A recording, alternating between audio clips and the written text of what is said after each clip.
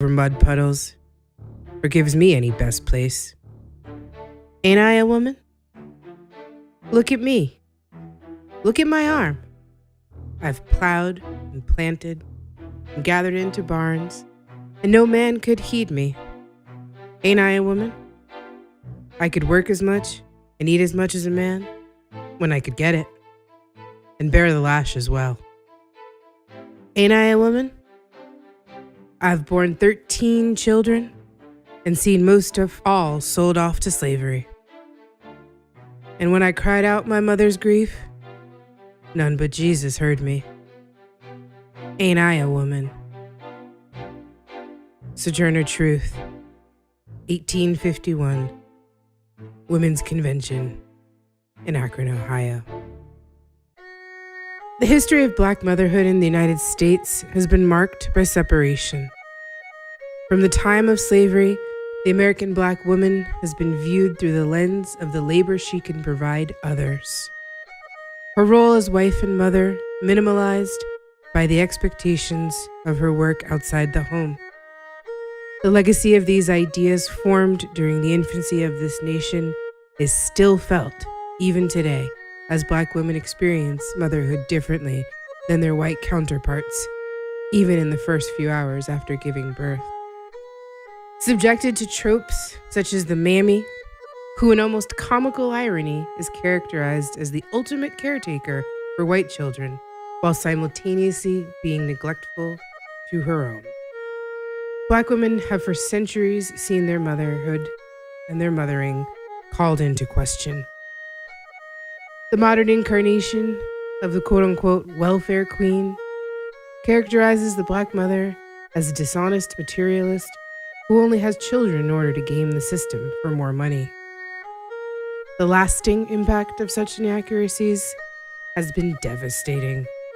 During slavery, Black women were called upon to be wet nurses to the children of their white owners, often separated from their own children, sometimes permanently, just after giving birth.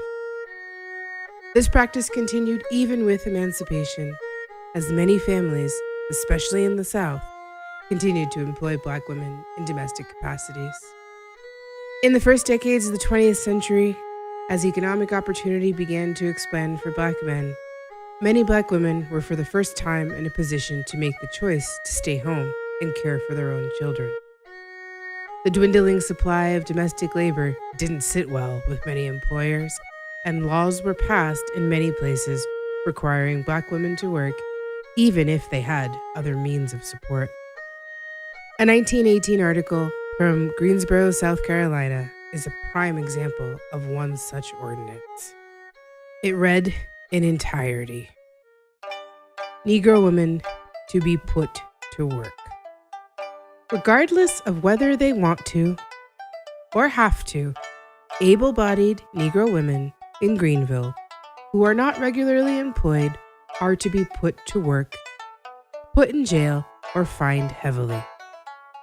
At its special meeting yesterday afternoon, City Council discussed the situation with regard to this class of loafers at some length, and it seemed that all members of the council were agreed that steps should be taken to compel them to engage in some useful occupation. It was decided that an ordinance similar to the one now in force requiring all able-bodied men to work at least 5 days a week should be passed with regard to these women.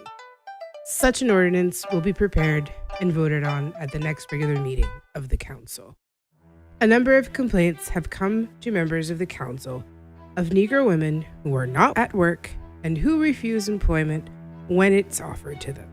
The result being that it is exceedingly difficult for families who need cooks and laundresses to get them. Wives of colored soldiers getting a monthly allowance from the government have a number of them declined to work on the ground that they can get along without working, according to reports. Others have flatly refused jobs without giving any reason whatever, while still others pretend that they are employed, when, as a matter of fact, they derive a living from illegitimate means.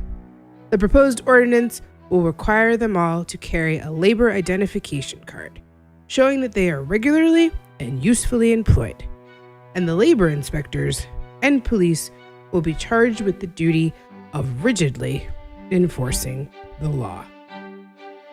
To make this abundantly clear, in the 20th century, there were Black women whose husbands were gainfully employed, some even by the US military, who were told that by law they could not stay home with their families because someone needed a maid. The same 20th century in which most adults alive today were born. This assault on Black motherhood would continue. The 1940s saw a rise in the more widespread use of baby formula, and companies were quick to market their product to Black families. The combination of negative historical associations with being wet nurses and the reality of many Black women having to return to work very soon after giving birth made Black women prime targets for these advertising campaigns. By the 1950s, organizations such as La Leche League were formed. Their messages and campaigns were largely designed to encourage white women to breastfeed, while once again marginalizing Black motherhood. Images of white women breastfeeding their children began to be normalized, while one would only find an image of a woman of color doing so in the pages of National Geographic or the like. The Special Supplemental Nutrition Program for Women, Infants, and Children, also known as WIC, was launched in 1974. Women participating in these programs were more often than not encouraged to use formula, and to this day, Black women remain overrepresented in its participants. Historical wealth and wage gaps between races and genders leave Black women on average in the lowest income brackets. They are employed at a higher rate than any other group in the service industry, working jobs that often offer no maternity leave and almost certainly no accommodation for nursing mothers. A 2016 study found that Black mothers were 9 times as likely to be given formula than white mothers during their postpartum hospital stays. Other studies highlighted implicit bias on the part of lactation consultants who reported spending less time with Black mothers based on the false belief that they would, quote, not breastfeed anyways. Centuries of structural racism, societal norms, and implicit bias have led to the grim reality that as a group, Black babies have the highest infant mortality rate in the United States, with preterm birth also being a determining factor in the disparity of these rates. The survival of preterm infants is exponentially increased when they are given human milk and also time and contact with their parents. Yet, even today, having the opportunity to offer this care to their own children is still not possible for many Black mothers. It's high time we examine the root causes of such disparities and do the collective work of learning from the mistakes of the past in order to shape a better future for Black mothers and their children.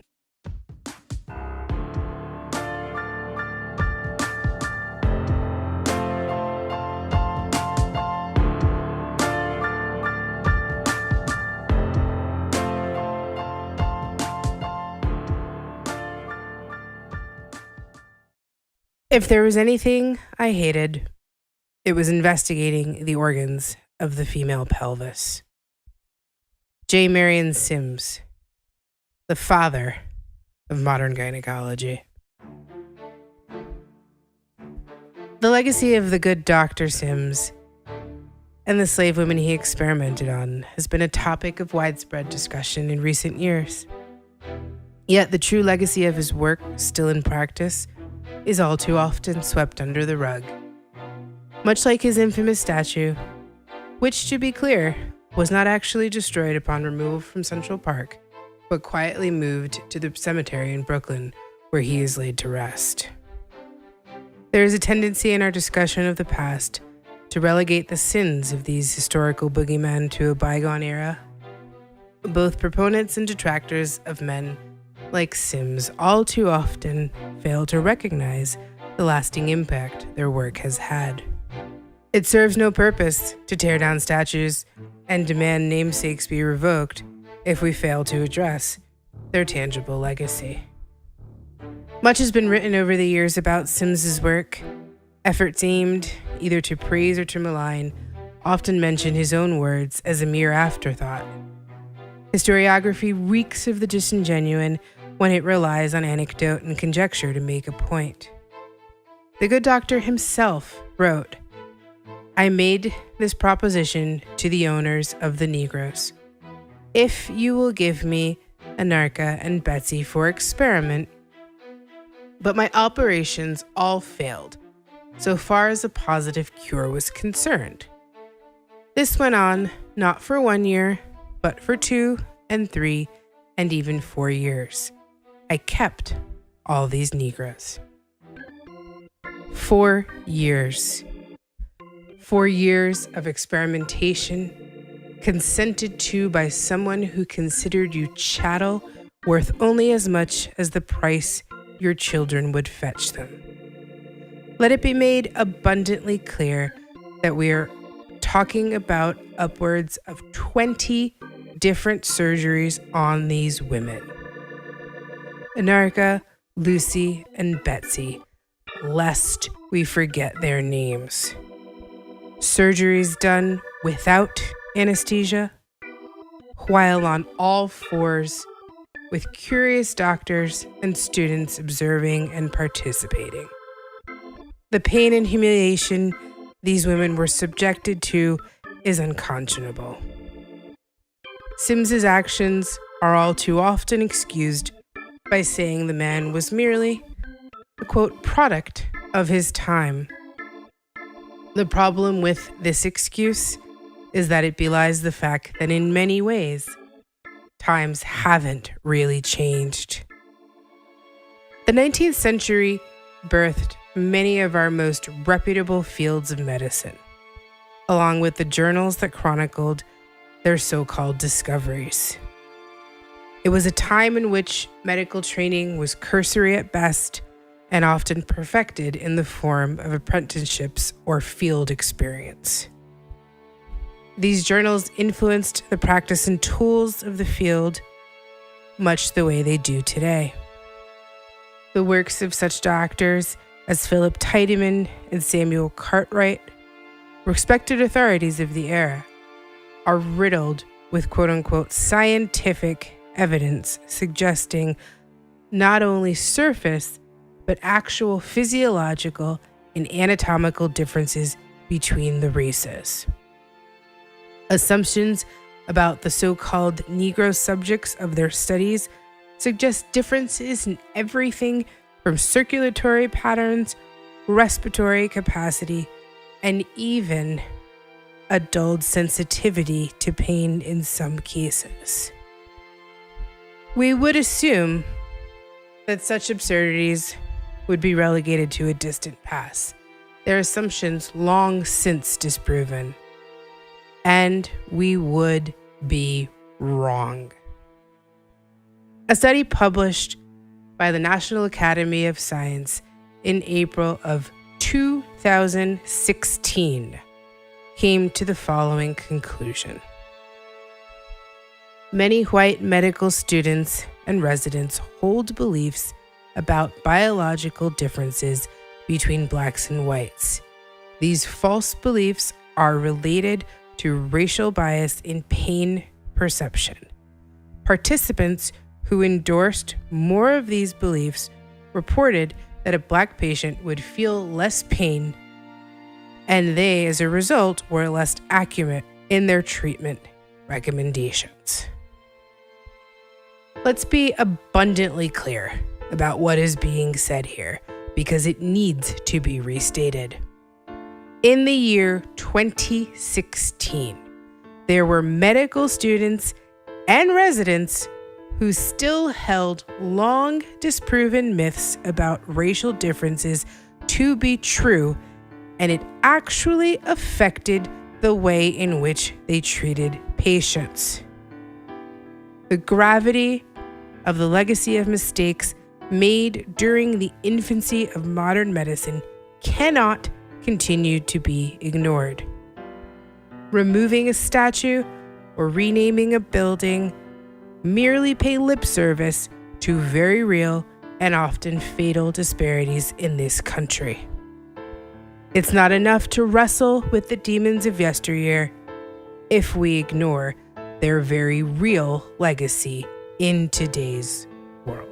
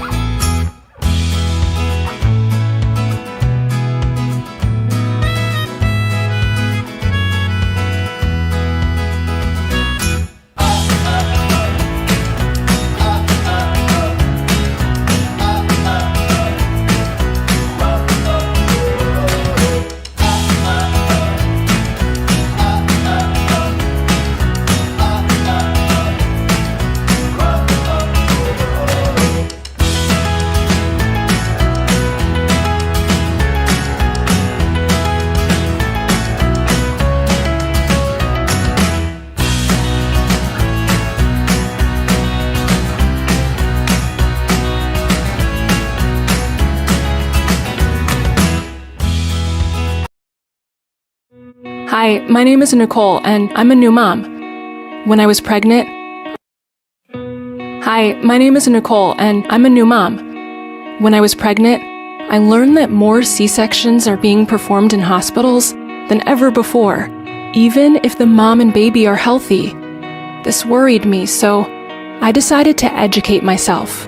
I learned many things I could do to avoid having a C-section I didn't medically need. I learned how to talk to my doctor about what I wanted for me and my baby, and I brought a friend to my doctor's appointment in case I was too nervous and needed support. I told my doctor I wanted to avoid a C-section unless it was absolutely necessary. When I got to the hospital, I told my nurse too, and she was really helpful during labor. I know there are many things in life I can't control, but I believe it's better to do what I can to make a difference, especially when it comes to my baby. Remember, your voice matters. Educate yourself and start talking to your team today. If I can do it, so can you.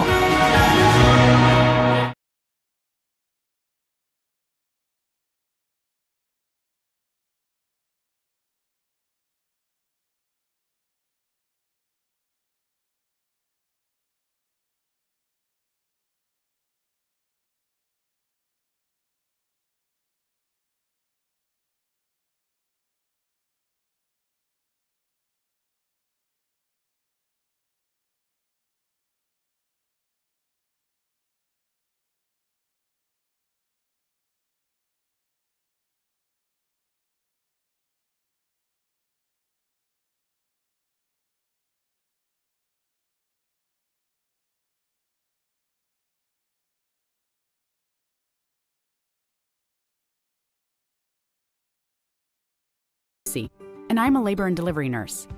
If you want to have a healthy birth, it helps to have a strong birth team. That team includes your doctor and your family, of course. But there are 4 other people you should know about: the labor and delivery nurse, a nurse midwife, a doula, and a childbirth educator. It's not likely you would have all of these people helping you, but you should know who they are. I'm a labor and delivery nurse, a special kind of nurse who works with moms and doctors during childbirth. We're one of the first people you meet once you arrive at the hospital.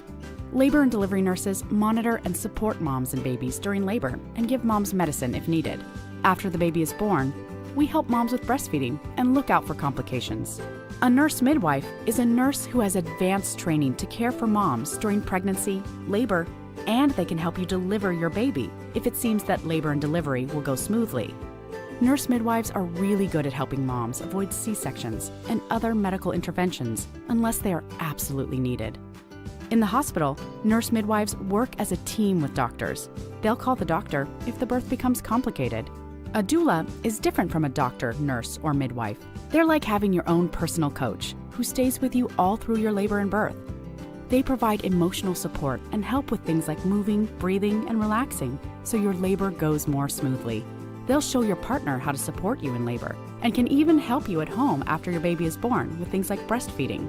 Some hospitals give you the option of having a doula, but more often, you'll have to hire a doula yourself if you want the extra support. Lastly, it's super important to be as prepared as possible for your birth. If you're expecting a baby, consider taking a childbirth education class. Childbirth educators empower expected parents with knowledge and skills so they feel more confident about the process of having a baby. This is really important. Your birth matters, and your birth team matters. Start building your team today.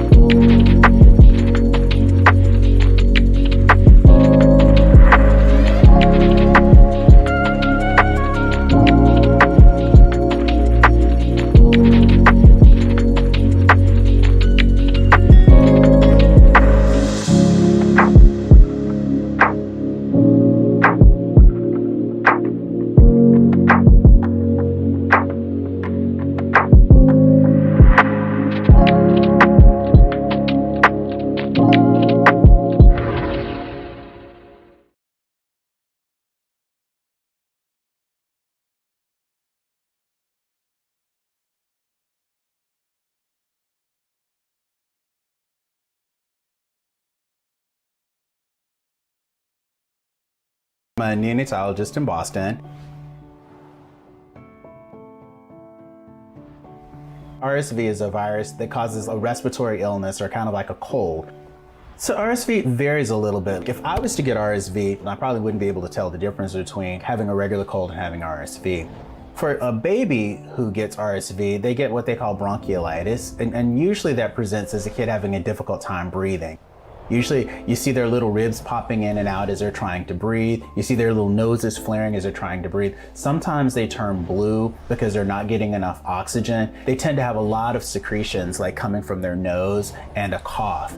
And so it can be pretty significant and it can change really quickly. They can go from being a little happy to suddenly being like really having a really hard time struggling to breathe. Some communities are going to be at higher risk because the population is more dense, meaning there's more people living together under certain square footage. There's often more children who often tend to pass respiratory illnesses among themselves. You see these families out of nowhere, they get this like right hook that kind of knocks them out. And these people are just devastated by this happening to them. And they're like, how much can this kid take? How much can our family take? It's incredibly hard. If you're starting to see signs of breathing difficulties, don't wait. This is something that you want to take pretty seriously.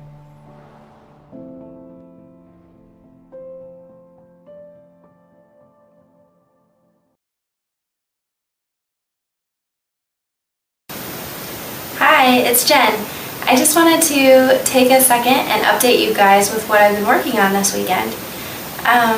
If you've been with Fortunate for a while, you might recall that we put together NICU kits shortly after the boys were home as a way to reach out to other families that were going through a similar journey that we experienced in the NICU.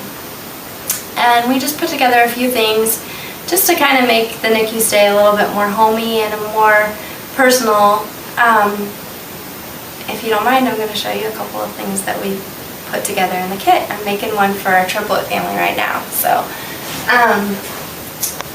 my favorite thing in the kit probably is On the Night You Were Born by Nancy Tillman. It's a super book. Beautiful, beautiful illustrations, beautiful words. Just go out and buy it for the next baby shower you have. It's gorgeous. The next thing we have is like a NICU journal so that you can leave this with the nurse's station, and they can jot down some things that may have happened while you were gone. It's a good way for you to kind of keep things straight as they're giving you a lot of medical terminology you might want to keep track of. We have our schedules for the multiples moms. It has a feeding schedule and how much, when do you change them, all that good stuff that you don't have the brain power for any longer. Some lotion because you're washing your hands constantly in the NICU and it leaves your hands nice and dry and chapped. We've got disposable cameras to put in close to each of the kids' isolates, so that the nurses can take pictures while you're away and you don't feel like you're missing out on as much. Got preemie sized blankets.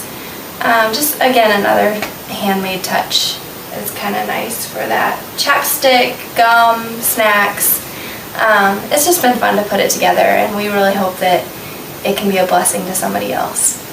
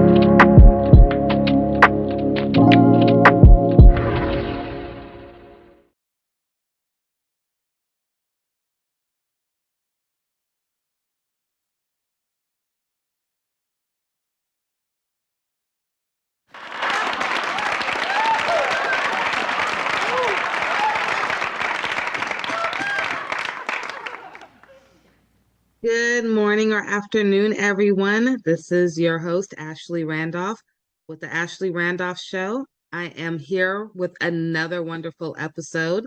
Today, I have Dr. Natasha. Doesn't that sound so lovely? Dr. Natasha, she's wonderful. I'm so grateful to have her here, not only just for our families, but even for our healthcare professionals. So she's amazing. Dr. Natasha, thank you for being here with us. I would love for you to introduce yourself, a little bit about what you do, and then we're going to get started in this conversation that I've been dying to have with you. You're on mute, Dr. Natasha. Thank you so much for the invite. I am delighted to be here. I'm always delighted to have conversations with people who are doing dynamic work such as yours, right? So I am Dr. Natasha Wright. Dr. Tasha, that's it for short. I am a licensed clinical social worker. I am also a transformational coach. I work primarily with women in both arenas. I also run a group practice focusing on wellness for women. Yeah, right. So my days are spent servicing women and helping women navigate life in all areas of transition and maybe some hardships and struggles, but really being a sacred and safe place for women. I'm a mom of 2 little boys. Well, not little boys. One's 22. So, right. And the other's 14. So I don't think he would think he was little either. Yeah, they're not little no more. Them your big boys now. Right, because I'm like, my little boys. Well, I guess they ain't. So that's me in a nutshell. I reside in Connecticut. Ooh, nice fun fact. I'm across the way. Okay. I put myself on mute when you introduced yourself because you just have so much that's so good about what you do that I didn't want any interruptions in the background. Okay.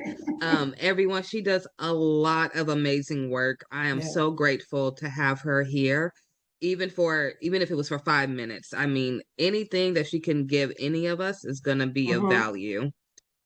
Dr. Natasha, or Dr. Tasha, I'm sorry. Whichever one. As long as it's not Dr. Wright, it feels so formal. That I'm the same way. So I tell all my interns and staff, just please call me Ashley. I can't do President Ashley. I know that's my title, but it's okay.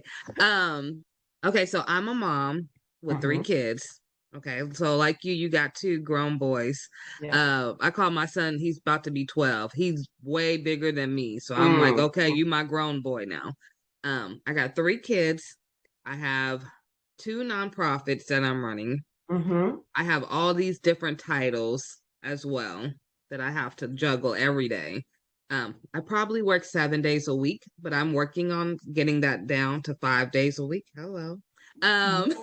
It's been 8 years. I think I deserve that.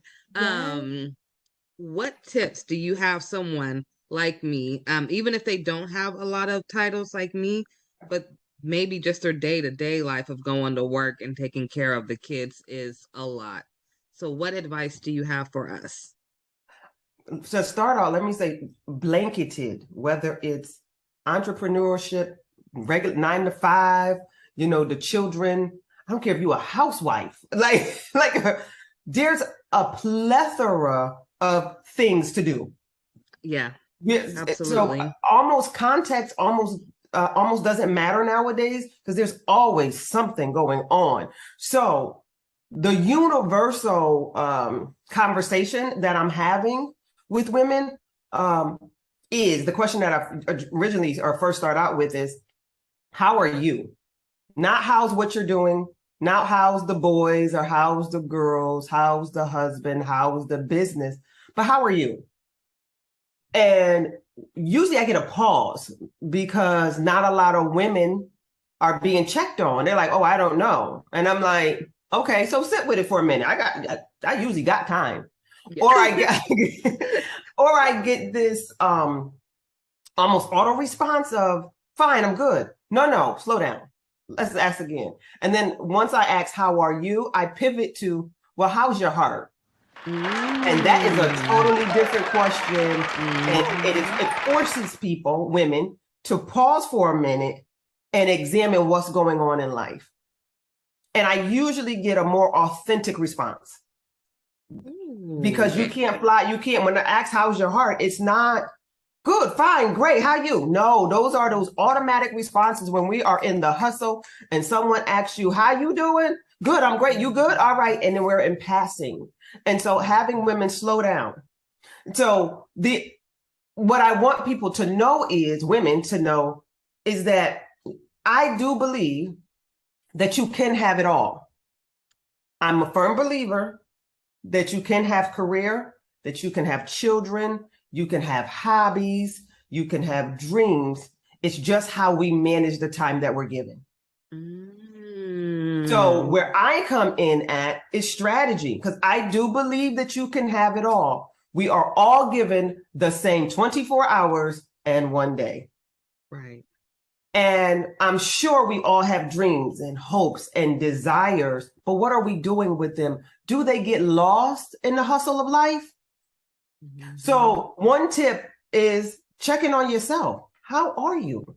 That how's your heart question doesn't have to go from one woman to another. We can sit and reflect in our quiet time when we carve out quiet time and ask ourselves, okay, how's your heart? But having that, stealing a moment to say, how am I doing? And then being real reflective of, I'm having a rough week. It's been a rough month. It's been a rough quarter. Everything is extremely busy. I don't know if I'm going to the right or going to the left. That's data that we can use to say, I might need a better plan. I might need some systems put in place. Okay. Because there are times when we are doing everything that we should be doing and that we can be doing. We're probably just not doing it in a most strategic way. Absolutely. I agree with that. Yeah. So it's like, well, I can't drop anything. And sometimes you're absolutely right. Sometimes it is the job. It is the kids. You know, it is if you have a spouse, all of these, if you're caring for aging parents, if you're caring for small babies, if you're caring for sick children, all of that. And you're like, well, what do I do now? I can't drop any of it. Right. And so I don't approach it as you have to drop it, but let's just look at it. And how do we get a better system or strategy to help manage it? Oh, that's good. That's interesting. Yeah. That's interesting. Yes. Strategy is everything, though. I always say that, I'm like, we need a strategy to do this thing. So if you want it all, you got it all. Because the way that I look at it also is most women, me, and I always come from the context of women because that's who I deal with. Yeah. So men, I'm not being exclusive or excluding you all, but I always naturally flows are the women. That we can have it all, and just how do we have it all, right? It's that how to. So, and I believe that women are so gifted that there is usually a call, a urge, a mandate to do multiple things. And then instead of running from it, how do we lean into it with better systems and strategies to get it done, where we're not worn out and weary at the end of the day, at the end of the month, at the end of the quarter. And so that's where I come in as a thinking and thought partner. Right. Like, this is what I'm doing, or this is what I want to do. How do I make this happen and still live a healthy, aligned life? And I'm strategic, I'm strategy. So I'm like, okay, let's write it all out. Now let's go to work. Yeah. Oh, I like that. Let's go to work. I have a question for you. Okay. So with your expertise and knowledge, I have noticed that a lot of African American moms that I have in my nonprofit, a lot of them seem to veer towards negative, like social media sites or let's say reality TV that promotes negativity. And I always hear, well, I'm able to look at somebody else having a hard time, and for a minute, it takes me away from mine. Now, is that something that you would recommend, or like me? I'm sorry, I watch Christmas movies all year long because it brings me instant joy. Like it could be Yes. May, and if I watch it in 10 minutes, I'm instantly happy. I try not to stay on those negative pages or sites as much. What do you recommend? I'm with you. So I do not recommend watching these toxic shows, unhealthy. I do understand that some women find comfort in the craziness because one, they're able to detach from what's going on in their life. And then they're able, it's like mindless TV. Right. And but it's planting seeds. So as mindless as you want it to be, it's planting seeds, right? So for me, I like to tell the women that I work with, what's your intake? And then they be like, my intake, what do you mean? What are you seeing? What are you listening to? What is your intake of information? What are you watching? What podcasts or songs are you listening to? They have unconscious effects on your behaviors. I said so. Yeah, I totally. That's why I'm like, turn the TV off. So I'm not a big promoter of watching television. Now, I do love a good movie. I do love sometimes mindlessly watching TV, but I only allow myself to watch TV on the weekends. I do not watch TV. I watch TV from Friday afternoon, because that's when my workday finishes, to Monday night. Sunday night. Monday through Friday early afternoon, my TV does not come on. Wow. Okay, so I always have my TV on, but I'm hardly ever watching it though. But it's background always noise. on. Now my kids, they're in school from 7 in the morning, 7:30 in the morning until 5:30 every day, Monday through Friday. They have a strict schedule to be home, to be in bed at 8 p.m. So when they come home, they do their routine, take a shower, start putting on your night clothes, homework, dinner. Then they get an hour of game time, usually right before bed. So they're not watching TV. Yeah. By the time they turn on the TV to put it on cartoons, it's 8 o'clock. They're laying down for bed. By 8:30, they're knocked out sleep. So without them even noticing, they're not even watching TV as much as other kids are. But I do notice that other kids are teaching them things at school. For instance, my son, he's never seen. So I'm one of those real strict parents, and I love it. So I don't care what no one says. The TV guides, and you know how it says the ratings TV 14. Oh yeah. Well, if you're not 14, I'm sorry, you're not watching it. So my son comes home and he'll be like, "Oh, mom, Jason movie. I heard about Jason, or I heard, there's a movie called Saw or something." And I'm like, who's letting their kids watch this? You know what I mean? Yep. And, I tell them, one day you'll watch it, but you're not that age yet. But I do know that a lot of the outside world has an impact. So that's why I'm so into the parents about what they're watching too. Because sometimes the kids see what you're watching and you may not even be really paying attention, but they're picking up on everything that video is showing, or whatever they're listening to. Like you said, even simple podcasts, it's giving them visuals. They're hearing it, and however they want to, think about it, that's how they're going to think about it. Absolutely. And YouTube is big now amongst my son doesn't That's what I was thinking of, was YouTube. Yeah, my son doesn't watch a lot of TV per se. He watches YouTube. And so just think about watching YouTube on not the children's YouTube, but on regular YouTube, and the commercials that can come through. Right. And so they just plant seeds. And so I like to err on the side of caution. So I direct and I control what's going on in my ears or what I'm watching. So the limiting of TV is huge because it takes up such a gap of time So you're like, I could be getting this done, but I'm gonna sit down and I'm not saying that, you know, these shows don't be good. They probably do.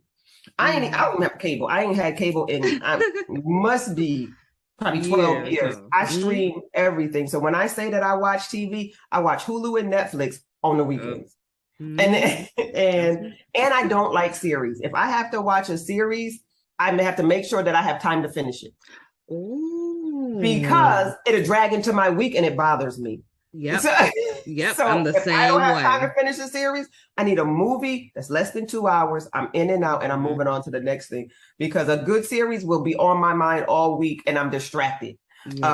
So like I said, what we do and being strategic with the time that we're given. And so I give practical tools on really how to order your day, to order your week, to order your month, and how to really get things done. Okay, now I like how you say that. So how can someone be a part of what you're doing? So for me, go right to my website. There is a discovery form up there. You can go right there. I offer VIP days. So I'm for the busy person. I don't have no long program because I work with busy people. I work with ambitious, busy, motivated, but slightly overwhelmed people. And overwhelm is not a negative thing. It could be like things are going, I have to do all of this and I just don't know how to do it. And so I'm a VIP strategist. So I'm a strategist. I strategize. I come to my clients or my clients come to me. We meet to make sure that we're just a really good fit. And then we begin to look at life. And so there's a discovery form on my website, drnatashawrightconsulting.com. And it's a quick questionnaire. Pop into my calendar. And then we begin to talk about what it would look like to partner together. Do you want clarity? Do you want a plan? Because I come to find out that people have dreams and goals, but they don't have a plan. They can't execute. So the dream the goals remain so abstract that nothing's getting done. And to me, the dream and the goal, it's just something that's hidden and probably latent in your heart because there's no strategy to go along with it. And because we're busy, ambitious women, got a lot of hats going on here, right? That we don't even have time to think. So I am that thought partner to help you think and strategize. So working with me, I work in 3-month increments. So in those 3 months, at the end of a VIP day, you leave with a tactical strategy to execute for the next 3 months. Ooh, I like that. This is for the ambitious people that know they have something, they know they're ready, they just can't think. It's the first step. You hear so much. People don't know just the first step. Just show me the first step and I got it. I make it clear. They actually leave with a tangible document that's like, listen, this is what you do next. This is how you do. And I'm there and I offer support for 30 days post the VIP day. And by the time you execute this quote, you'll come back to me for another VIP day because we're going to the next thing. Ooh, y'all take advantage of them VIP days. Yes. Okay. And the VIP days looks like me. It's either one-on-one, depending on how it's scheduled, or with a small group. No more than 4, because we're executing. Because you get me that day, and I'm thinking and rolling. Yeah. And we're executing. Getting to work. And that's what I always say. I'm for the hungry. Ooh, I come for the hungry. I like that. Because I'm ready to feed. And if you're not hungry, I'm going to do nothing but give you a stomach ache. Ooh. Because I'm going to have an opposite effect. I'm going to aggravate everything in you. So if you're not hungry and ready to go, then I'm not for you. Nope. Because I'm just going to aggravate you. Yeah.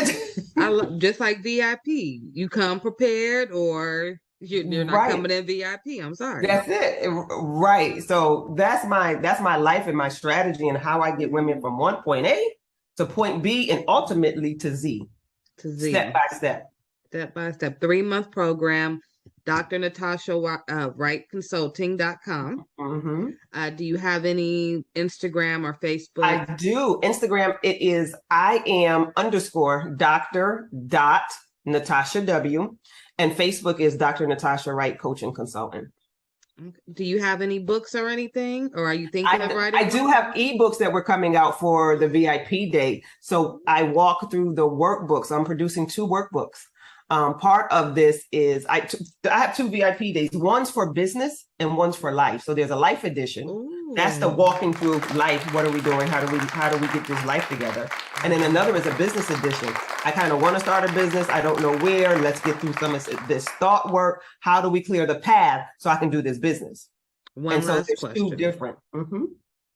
So you said business days, and you said you have business and you have one for life. Yes, I do. Would the business one also work for NICU nurses? Because we have a lot of healthcare professionals in the medical field listening in too as well. So would this work for doctors and NICU nurses and social workers? Because that's your your little background. So it does, because it's a day to help you get to strategize how to launch, strategize how to even get through the thoughts of what am I going to do? So remember, it's very tactical. And so afterwards, after they're up and running, then they probably go off to a business coach for the intricacies of the business. But I'm that thought partner that's cutting it out, saying, what is the mind doing? How do we get out of our mind? Here's your first step. Here's your second step. Here's your third step. Yeah. I'm so happy that you created this program. I am so happy that you're African American, first of all, okay? And your voice is powerful. I'm glad of all the work you're doing. I hope everyone takes advantage of these VIP days. Yes, come on, let's get this together. Yes. And if you ever have any days you want me to promote on our GLO Preemies website, wonderful. Send it to me, the flyer, we'll promote it for you, and we're going to have you back. Sure. Listen, I'm here. I love talking about strategizing and getting from point A to point B and getting clear. Yeah, to me, it's money talk to me. If you get your life together, everything else kind of flows. Right. So it's like wedding bells. Like, how can you not love to strategize? So, I told you I'm on a tight schedule. So I keep everything around me in a schedule and to the time. Right to the T. So I appreciate you, and I always appreciate your little talks that we have. They're always so meaningful. And I hope you all look at her website. I will post it below. Thank you for being here, and we will see you again, I am sure. Absolutely. Thank you for having me. This has been wonderful. Yeah, thank you. Okay, everyone. That is concluding today's episode with Dr. Natasha. She is amazing. Please, please, please go follow her, like and share and subscribe to her pages, and go look at her website. And we will have her again shortly, okay? Thank you, Dr. Natasha. Bye-bye.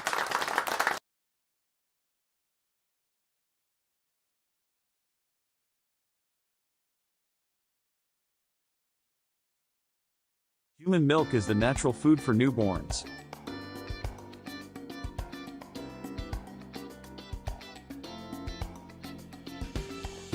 It provides them with all the necessary nutrients to develop and grow strong.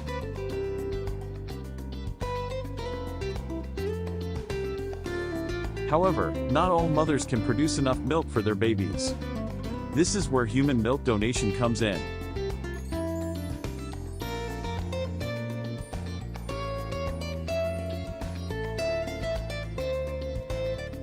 By donating breast milk, women can help provide premature babies and sick infants with the nutrients they need to thrive.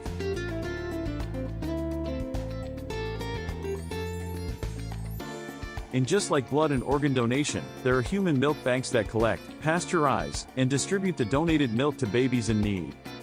Donating breast milk is a selfless act that can make a significant impact. And it's not just babies who benefit from it. Breast milk is also used to help people with digestive problems, immune deficiencies, and other medical conditions.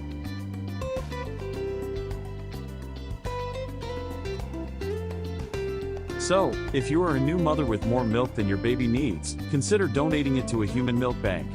Your milk can help save lives and make a difference in the world. Thank you for watching this video. If you want to support the cause, please subscribe to our channel and share this video with your friends and family. Welcome everyone to today's webinar entitled Marijuana and Breast Milk. This is hosted by the Maternal Substance Exposure Database, which we call MADEX, through CPQCC. If you have any questions for myself or for our speaker, please send that over in the chat. There's also a Q&A function that we're asking you to use, so that use the chat maybe for technical issues that you're having. As I've mentioned before, if you're just joining us, there is a link on the screen. You can type that in bit.ly/THC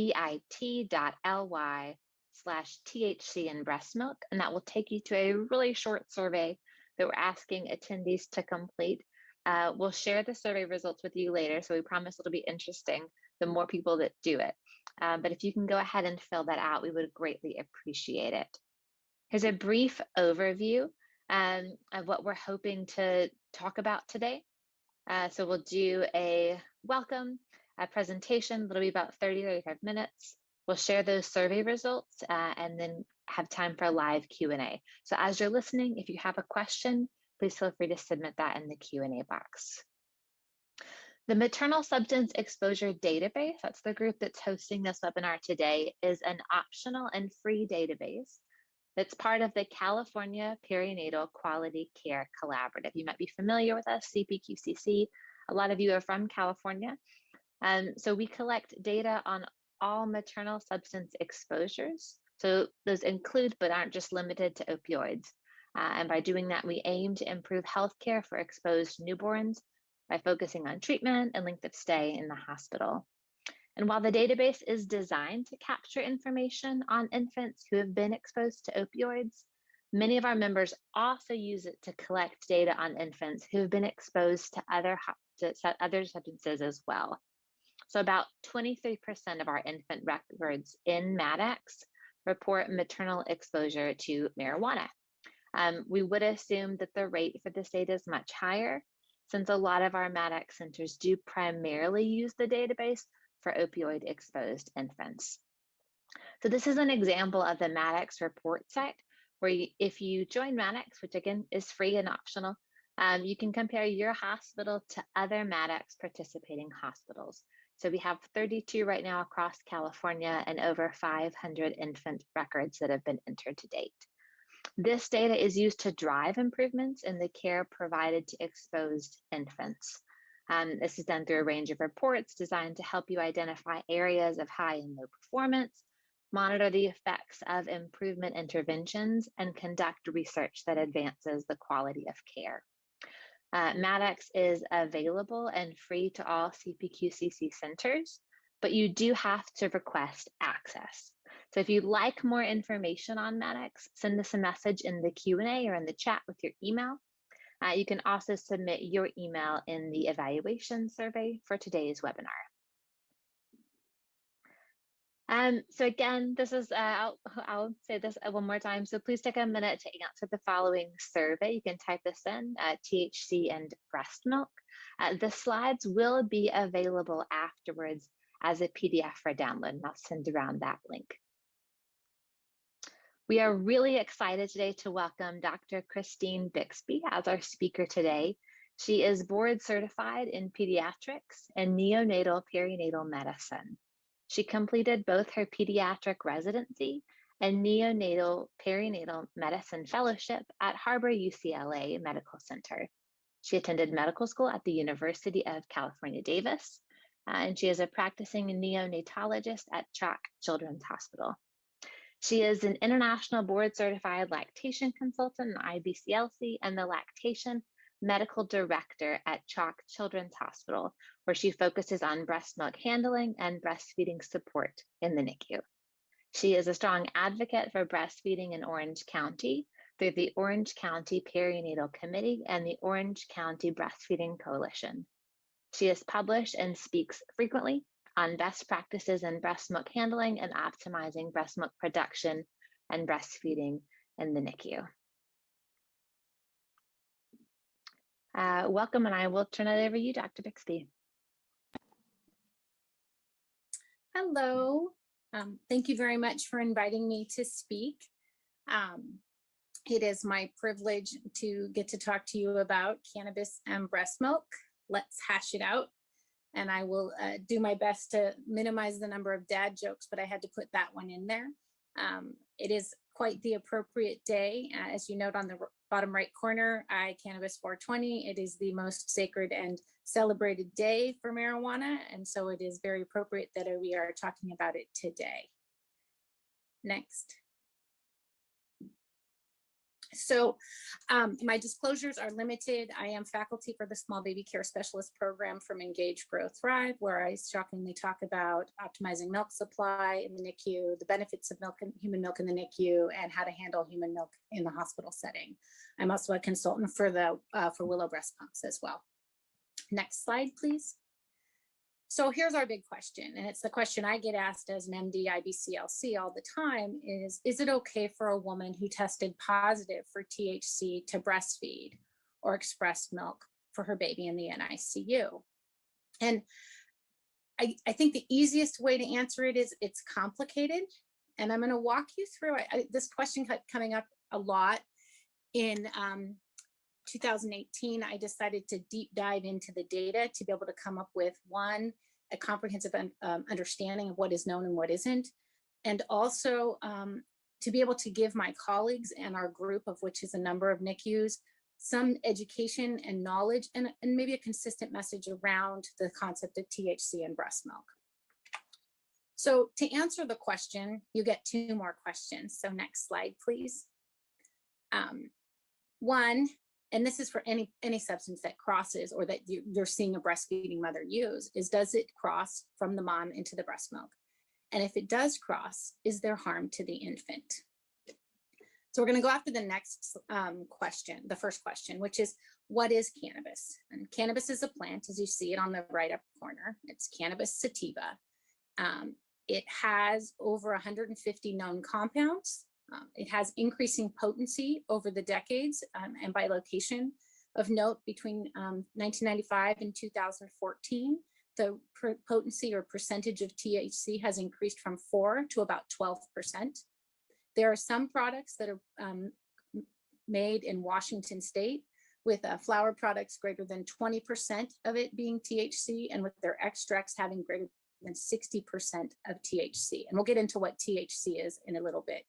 There are various forms of consumption, the good old fashioned cigarette or joint, using a water pipe or a bong, my aunt and uncle's marijuana brownies, the more common and newer versions of vaping, and then this new thing to me called dabbing, which is where they pour butane over the plant and you get a sticky precipitate out that you can then smoke that allows you to have a much higher concentrate of THC with a very rapid onset. Important to note that with consumption, if you're smoking, you're going to have rapid onset as it goes through the lungs into the plasma, versus consumption of brownies or gummy bears, that's going to take over 30% or 30 minutes, and your oral bioavailability is fairly low. Other thing to note about cannabis, there are other additional unknowns as the growing of the product is not technically regulated. So there is potential for lead, mold, pesticides, rodenticides, herbicides, and fertilizers in the product, and we don't know what they are. Next slide. So two components of cannabis that everybody is very known in common colloquialism is CBD or cannabidiol, which is a phytocannabinoid that's extracted from the cannabis plant and then diluted with the carrier oil, usually a coconut oil. Not a lot is known about CBD. It's felt to be less psychoactive. And I'm not going to talk a lot about CBD at this point in time because of the lack of significant data. The big thing that we're going to talk about is THC, or delta-9 tetrahydrocannabinol. And I'm not going to say that word again. We're going to call it THC going forward. And it is the most psychoactive component in marijuana.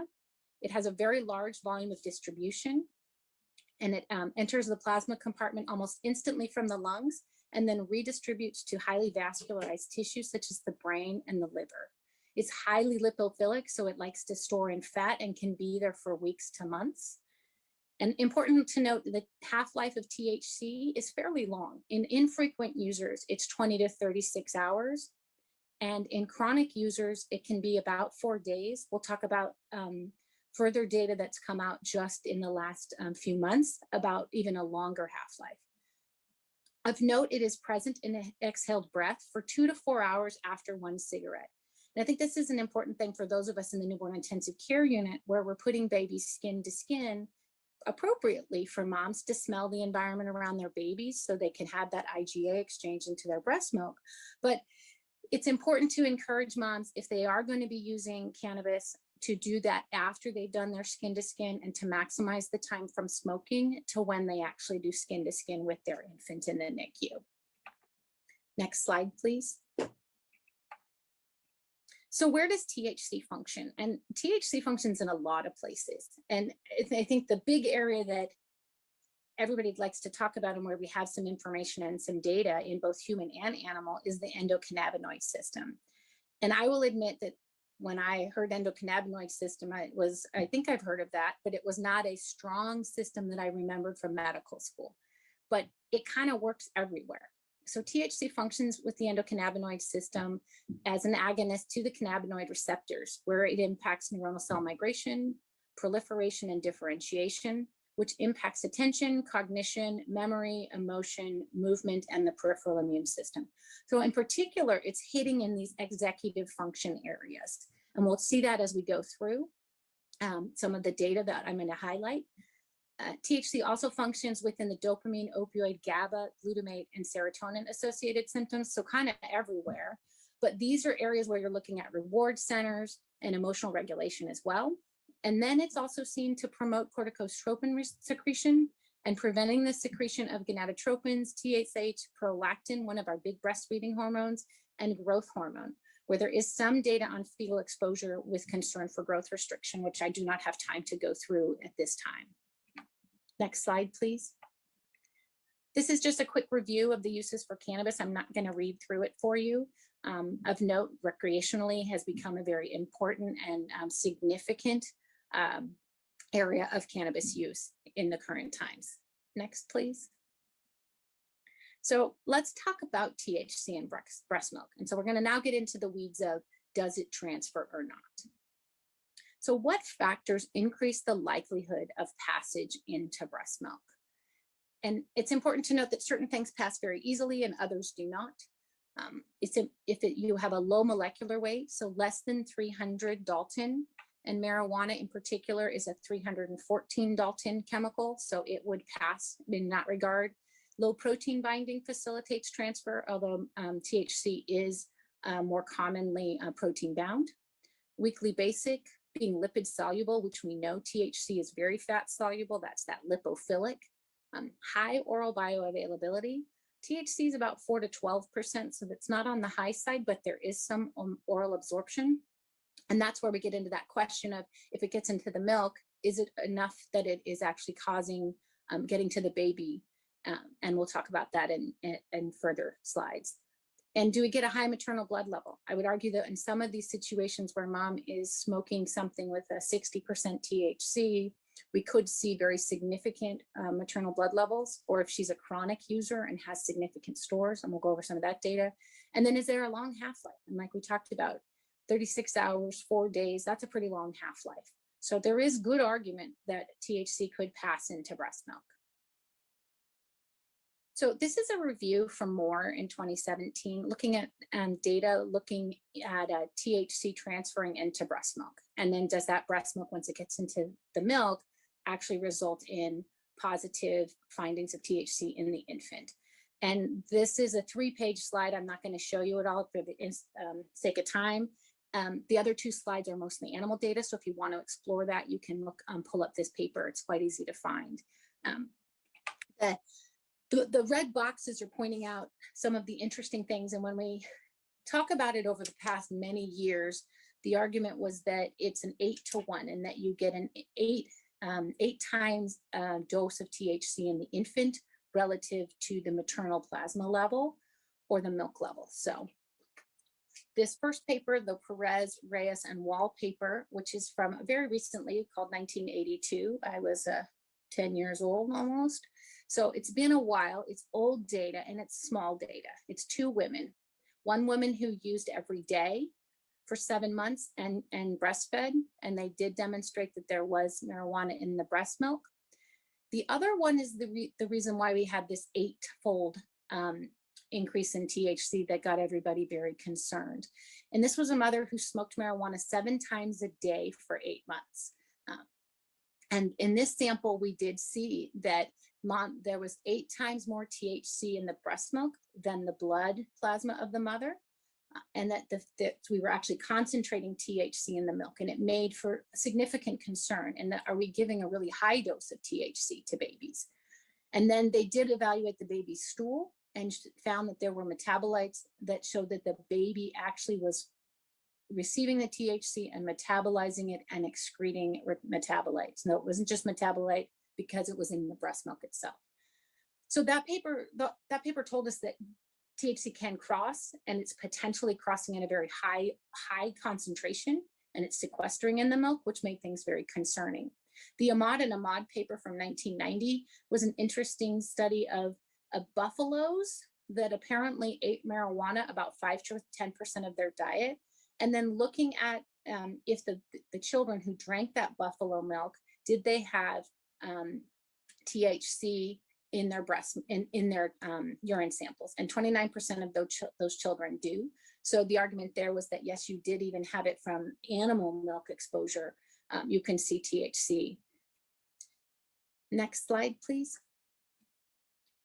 So the good news is we have more recent data that conveniently came out. The first time I did this deep dive was in 2018, and very kindly, the 2 studies, the Hale and the Mommy's Milk studies, came out right when I was looking at the data. And they were, we've known about the Colorado study for a while. And Thomas Hale, who is a pharmacist and is kind of the resource for what is safe in breastfeeding when it comes to medications and substance exposure, he had started enrollment on a study in Colorado after marijuana was legalized. And we were all so excited about this study and hoping it was going to give us so much information. And it was kind of a letdown in some regards because they were only able to enroll 8 mothers, even though it was an anonymous study, and only 5 of those mothers actually completed the questionnaire. But this study was, the women abstained from using marijuana, then went to a very specific dispensary and picked up a very specific marijuana that they knew the dose of THC, and had them pump, smoke, and then pump over interval periods of time to see if there was THC in the breast milk. There is no serum data for this study. And the RID, which is the relative infant dose, which is the daily infant dose in milligrams per kilogram of infant weight over maternal dose, which is milligrams per kilogram of maternal weight times 100. In general, the relative infant dose, or RID, if it's less than 10%, when you're looking at medications, it's felt to be safe. I will note that even though he did see this 2.5%, it was based on 150 cc's or milligrams per kilo or milliliters per kilogram per day of intake. And he has not updated his recommendation on his resource to put in a defined RID. I think he is appropriately recognizing the numbers are too low to make a definitive statement. He did note that the THC dose peaked at an hour and then slowly decreased until the end of collection. So the takeaway from the Hale study is that THC does get into breast milk. As we move on to the Mommy's Milk study, which was done through the group at UC San Diego, they looked at 50 women with 54 samples, and they had mothers recall their exposures for the 14 days prior to milk collection. So this is just recollection. And then they tested the milk samples. And the big finding from this paper was that THC was detectable up to 6 days after the last reported use. And then as I'm re-upping this study, it's very kind again, new papers have come out, and the Moss study out of Oregon just came out this year. And that looked at 20 different women who provided samples at the 2-week and 2-month pediatric tests or visits and were known to be using marijuana. They were found to be increasing their use between the 2-week and 2-month pediatric visit. And all but one had at least one cannabinoid in their milk. And there was the presence of CBD, even though there was no report of use of CBD. So I think we're getting a compelling statement that an idea that even though the numbers are small, we're getting a consistent data now that says, yes, it's not just these 2 women, but we've got a lot more that's saying, yes, THC does transfer into the milk. Next slide, please. This slide, I think this is an interesting concept because this is the one where what happens if we abstain? So this is a study looking at, and just published, but this is the Weimar paper, and it was just published March of this year. And it looks at women who were frequent users, greater than 2 times per week prior to delivery, who then abstained from using cannabis postpartum. And then they donated their milk and blood 2 to 5 times per week for 6 to 7 weeks. I feel like this is a really labor-intensive study. But what they found was that the maximum milk THC levels were 2.8 to 26, and the elimination half-life from milk averaged 17 days. And I think the important thing when you look at the graphic on the right is that the bottom axis is time in days from delivery and abstention. And what you're seeing is you still have a milk level of THC at 40 plus days. And this is something that I don't think any of us expected. It's something that we were concerned maybe there. Now, these are fairly heavy users, but it is something that we need to take into account as we evaluate our concerns in regards to THC in the breast milk. So next slide, please. I think we've answered the question, does THC cross from the mother into the breast milk? Absolutely. Now it's time to go, okay, if it crosses, does it get to the baby? We think it does. There is some amount of oral bioavailability, but does it cause harm to the baby? Next slide. And I think inherent to the fact that cannabis has been illegal and folks haven't really wanted to be like, yeah, I'm breastfeeding and smoking, because there is that inherent risk, legal risk, plus people's particular bias or response, there's not a lot of data, and there's not a lot of let me jump into a study and be a part of it, which is what we saw in the Hale study, in all of those studies just looking at milk transfers. You're not able to recruit huge numbers. So we kind of have to look in other places. And so I'm going to start with looking at what is known about cannabis exposure in the teen brain, and then look at some of the data in pregnancy and utero, which often spills over into postpartum exposure and breastfeeding. And then get into what we do know about breastfeeding cannabis, what little outcome data there is, what the current recommendations are, and then we'll get into the NICU patient and look at our approach at CHOP Children's. So before I get into the weeds of outcome, it is important to note that there is no reliable biologic sampling method to quantify the amount of marijuana use. I can't get a level like you can with alcohol and say, oh, this person's drank a lot, or this person has drank a little. We really have to go based on self-report. And self-report is inherently biased. Some want to report more use than they actually are to have that perception of them. Others don't want to report their use at all. The other issue with data in regards to THC and marijuana use is there are often confounders. There's often polysubstance abuse with tobacco, alcohol, and other illicit drugs. So the likelihood of a pure study with no exposure to other agents, I think, is exceptionally low. Next slide. So what do we know about the teen brain, and why do I want to talk about the teen brain? And the rationale for the teen brain is really that there's still changes going on and maturation of axonal tracts and networks in the teen brain. So we have a developing brain. And so does THC affect that brain?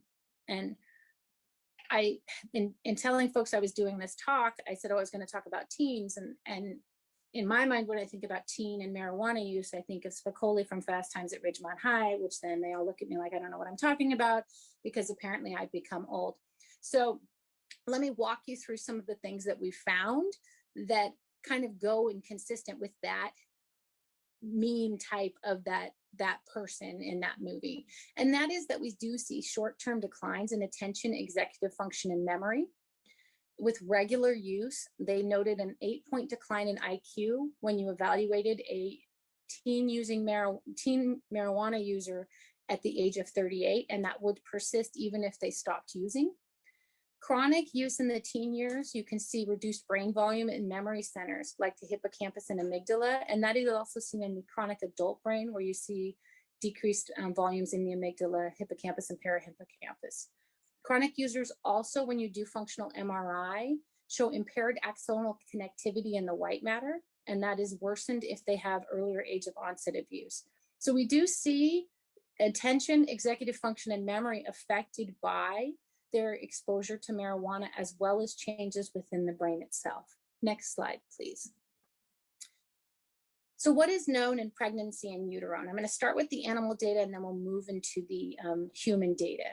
And this is a summary by Navarrete looking at preclinical findings for perinatal cannabis exposure. So this is both pregnancy and breastfeeding, which is generally what we're going to find. If you're using marijuana during pregnancy, I was impressed to see this new paper from Wymore, because it's often hard to find someone who thought that it was okay to use marijuana during pregnancy and that they did not want to continue post-delivery. So they go through in this graphic kind of summarizes things that, since we don't have time to get really heavily into the weeds. There are specific neurobiological alterations that I'm not going to read all of those out, but they result in behavioral alterations that you can see on this of the right-hand side, which is motor impairment, cognitive deficits, decreased social interaction, increased vulnerability to reinforcing and motivational effects of drugs of abuse. And that's what you're looking at with your dopamine receptors and your similar receptors that we talked about where THC functions. And so this is kind of, we're going to start seeing this theme. We see cognitive deficits in the teen, and now we're seeing it in the rat that's exposed. And now we'll go ahead and move on to the pregnancy as well. And so what do we know about pregnancy and marijuana use? 36% use at some point in pregnancy. Use declines over gestation. And if they're using at term, then they are likely a chronic or dependent user. 48 to 60% will continue using through pregnancy as they feel that tobacco is a safer alternative, or that is safer than tobacco. Of past users at between 2007 and 2012, 16% of pregnant responders were using daily, and 18% met the criteria for abuse or dependence. Next slide. So I'm going to talk to you about the big three prospective trials: the Ottawa Prenatal Prospective Study, or the OPPS, the Maternal Health Practices and Child Development Project, or MHPCD, and the Generation R study. And when we look at this next slide, it's a lovely table that kind of summarizes, and I don't have the time to go through all the data, but I'm going to hit the high points real quick. The OPPS is a study that was done in Ottawa, started enrollment in 1978 in a primarily middle-class Caucasian population.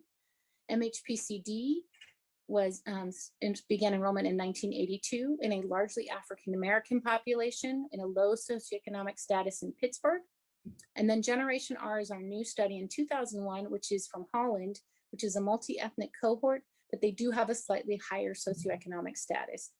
I think just based on the years of enrollment, we can state that the amount of THC in product that they were exposed to is going to be a lot higher in the 2001 versus the Ottawa and Pittsburgh studies. As we go down the graphic, the polysubstance use is notable to be across the board present. So we're going to have confounded data no matter what. And then we will look and see retention is actually, I think, impressive, 63% all the way to 22 years. And then even looking at 80% to 22 years on the Pittsburgh study.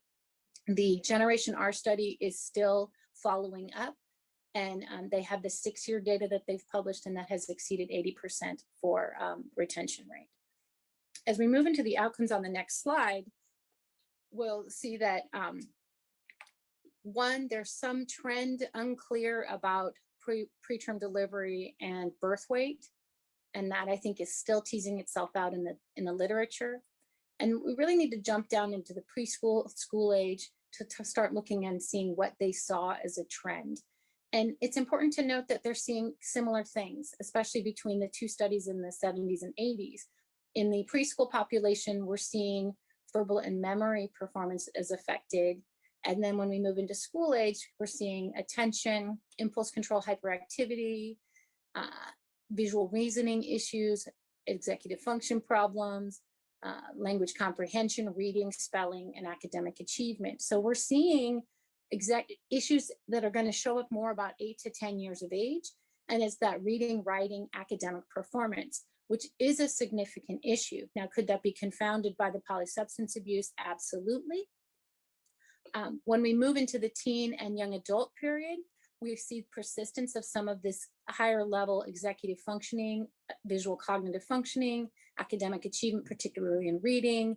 And then as we move to the very bottom, we're going to see issues with smoking, early substance abuse, chemical dependence. When we look at Generation R, we're still really early into the data. And they do note that between 6 to 8 years, they saw altered brain morphology in the frontal cortex. And I think we're still, this one, the jury's out yet. We've got to give them the time to follow over time in order to give us the actual good data that I'm hoping they will give us from this study. Next slide, please.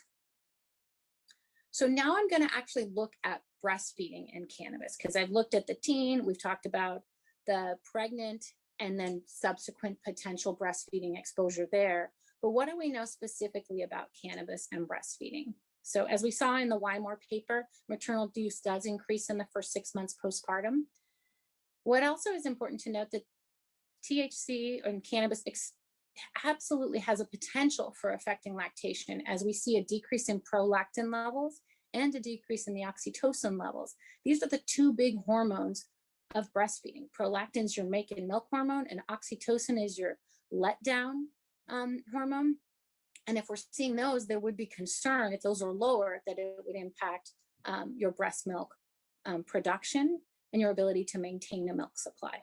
So what we do know is that women who smoke cannabis, it does not affect whether they will initiate breastfeeding. They have the same initiation rates as the general population. But when studied at a greater than or equal to 9-week postpartum, you see a statistical decrease in breastfeeding if mom is using marijuana.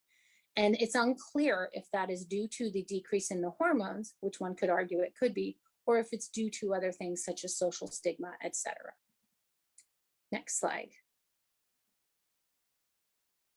When we get into the weeds of the logistics of breastfeeding and THC, it is important to note, especially if mom is smoking her marijuana, that there is an independent twofold increased risk for sudden infant death syndrome. And I think that's an important point. It's not part of smoking cigarettes. So cigarettes we know has an increased SID rate. This is on top of that. And so it is very important, I think, to educate mothers that they should smoke outside if they're going to do it, to minimize that risk. When we look at the data on breastfeeding and THC, there are no isolated studies without in utero exposure. So the data is never going to really be pure. We're going to have to deal with the fact that it's likely we're going to have a prenatal, postnatal exposure between the prenatal exposure in utero and the breastfeeding exposure. And the evidence that we have, which is very small currently, on the effects of THC on infant development is sparse and conflicting. And I'm going to run you through that now. 2 papers that are referenced, if you look at any review, LactMed, et cetera, you're going to see these papers referenced. But again, this is data that's not too recent. The tennis paper was from 1985. It looked at women who were using marijuana while breastfeeding and compared them to controls. There was no comment on whether marijuana use was occurring during pregnancy or not. They assessed the babies at 1 year with the Bailey scales of infant development. And for those who don't recognize the term Bailey scales of infant development, that is a assessment of an infant done about 6 months on onward until about 2 to 3. We use it in the high-risk infant follow-up clinic to assess fine motor and gross motor development, as well as psychosocial development as well. So it's one of the tools that we use consistently to evaluate infant development. In the tennis paper, they saw no difference in motor and mental development. When we moved down to the Astley and Little paper 5 years later, they had a little bit larger cohort of 68 babies in each group. Both groups, mothers used marijuana during pregnancy. The exposed group continued to use marijuana after in the first and the third month of postpartum while breastfeeding. They assessed at 1 year of age using the Bailey scales of infant development. They noted that at higher exposure, you saw a lower psychosocial developmental index, and as well as you saw a decreased motor developmental interest on the Bailey as well. So there's no difference, there's difference. And it's small data, so it's hard to really hang your hat on it. And it really hasn't been able to be reproduced, partly because I think it's very hard to recruit into this patient population. Next slide, please. So I don't have the time to run through all the animal data, but I'm going to give you the statements from 2 organizations about long-term concerns about effects on the infant. The Academy of Breastfeeding Medicine, which is an organization of physicians who support and advocate breastfeeding, in their review, noted that the number of studies that have found concerning evidence, both human and animal, outnumber the studies that have concluded no effect. A conservative approach is suggested until evidence can strongly support otherwise. The AAP, or American Academy of Pediatrics, in their clinical report, noted that their current understanding of the ECS, or endocannabinoid system, and its role in the development of neural circuitry in early fetal life also provides theoretical justification for the potential of marijuana substances, particularly THC, to affect neurodevelopment. So there's concern. Next slide, please. So what are the current recommendations? And I'll start with Hale. He's the guy out of Texas with the Infant Risk Center, or Mommy's Meds, or Milk and Medications. And he has the rating scale of L1 through L5. I'm imagining that many of you are recognize that scale. And L1 means that there is no risk, or there's perceived to be no risk, and there is some data potentially that is supporting its use. L5 would argue that there's significant risk and you should not use that substance while breastfeeding.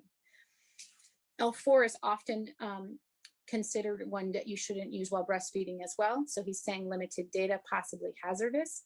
I've underlined this statement he added recently in the last few years, and it says, while this data poses numerous limitations and does not directly examine the benefits of breast milk versus risk of exposure to marijuana and milk, cannabis use in breastfeeding mothers should be discouraged at this time. And I think his point is valid in that there's a benefit to breast milk. We know that long paper from 2012 from the AAP with the graph that shows all the different percentages of improvement in milk in outcome when you're exposed to maternal milk. But then there's a risk to marijuana that we don't know. And we don't, I worry that it's going to be hard to find this pure data where we're really able to analyze the benefits of breast milk and the risk of exposure to marijuana. Next slide. So the recommendations are to avoid further use from the ABM, AAP encourages to abstain, the CDC encourages to abstain, and the ACOG, marijuana use is discouraged. So where do we go from here? In summary, we know THC crosses into breast milk. There's concern for marijuana exposure in all ages, particularly in the developing brain, but the data are imperfect. Realistically, excellent data sets are not likely coming, at least in the near future. And we're looking at if we think impact is of an executive function, we have to wait until these babies reach an age where they're actually utilizing executive function, which is going to be closer to 8 to 10 years, and then seeing what that looks like in fallout. And then one must recruit. So it's kind of similar to the Generation R. They recruited in 2001. We still don't have great data on if there is impact on executive function. And our recommendations aren't particularly helpful from the organizations. Discourage, abstain. It's not a definitive moment where it tells us what to do, particularly in regards to the preterm population. Next slide, please. So again, we're back to the question, is it okay for a mom who tested positive for THC to breastfeed or express milk for her baby in the NICU? And I think the answer is it's complicated, but how do we approach it? Next slide. So there's none of the data and none of the recommendations really discuss the preterm or the NICU patient population. And I think it's important to note that most of our infants who are admitted to the newborn intensive care unit have an inherent risk of neurodevelopmental delay due to their underlying diagnosis and subsequent need for neonatal care. The AAP, of course, supports human milk in the preterm and NICU population, but has not given us any guidance on how to address marijuana-using mothers in the NICU. Next slide. So how do we develop a recommendation in the NICU? And I do think it is each unit, because the data isn't definitive, there's a lot of concern, but it's important that we look at what the patient is bringing to us and what we have as options as we evaluate our potential recommendation in our unit. So first, how frequently is mom using? When was her last use? Is there polysubstance abuse? Is there maternal willingness to discontinue use? Is there an ability to develop a trusting and therapeutic relationship? Is there availability and reliability of donor human milk? And what's your NEC risk in your unit, particularly when dealing with your higher NEC risk populations? Next slide, please. So there's 3 possible approaches. And I think that you could argue, based on what your availability of and ability to answer the questions previously, how to approach it. So number 1, you could just say, you know what, we're going to use breast milk for all marijuana users and go with the belief that breast milk is really going to mitigate any potential risk that we don't know is coming from use of marijuana and getting into the breast milk. We could also, the second approach would be to pump to establish supply while mom abstains and utilize donor milk until some time that the THC level in milk may theoretically be low to 0. And then finally, you could say, you know what, mom's used marijuana, we're not going to use her milk at all, and we'll just use donor milk because we have such easy access, and we really feel that the risk of marijuana is significant, and we don't think it supersedes the benefit of what is concerned, what we gain from being exposed to mother's own milk. Next slide, please. So I'm not giving you an answer, unfortunately. I'm going to give you our answer at the Children's Hospital of Orange County, which is our chalk stoplight approach. And I'll walk you through that. Next slide, please. So where are we and what are we? Chalk is a 334-bed tertiary freestanding children's hospital with 104-bed level 4 NICU in Orange, California. We have a robust and liberal donor milk policy. We will give donor milk to anybody in our NICU. A part of that is because we are very successful in establishing milk supplies in our mothers, and so it is a small portion of our population that doesn't have mother's milk in large volume, and so it's often a bridge, but it's available to all comers. And then we also have a strong lactation team where we are able to support moms and engage with them in establishing milk using a pump. Next slide. So our approach is multidisciplinary. The nurse, the doctor, the LC, the dietitian, and the social worker are all engaged and involved in this process. We identify a THC positive mother, and she is evaluated by the lactation consultant. This interaction is respectful and without judgment. Mom is educated on concerns surrounding marijuana exposure and possible risk to the infant, particularly in the NICU patient. And then we identify mom's lactation goal. Does she want to breastfeed? And then we ask, when was her last use? Was it less than or greater than 2 to 3 weeks prior to delivery? And does she plan to continue or stop her marijuana use? Next slide. So our approach, the easy ones, if mom plans to continue to use, we prefer to use donor milk, as the unknowns we feel is too risky to use in our NICU population. And we will use donor milk throughout the NICU stay and transition to formula prior to discharge. If mom's use is greater than 2 to 3 weeks prior to delivery and she plans to continue to abstain, we will use her milk immediately. If mom's in that middle zone of having used within 2 to 3 weeks, but she does take the education and she does plan to stop using, we choose to go with using donor milk for the first 2 to 3 weeks, have mom pump and fertilize. I don't think one should ever dump human milk, so I do have them fertilize a plant. No maternal milk will be collected in our centralized nutrition lab where we do milk handling. Our diet order will be only for donor milk, with the date to reassess in that diet order, so we can see if we can start using at that time. Mom is educated by the lactation consultant on how to establish a milk supply using pumping, hands-on pumping, frequent skin to skin, and regular pumping. At 2 to 3 weeks, the lactation consultant will check in with mom and we'll see if she's continued to abstain. Her transition, if she says she has, we will transition to use her milk. We get to change the diet order, and the nutrition lab begins to accept milk. If her, that's it, sorry, excuse me, next slide. So that's our approach. It's an approach. Is it perfect? No. We've had challenges in that we've had issues with team member buy-in. Part of it was education. This slide deck was initially built to roll out and educate my colleagues on why we had significant concern. Defining roles was another challenge, as we had to make it so that people could, who was responsible for picking the date? How did we communicate that date? And then when did we go forward with changing the plan, and how do we communicate that plan? And then what are the exceptions? And the exception's always there, and it's a challenge and a success. And the mom who's got a trisomy 18 who wants to do palliative care, we're going to let her use her milk in our unit, and we don't want to confuse the message, so we message around that exception correctly.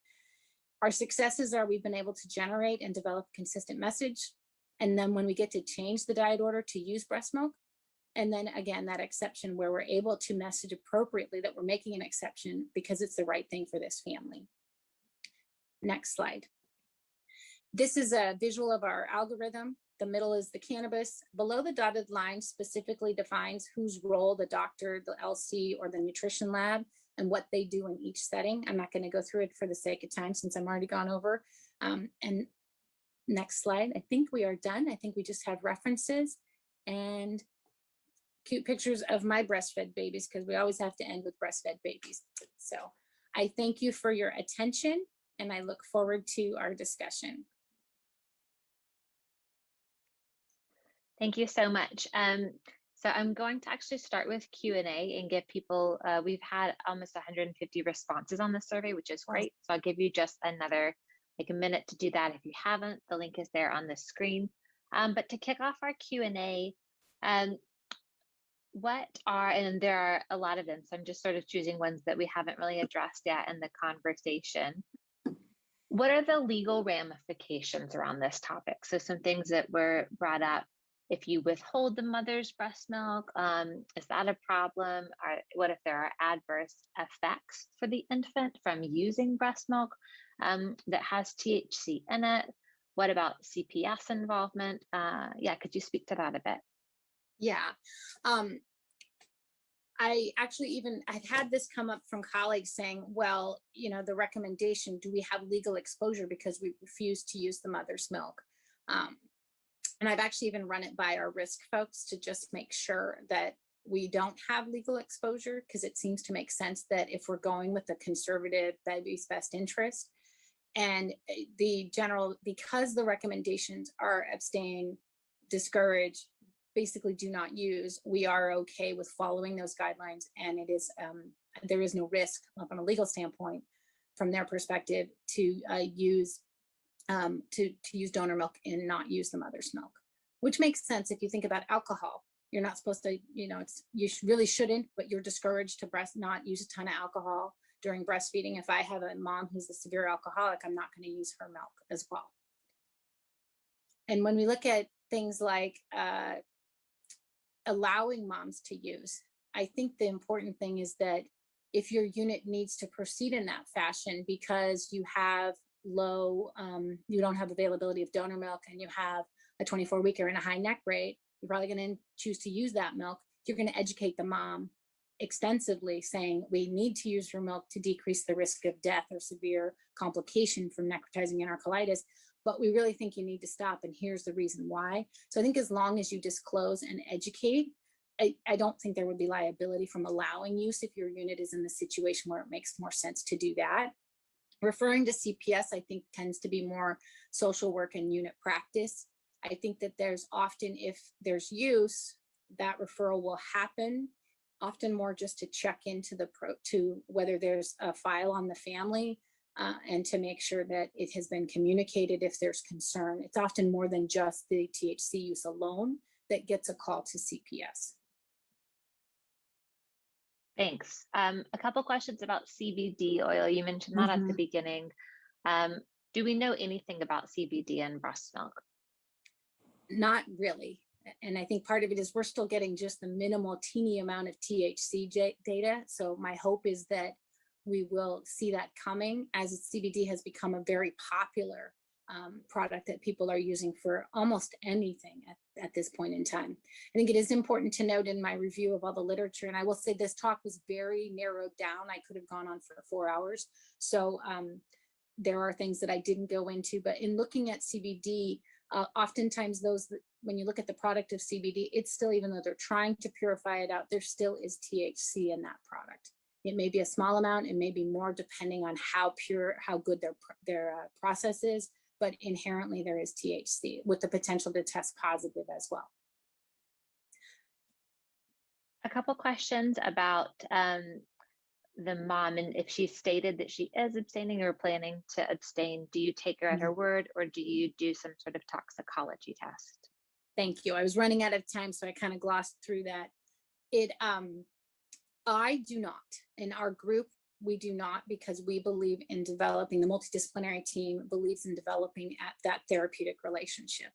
And so we work actively with moms and say, you know, we develop that relationship. The LC is working with that mom to establish and maintain the milk supply until we're ready to use. And it's an eye-to-eye conversation of, okay, have you stopped? Remember, we talked about the risks. Are we good to go? I do find that oftentimes moms that are not able to abstain, the nurses already have their antenna up. And if you respectfully question them on it, they'll own up to it and say, you know what, I couldn't abstain.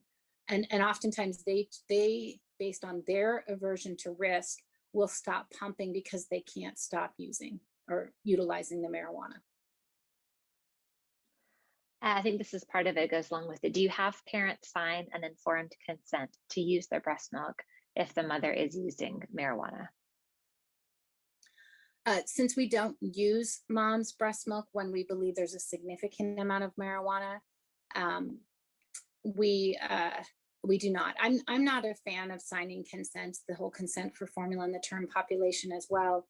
I feel like it's more respectful that we have an educated conversation and have that trusting therapeutic relationship. When you pull out a form that says you sign this saying that I told you you're going to hurt your baby using your milk, I think it undermines the whole process of being in the newborn intensive care unit and supporting both the baby and the family. And oftentimes when you advocate and say, this is what's best for the baby, most people will say, you know, unless they're chemically dependent, they're going to go, okay, wait, I don't want to take cough medicine. I don't drink coffee when I'm pregnant and breastfeeding. And so I think it can often, if you explain that there's concern and data, the problem that we suffer with, which I didn't talk about, was this perception of safety, because legal is safe. And that is a component that we do have to address by educating them on what is known and what is concerning about THC exposure and the developing brain. Thanks.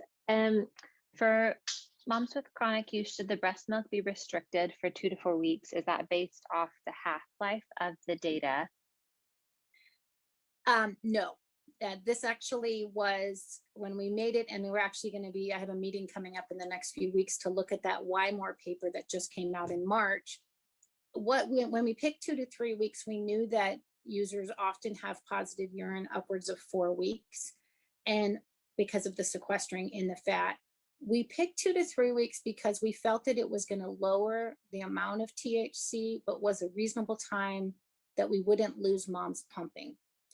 And for anybody who's pumped, if you're pumping only, it is not a rewarding experience. And yes, we have moms that have to do that because they're in the NICU, but if you're pumping and then your milk's being sprinkled on a plant instead of being given to your baby, it is not a rewarding experience, and it is not going to be something you want to do for a prolonged period of time.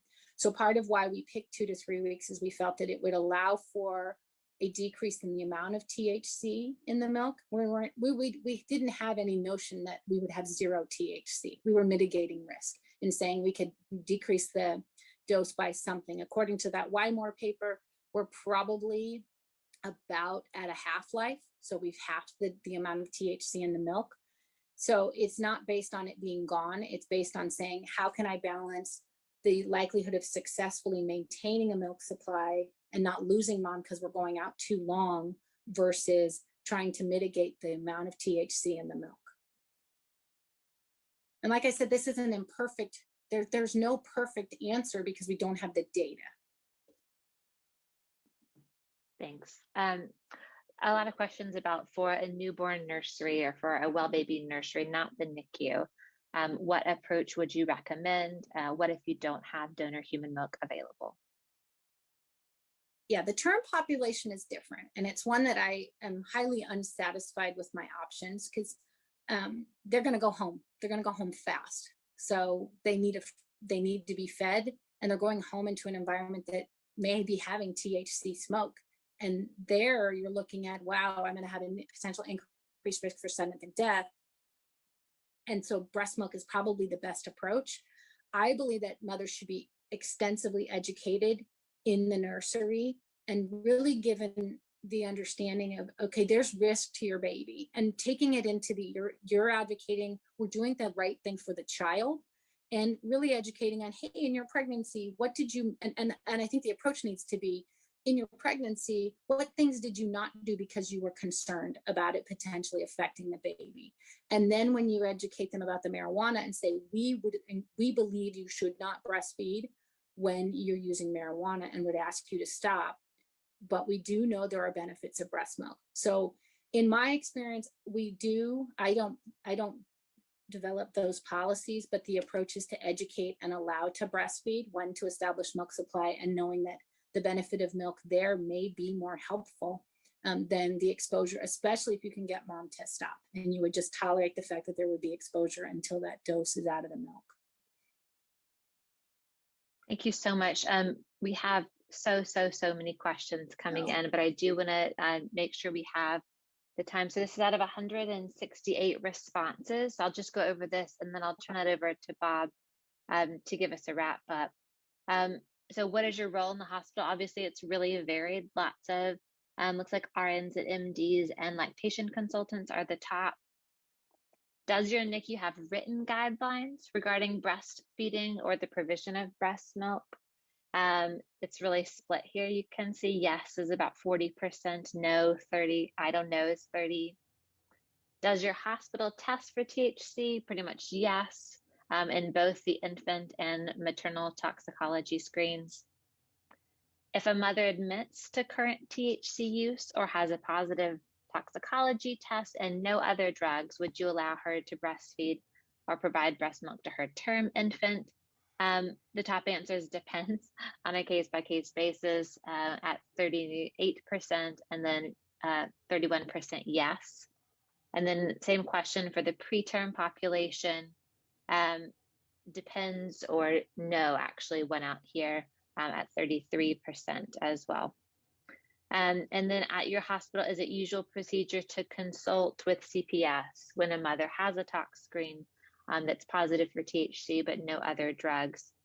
Yes is listed at 38 and no is at 38. So we're almost at a tie there. So we just wanted to share that to provide a little bit of context about the audience on this call and what your fellow healthcare providers are doing and practicing. So Bob, I will turn it over to you. Thank you, Caroline, and this is Bob Castro. I'm the NICU Medical Director at Salinas Valley Memorial Hospital and one of the Maternal Exposure or MADEX co-chair. Thank you, Christine. That was a wonderful presentation. It's great to hear from a fellow colleague who also has trained at Harbor UCLA. You remember that, Christine? Also glad to hear that you were only 8 years old in the 1980s and appreciate the Ridgemont High reference. Thank you to all participants for completing also the pre-webinar survey. Please remember, we are still hoping that your center, if it's not already participating, will participate in the statewide MADEX database. My and other centers who are participating have learned so much on how we can better care for infant exposed to substances in utero. We have started focusing on opiates, but as one of the MADEX co-chairs, along with Lisa Chai, Angela Wong, and Pam Aaron Johnson, we are discussing expanding the database in the future to include other substances exposures, including marijuana and amphetamines. But this can be done already at your specific center. So please reach out. We would love to hear from you. You will receive a link to an evaluation survey for today's webinar. Take a minute and complete it so that we'll know what you appreciated and what you would like to see in the future. Thank you for prioritizing and participating today. And a special thank you to Caroline, Tony, Nolan, along with their CPQCC colleagues for all of their services making the Maddox database a progressive success. So thank you, everybody. Caroline? That's all, folks. Thank you so much. The slides, I don't think I showed this, the slides can be available here. They'll also be sent around in a follow-up email link. So be on the lookout for that. Thank you, everyone. This is Ashley Randolph, the host of the Ashley Randolph Podcast Show, right here on Glo Preemies Podcast. I am so happy today to have Bridget Baker with me. And hey, Bridget, thank you for being here. Yeah, we are so excited. We've really been looking forward to this. Yes. I cannot tell you how many times I have gone over topics like the one we're going to go over today. In case you guys are wondering, she is from Booked, Bagged, and Tagged. And not only is that a great podcast, but they're all about crime stories and safe havens for babies. And I mean, you guys are going to love them just as much as I do. Oh, thank you. Bridget, do you want to tell everyone a little bit about you and your husband? Because you guys are a duo, which is like so perfect to me. We are. Your podcast. So we started the podcast, honestly, we wanted something that we could do together as a hobby. And we have both always been very into the whole true crime world and the different cases of it. I'm always been very intrigued with the psychology behind all of these people in these cases and kind of like why they do what they do. And with true crime being such a hobby with both of us, we've used it as a teaching tool, if you will. Like our three kids, they know what to do and how to do it if they're ever somewhere and something happens, and we've got them like trained on how to react, just from different cases that we went over. And with each case, we try to give out resources, like different things with babies. We've talked about safe havens, or when we have a domestic violence case, we always let everybody know the different resources around us that they can have. Now, that is interesting. Something that you said just made my eye twitch a little bit. You said that you use the stories to help educate your children. I do. That is something that you don't usually hear, but that is actually a great way if you really think about it. So that's actually a good tip. And it's really about the perspective. It is. And I mean, you have to keep in mind, like we have two younger ones and then we have an 11-year-old. We do not tell them all the scary things that can happen. But with each case that we've done, I've learned something from that in ways of just like, say, we're out in town and I've listened to a case before. I'm like, okay, well, I know that if, A, B, or C happens, this is how I can react. And so I've made sure that even our youngest knows their address. They know our full names, not that we're just mommy and daddy. And they can, do what they can tell somebody what they need to tell them if they're ever in a situation to where we're not there. So we've used that to just make sure that, we are keeping our kids as safe as we possibly can, because I mean, it's 2022. This world it's a lot now. Yes. Way different than 10 years ago or 20 years ago, I will say. Absolutely. Now, that actually brings into our topic today. So we're going to talk about safe havens. And I know that that's something that is truly, truly, really close to your heart. Do you want to go ahead and lead the conversation on that? Yeah. So every state, it's a little different, but for the most part, the idea is the same. So what they do is a safe haven is basically a place to where you can take your baby, and it's where, like, because there were so many people out there who were abandoning their babies and something would happen to the baby, or people who didn't know they had other options. So we made up these safe haven laws. So like in Georgia, where we are, you have up until the baby is 30 days old, and you can take the baby to like a medical facility, a fire station, a police station, and you don't have to show proof of identity. You don't have to show any addresses, and you can leave the baby there, and you will not be asked any questions. Nothing will happen to you. You're basically surrendering your parental rights when you hand it over by saying, I can't do this, here's the baby. And that is the safest, alternative to leaving the baby somewhere, or, in some of the cases I've looked at where it just goes the worst possible scenario. Right, right. So the key word I heard you say was you will not get in trouble. No, you will not. Like I said, in Georgia, you can take the baby to a safe haven up until it is 30 days old. And then after that, you can still take the baby, but you would probably be asked to show some form of identity. In Georgia anyway. Now I think there was Tennessee. I think they had one that was a little longer, a time frame, but it's just a way of saying like, okay, let us help you. This is the best thing that we can possibly do for you and this child. No questions asked, basically. Right. I love that. No questions asked. We're here for the baby. Now, Yes. as far as let's say a mom drops off her baby and about maybe a month or two goes by and she decides she wants her baby back. Do you have any resources or educational tips or anything you can give to those parents? In that situation, what happens when you surrender your baby? Basically, you're saying, I cannot be this child's legal guardian anymore. So it is a form of you handing over your guardianship or parental rights. Now, to get that baby back, you would have to work with family services and things of that nature, just because, you did surrender your parental rights with it. Right. I'm not saying that it's impossible, but you probably it would take some time for you to get the baby back if that's what happened. Okay, so thank you for that. For any parents who do have that in mind, just keep that in the back. It's not hard. Well, it's not a hard no, but it will be a fight. Yeah, it's just but like they said, they you want have what's best for the options. baby. Yes. Right. The baby's in mind. Thank you for sharing that.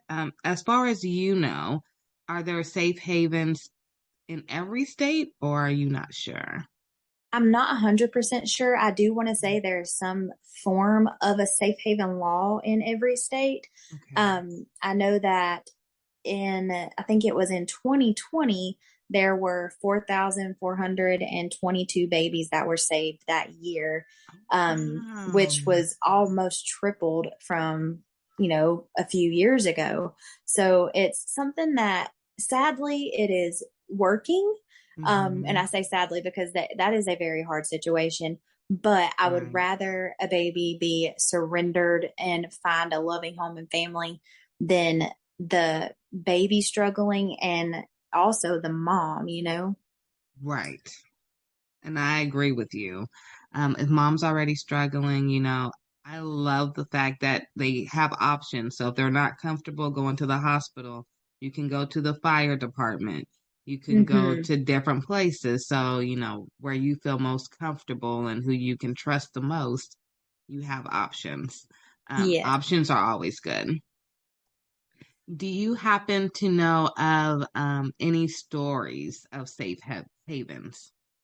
I do know that. So it's not technically a safe haven story, but it is one where the law enforcement and the fire station people, they just kind of went above and beyond with it.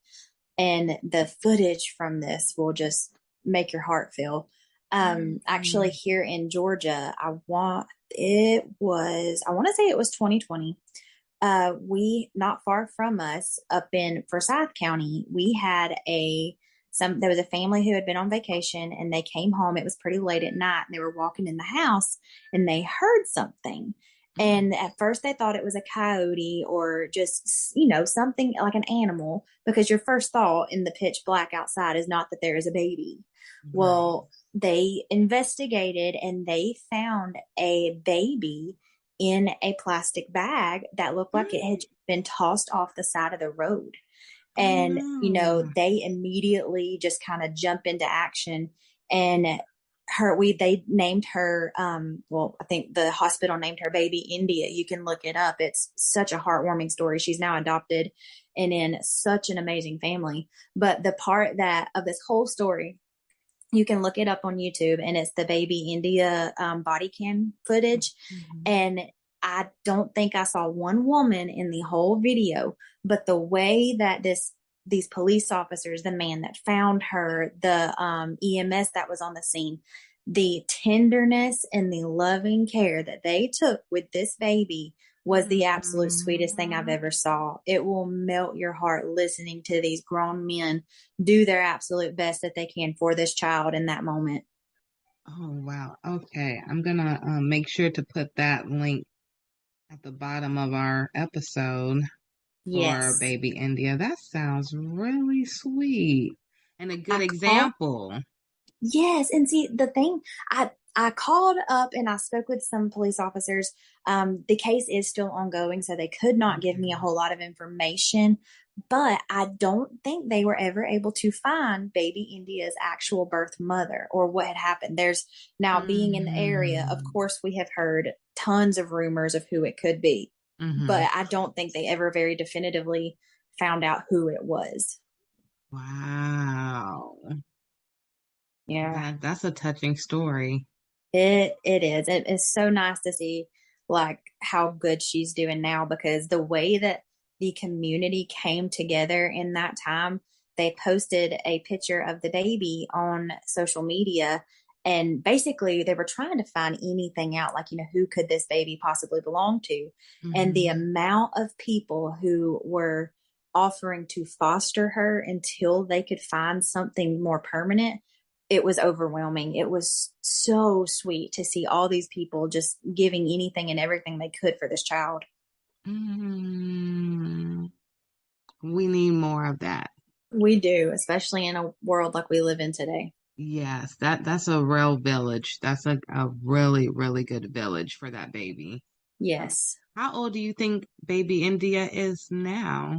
I want to say she is 3 years old. Oh my goodness. Yeah, I'm pretty sure. Yeah. No, that's a good story. I can't wait to watch the video of baby India, and I hope that one day she makes a video at maybe 18 or 25. That would be cool to see, as an update with all. Maybe the staff may not be around, but maybe the same, like fire department or the absolutely. doctors, hospital. That would be so cool. Testimony. Yeah. Yeah, that's a huge testimony for sure. It really is. Is there anything else that you wanted to cover about safe havens, which is very, very important, especially this being NICU Awareness Month? Yes. And preemies come out pretty early, and I have been in the NICU where I have seen parents who had their baby preemie. I seen this once.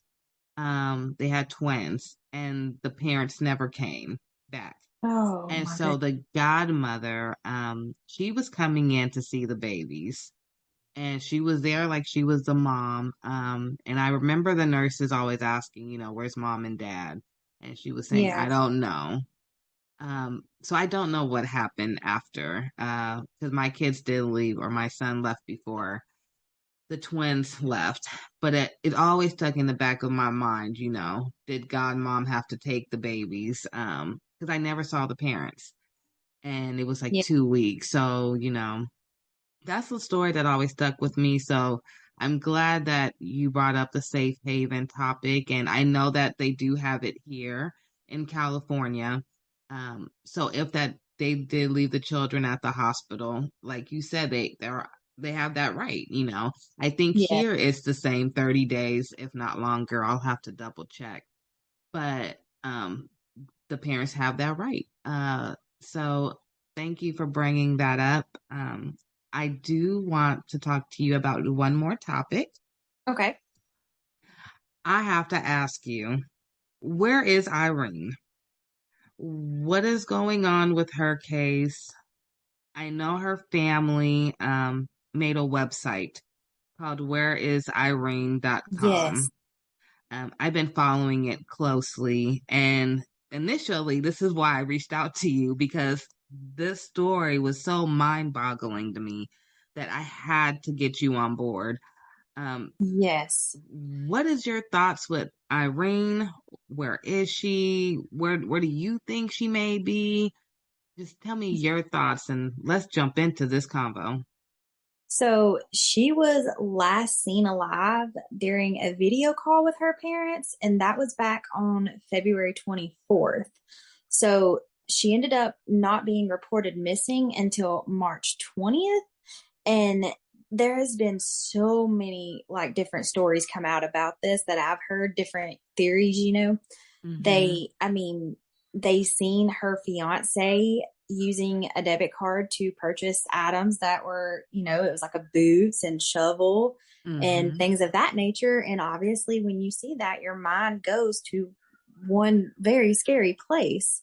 Right. So they have, he is identified as a person of interest, but I think there was also, according to documents, he had been accused of transferring over like $3,000 out of her bank account and ended up Mm. charging $600 on her debit card after he had told the authorities that she packed her bags and left. Mm-hmm. So very sadly, I hate to assume this, but with him buying the things that he was buying, and it looks like he's using her Visa card and he hit the $3,100 limit on it with 80 different transactions back to back. Like that really to me all points to one thing. And sadly, it makes me feel like she may have already passed away and it's being hidden or, and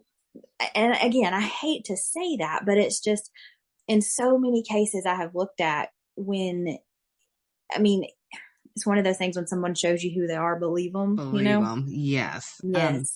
You know what story just came into my mind as you were describing what's going on? Remember the young couple, the white couple that it was a young girl and her boyfriend or fiance. Gabby Petito. Yes, that was what, last year, or was that even this year? No, that was it was last summer. Yeah, and it's like such night and day. Yes. Still a couple. He had used her card. He was doing weird things that included his parents. Mm-hmm. And then look at how it ended. It gives me the same vibes without the same publicity because everyone was talking about that case.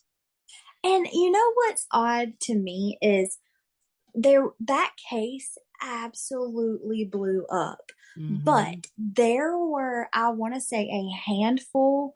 And I can see 3 different people in my head right now. I just don't know their names, but that is my point of people who went missing in the same area within the last 5 years and nobody knew their name. Not one person. Wow. Yes. And it was like almost identical stories of them being in that area. They went missing and you don't know anything. Now, that is nothing bad to say toward Gabby Petito. It just happened to be the one that did blow up. And I think honestly, I think the biggest part of why her case blew up is it was the time that it blew up. Because during the time that this all happened, a lot of people are still in the middle of quarantine. A lot of people were still at home. And of course, everybody knows during all of this COVID, TikTok blew up. Like TikTok was all anybody could do. And I think that is the biggest reason her case blew up is because it got onto TikTok and everybody on TikTok, it like spread wildfire. You're right, because it went from TikTok to Instagram to Facebook to Twitter. It was CNN, then it went everywhere. But you're Yes. right. I did start seeing it on TikTok first. Yes. And everybody was sharing their theories about it. And then, of course, like we were all following it. And then it's just like it kept going and going. And then everybody had their own theory about it. And it just like conspiracy theories came out behind it. And now I think they're actually doing a Lifetime movie about her. I knew it. I knew it would come. Oh, yeah. I always said that. As soon as they found him, they said it was his body. Okay, now I'm gonna ask you this, and then I know we're off the topic, Irene. I promise you, honey, we're coming back to you. When they found what they said was his body, or was it his bones or something? Yeah, it was remains. Do you believe really in your heart that was really him, or do you think they were just trying to close this massive case that just got way too big? I don't think it was him. Now, I said the same thing. It's the rate of decomposition, even with him being in Florida where he was found in the swamp. I do not think they would have actually found anything. He was in Florida in the swamp. That's just somewhere. Hello. Like you're not going to find like the elements and the wildlife down there is unlike anything else, I really don't. And also they found skeletal remains, and he returned home on September 1st of 2020. And, then he goes missing, and I think they found him. Yeah. Okay. They found him on September 9th. And he had just went missing on September 1st. There's no way all they found was skeletal remains. That at the rate of decomposition, even though being out in that hot Florida weather would, exacerbate all of that, it's not going to be just skeletal remains. That's what I said too. I said there's no way. No, not at all. But the case disappeared just that fast. But I just knew that there's something still not right. No, I agree 100% with what you said at first, it being something that it got too out of hand and they had to shut it down. Yes. I think he definitely killed her. He ran home to his parents, and whether it be them or whoever helped him try to get away from all this.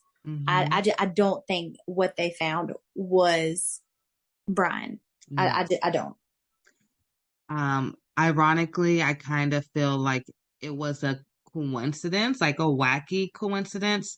I know they found some of his items, they said, in the area. Yes. And I believe that he did go through that area possibly, and he may have dropped something. Absolutely. It just happened to coincidentally be where somebody's remains were, unless they planted it there. But and didn't they say they had found like a notebook of him confessing to everything? And I believe that's what I was referring to, because I remember them saying it was like a book or something, and it happened to be in the area. And I'm like, that's just that's just too close. And I just couldn't figure out, like if an alligator or crocodile or something was to eat him. I assumed they would drag him somewhere. So it was just weird that it would be right there in that swamp, right there. And so there is wildlife in the Everglades and all that where he was found, that there are animals that would and can very possibly swallow him whole. Yes. So I just don't think it was. I just think it was very convenient how it was found and how it was just presented. And I 100% agree. I'm glad I'm on track. See, I told you, we were talking before this, you guys, and I said I've always had a second life, if you would say, where I've always been into crime stories and following, things that happen and the facts and what makes sense and what doesn't make sense. But I've never talked about it really except to my dad. So this is really fun for me. Like this episode right here, the whole episode is like pure joy. So bringing it back to Irene, I see the same thing because the cops didn't arrest him, and then he got away. I really feel like he got away. Yes. Now I know the guy in Irene's case, her boyfriend, um, he went to jail and bonded out. Yes. Even though all this evidence, just like Gabby Petito's boyfriend, all their evidence is like almost similar. Both use Oh bank yeah. accounts. Both, they're He staying with deleted them. her email. Yes. Mm-hmm. And then there was a fake text messages, they believe, that came to the family. I think it was right after they last talked to her. And then that Yeah. reminded me so much. Like right now, I'm thinking of, I think Gabby Petito, like they were saying her Instagram wasn't the same caption and writing that she would use. And so Yeah. it's like things to throw people off. And it's like, how can you let someone else walk away? Especially for Irene, because Yeah. she was going to be a nurse, I know, and Yeah. She was. she was I only mean, it's just 32. one of. Yeah, and it's just like this is like you said. It's almost identical, and it's like, are we really going to do this again? Yeah, and it's like I hate to say it, but it's like a slap in the face. Like, yeah, we know what happened the first time, but this time it's not as big. So we'll just let the facts roll out however they come out, and if they ever come out. Mm-hmm. Now, something in me tells me that she may be somewhere close to where they lived. I don't know Yeah. why. I don't have no evidence to prove it. But I always go back to, and you may know this story. I'm gonna call you my crime partner now. In Sacramento, I want to say like 20 years ago, or maybe even longer than that, there was a lady, and I'm from Sacramento. There Okay. was a lady who lived downtown, and she had a house, and she was having people come in who had like SSI checks and government checks. Dorothea Puente. Yes. And she Yes. killed them all and got all their checks. And I almost have like the same mindset for him. Like he used her and then he obviously took her money and Mm-hmm. then nobody knows where she is. And I almost feel like she has to be somewhere by that house. She has to be. Yes. I mean, in Dorothea Puente's case, it's funny. We actually did a case on her recently. So this is very fresh in my mind. You got to send me that link so I could post that too. I will. Like all of her, well, most of her victims after they were killed were just in her backyard, Yes. So it was, I mean, very close. And it's not like he has really ran. I mean, I agree. I feel like he's very close, or she is very close to where they are. Yeah. I just have that real strong feeling. Because he bought the boots. I know he bought a shovel. Yes. There was nothing hinting at the fact that I saw, maybe you did, like any extra gas to carry with him. So like no gas cans or anything. Because I Yeah. assume if you're driving with a dead, deceased body, that you wouldn't be stopping at gas stations to refill. Um, I just, there was like not a lot of planning, obviously, Mm-hmm. but it had to be somewhere close to him. And I know they live in, I believe was it Wyoming or Idaho? Wyoming is where they were staying. Yes. Now, Wyoming has a lot of wooded area, I believe. A lot of Yeah. wooded area. So she could be there. I just really hate that she's been missing for so long, and I really feel for her family. That's the thing. I mean, in any situation, it is absolutely devastating, but I feel like not getting the closure in the end is what hurts the most because it's like, okay, I'm obviously grieving because this person is not with me, but am I grieving their death or am I grieving just their disappearance? Like, how long do you hold out hope? Yes. Oh, yeah. That's so true because you're grieving, but you don't know what you're grieving for. Mm-hmm. And that alone has to be giving them nightmares. Yes. I And I know know that that, they were yeah. talking about like neighbors had told police that they noticed him burning a 55-gallon drum that he had purchased the day of that final video. Really? Yes. So the shovel, the boots, him burning something in this 55-gallon drum. And it was the same day that it was that February 24th that she had talked to her mom and dad. So, I mean, it really makes you think like, okay, was she killed that day? And that was him disposing of the remains. Because now I'm on her website that her family created for her, and they said she was 5'1", 89 Mm-hmm. pounds.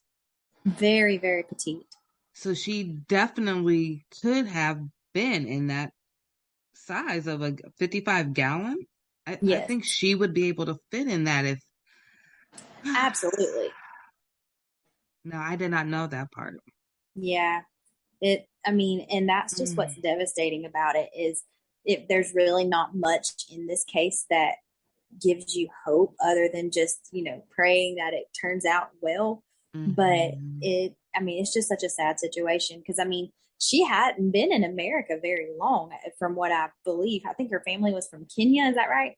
Yes, and they said she came May 2019. Yes, that's right. So she hasn't even been here long. No, and what all of the things are saying is, so she met this man on Craigslist. So there really isn't, there's no telling what he had told her beforehand. And she meets this man, and then, I mean, what kind of nightmare was she living before this happened, Yes. Okay, so let's see. Looking at the timeline now. Let's see. So she moved. Let's see. Oh, I see it now. February 24th. Nate buys a 55-gallon drum. March 3rd, some unusual texts were sent from her phone. That's what I was saying was so similar to the Gabby Petito case. March 8th, her WhatsApp account is deleted. Oh, that's ironic. Oh, yeah. March 10th, her phone number is deleted. Oh, my goodness. And then the 20th, they file a missing persons report. Yeah, I mean, they had 24 search warrants, but they really just didn't see much. I mean, other than they found that he was charging all kind of stuff to her accounts. He had deleted her email, her WhatsApp app, and I mean, all of those things. But it was like in the Mary Catherine Higdon case, in the Casey Anthony case, it puts you in that mindset of both of those women. It's very obvious that they probably did it, but you could not charge them with murder or whatever beyond a reasonable doubt. Like I can I can have all of my theories all day long, and like the Casey Anthony case, like we know, but I cannot prove beyond a reasonable doubt that she did that. Just like it puts you with him, unless you have like very definitive, concrete, evidence. That's where the jury has that gray area, in which it would be awful to be a juror on a case like this, because you're kind of put in a situation of like really life or death. Because a lot of times, it's either a death sentence or life in prison. And it's, if you make the wrong choice, you have somebody's life in your hand. So they take it, which you should take it very seriously either way, but you know what I'm saying? And I mean, it's just one of those things. That's why those women got off, because beyond a reasonable doubt, they could not prove that they did that. And that's what's so infuriating with cases like that. It's like, you know that what happened, but you just can't definitively prove it. Now, you almost gave me tears right now because I totally forgot about the Casey Anthony case. Casey Anthony was the one who was in Florida, and she killed her little girl. But Lacey Peterson, that is probably one case that I have followed, or I've watched and held so closely for years. Her husband, Scott Peterson, murdered her on December 24th, and she was 7 months pregnant with baby Connor. And that case shatters my heart because, and I mean, I know I don't want to get too gruesome because I mean, on my podcast, you know, it's a true crime. You know what you're getting when you come there. So I don't want to get too much, but the way that they found them and a woman's body is just absolutely amazing. And the things that it can do and the way that it protects the child, even when you don't think it is, a mother's body is just absolutely amazing. And when they found Connor, the level of decomposition on Connor versus Lacey's body was astronomical because her body had protected him and he stayed in utero for a very long time. So he was at a different decomposition rate than she was. And I will never forget when they found the baby body. No. I just remember like so vividly, like the whole case. Yes, Lacey Peterson. And because it happened so close here. So of course, you know, it was like all day on our news. 24/7, the whole thing. And I remember even being at a young age, I remember him just walking around, acting like he cared, acting like he really didn't know where she was. And then the whole time he had an affair and he had a whole nother life going on. And I remember looking like, this was like the first time I realized that people had, to me, split personalities before I knew it was called split personalities. And I was like, how can you live two double lives and then sit there with a straight face to the cameras, to her family, to your family, and say, I don't know what happened? So the Lacey Peterson case is actually what the book Gone Girl was kind of mirrored after. Now, if you've read Gone Girl or if you've watched the movie, the ending is different. I will say it, you know, Lacey is obviously the victim in the true crime case, the real case, but you just got to watch Gone Girl to understand what I'm trying to say. But I don't want to give away the ending, but it really kind of, it put it in perspective a little bit better when you're watching everything that's going on. And of course, in my mind, I was constantly thinking about Lacey and Scott. And I'm just like, the narcissistic, like, behavior behind the entire case, throughout the whole case, that Scott was like, I'm not going to get caught. You know, they're not going to look into me. Or the fact that he could turn on those tears at the drop of a hat. I was like, there had to be more going on at home than Lacey had said anything to anybody for it to take a complete 180 turn. You know what I'm saying? And it's just I so actually said that now that I'm older and you know I work a lot with families and families with babies, most of the time it's arguments that went too far. Yes. And so when I look at Lacey Peterson, which I hope did not happen with Irene's case, you know, somebody usually gets fed up. And so maybe Lacey found the pictures of the affair, or, you know, there was something because it was getting close to Christmas. Yeah. Maybe she found a gift for the other woman and she went bonkers, or some money was taken out and she saw it was at a store that she know he shouldn't have been shopping at. Anything. And that whole like scenario right there is exactly what happened in the Chris Watts case, where she kind of found out she was pregnant and she found out about him having an affair while she was away, and he killed her pregnant with their son Nico, and then he killed their two babies.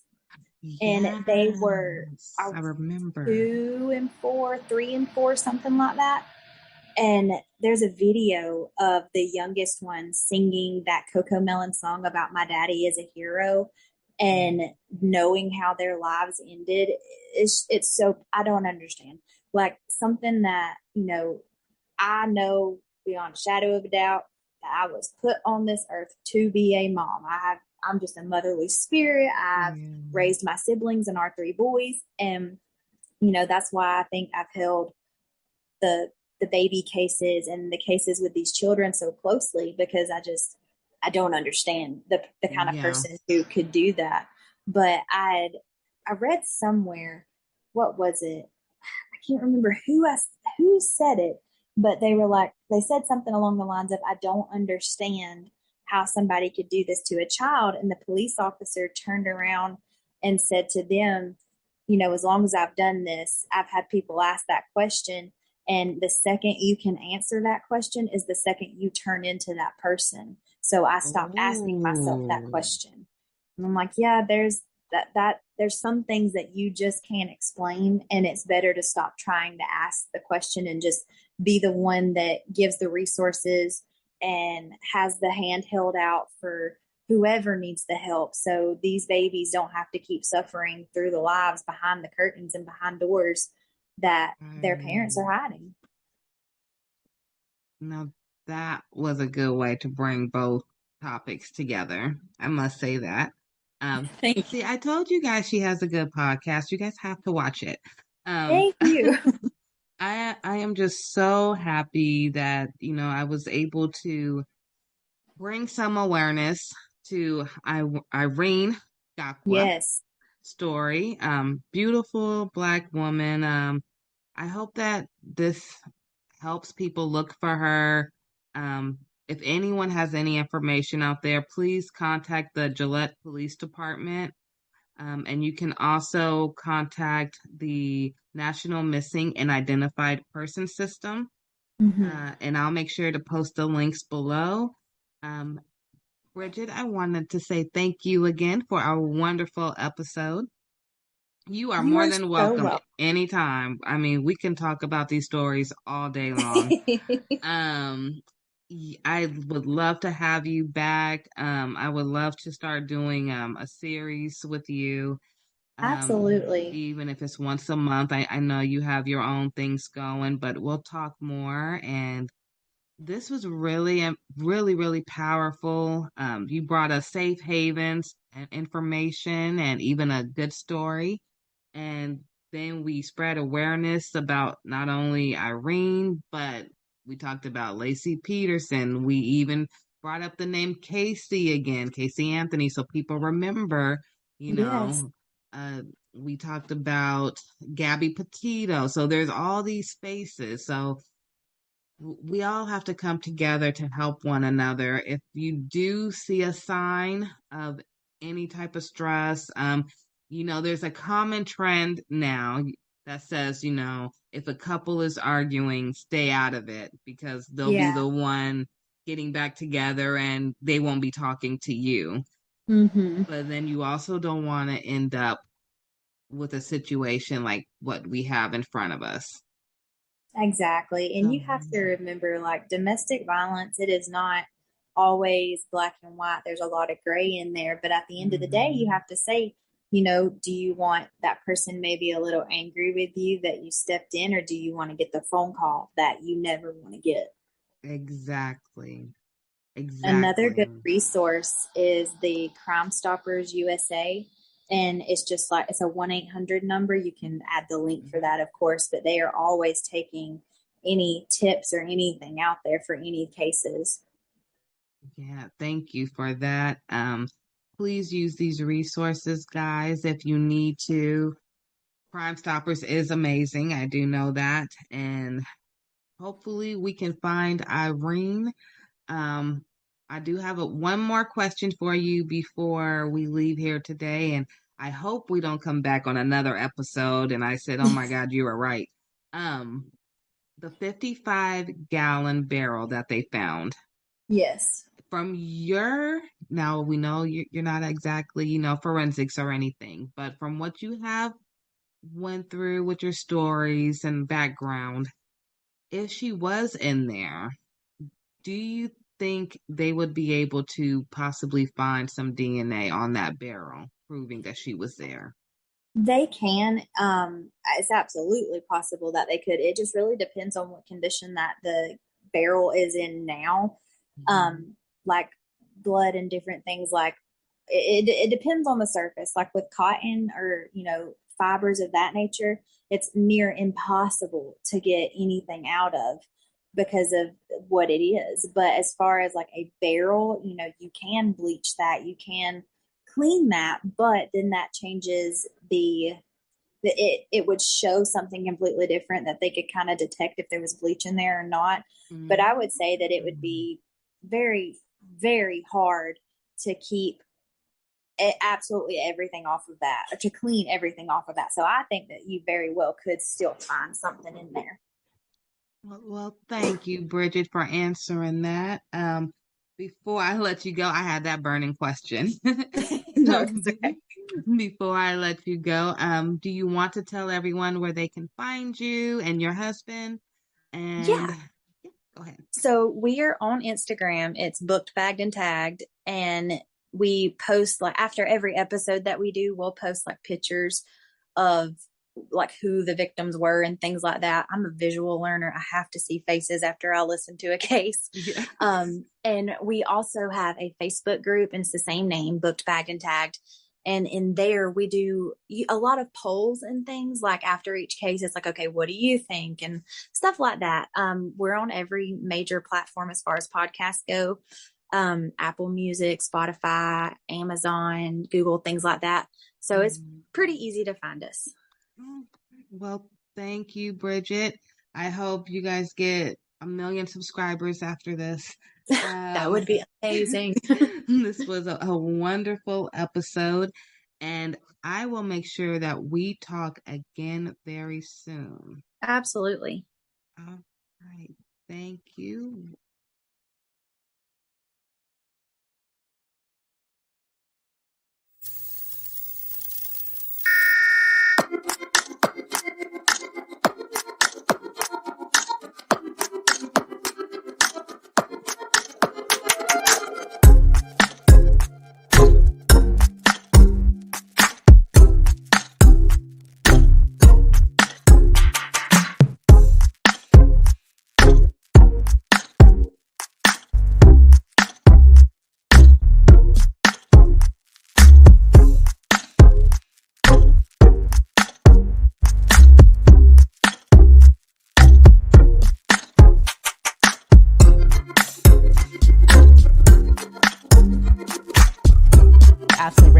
Founder of GLO Preemies and co-founder of Alliance for Black NICU Families. Welcome to AM Buffalo, ladies.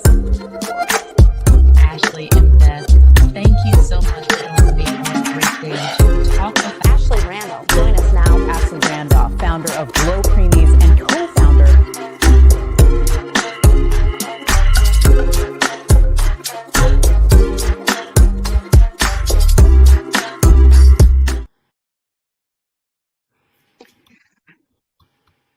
Good afternoon, everyone. Thank you for a new episode of the Ashley Randolph podcast show. Today, I am so excited because I have someone very special for a very special topic that you guys have been kind of seeing me talk about on TikTok lately. So today, I have Don Mann, but if you research him and look him up, I want you guys to make sure to put Don W. Mann. Very, very important. He's a very important man. And what he's here today for is very important. So I want you to make sure you find him after. Mr. Don, thank you so much for being here. Thanks for the invite. I feel humbled and honored to be here. I'm excited. You know what's more exciting to me is when you came today and you had your shirt that matched your background. I just love that. I love the quote. You saw I put it on the flyer, known, needed, loved. I mean, it's 3 words that really any kid needs or any parent would love to hear, even from their own families. Yeah, it's foundational, and it's really simple, but it's not easy to discover and own in yourself. So yeah, that's part of my story, and that's I love it. So now that you brought that up, you have me curious. All right. Can you tell us your story? Well, so I think like most people, we just try to live life. We wake up and we go with the flow. And so I grew up in the Midwest, was born in the Midwest. And then we moved to Florida, South Florida, when I was 8. And those are tough years of transition, because that's when you're trying to build out your friendship base, and you're learning your social and emotional skills. So when I got uprooted at those times, it was tough. So when I moved to Florida, I never felt like I fit anywhere. So I was just like an island. The friends I had, I really didn't trust. It was just somebody to be around and something to do. And then fast forward to the age of 23, I moved back to Missouri and went to the police academy. So I became a police officer, and I did that for about 10 years full time, and then 5 years as reserve. About middle 30s, I decided to join the Federal National Disaster Medical Team as a security specialist. So we enjoyed deployments to Hurricane Katrina, some of those responses. So it was very interesting to be part of that. And, I had the great American dream. I wanted to get a great job, a great car, a great home, 2.3 kids, and live happily ever after, right? But it's nice to want that, but you have to know how to get it. So I didn't know how to get it. So as much as you want and you don't know how to, that creates a roadblock. So fast forward to 2011, I was in my fourth failing marriage. That's a heavy burden. And I had gone through a child custody issue. So when I got divorced from my first wife, she lived in the same state as me. And now that I'm in my fourth failing marriage, she petitioned to take the kids halfway across the country to Georgia. So I didn't want to be a part-time dad when we got divorced, and I definitely didn't want to be a part-time dad. Right. Yeah, I love my kids. I had a strong heart for my kids. Yeah. And then, it seemed like I fought hard. In hindsight, I wish I wouldn't have. Crazy, I know. But I'll never forget the day I was sitting on the couch and my attorney called me, and he said, "Don, I'm sorry, the judge is going to let her take them." And I was devastated. That was a sadness and a depression that I had no idea how to heal or how to work through, how to just deal with it.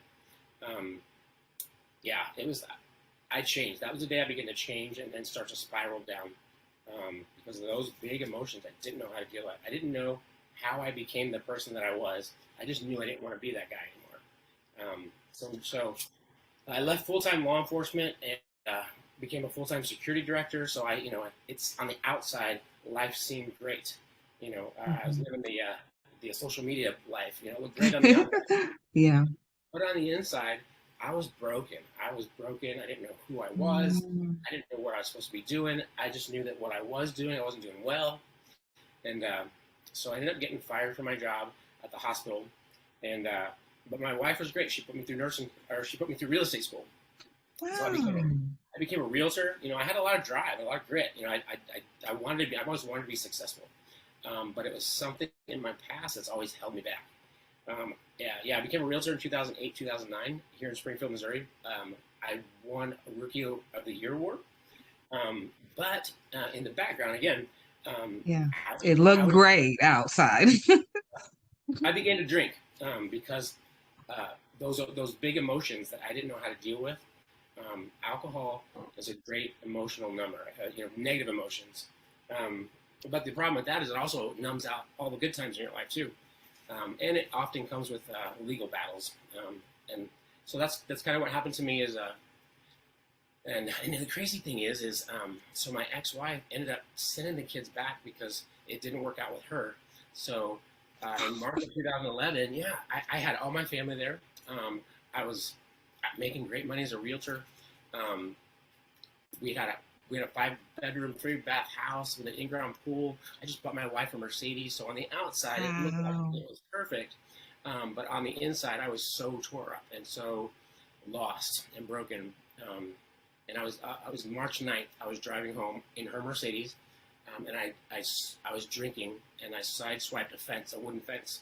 And when I got home, I looked at the damage, and that was the day that things got really dark. I just took this analysis of, you're a horrible father, you're a horrible husband, you can't keep a job, you're drunk, and the world would be better off without you. And so I was convinced. So I went inside and I grabbed my service weapon that was meant to protect me, and I shot myself at point blank range in the stomach, and I tried to take my life that day. Only by a miracle did I survive. I will say I'm glad that you did survive. I am too. You know, it's and because this is Mental Health Awareness Month, I wanted to add this little parting here. Yeah. I think it's important for people that are experiencing depression and maybe suicidal ideations, and thinking about suicide and thinking that that's the only way out. What happened to me is I knew in one moment that I wanted to die, but the moment I pulled the trigger, I knew I wanted to live so bad. Like I never wanted to live so more. I think it's helpful if if you think about that. Like, Yeah.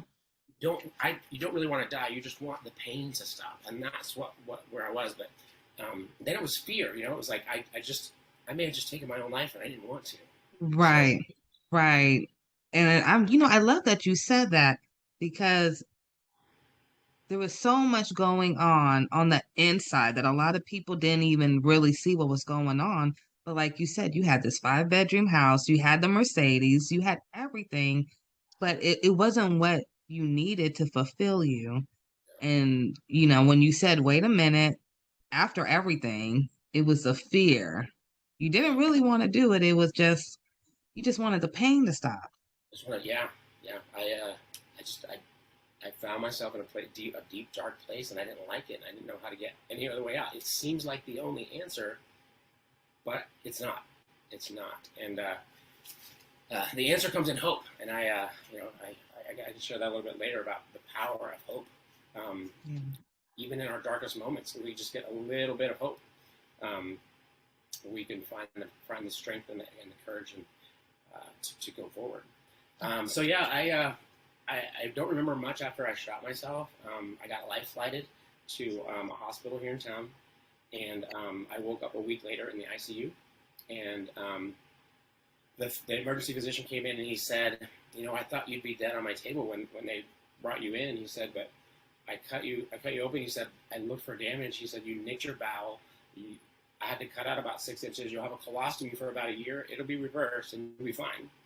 And so I was like, wow, that's crazy. And then he starts to walk out of the room, and he stops and he turns around and he says, what I don't get is how a 9mm bullet that travels over 1,000 feet per second travels less than 4 inches and stops right before it hits your spine. No.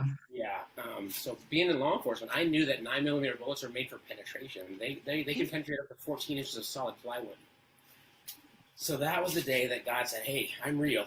This is me. This is who I am. I had no doubt that I was here for a reason. Yeah.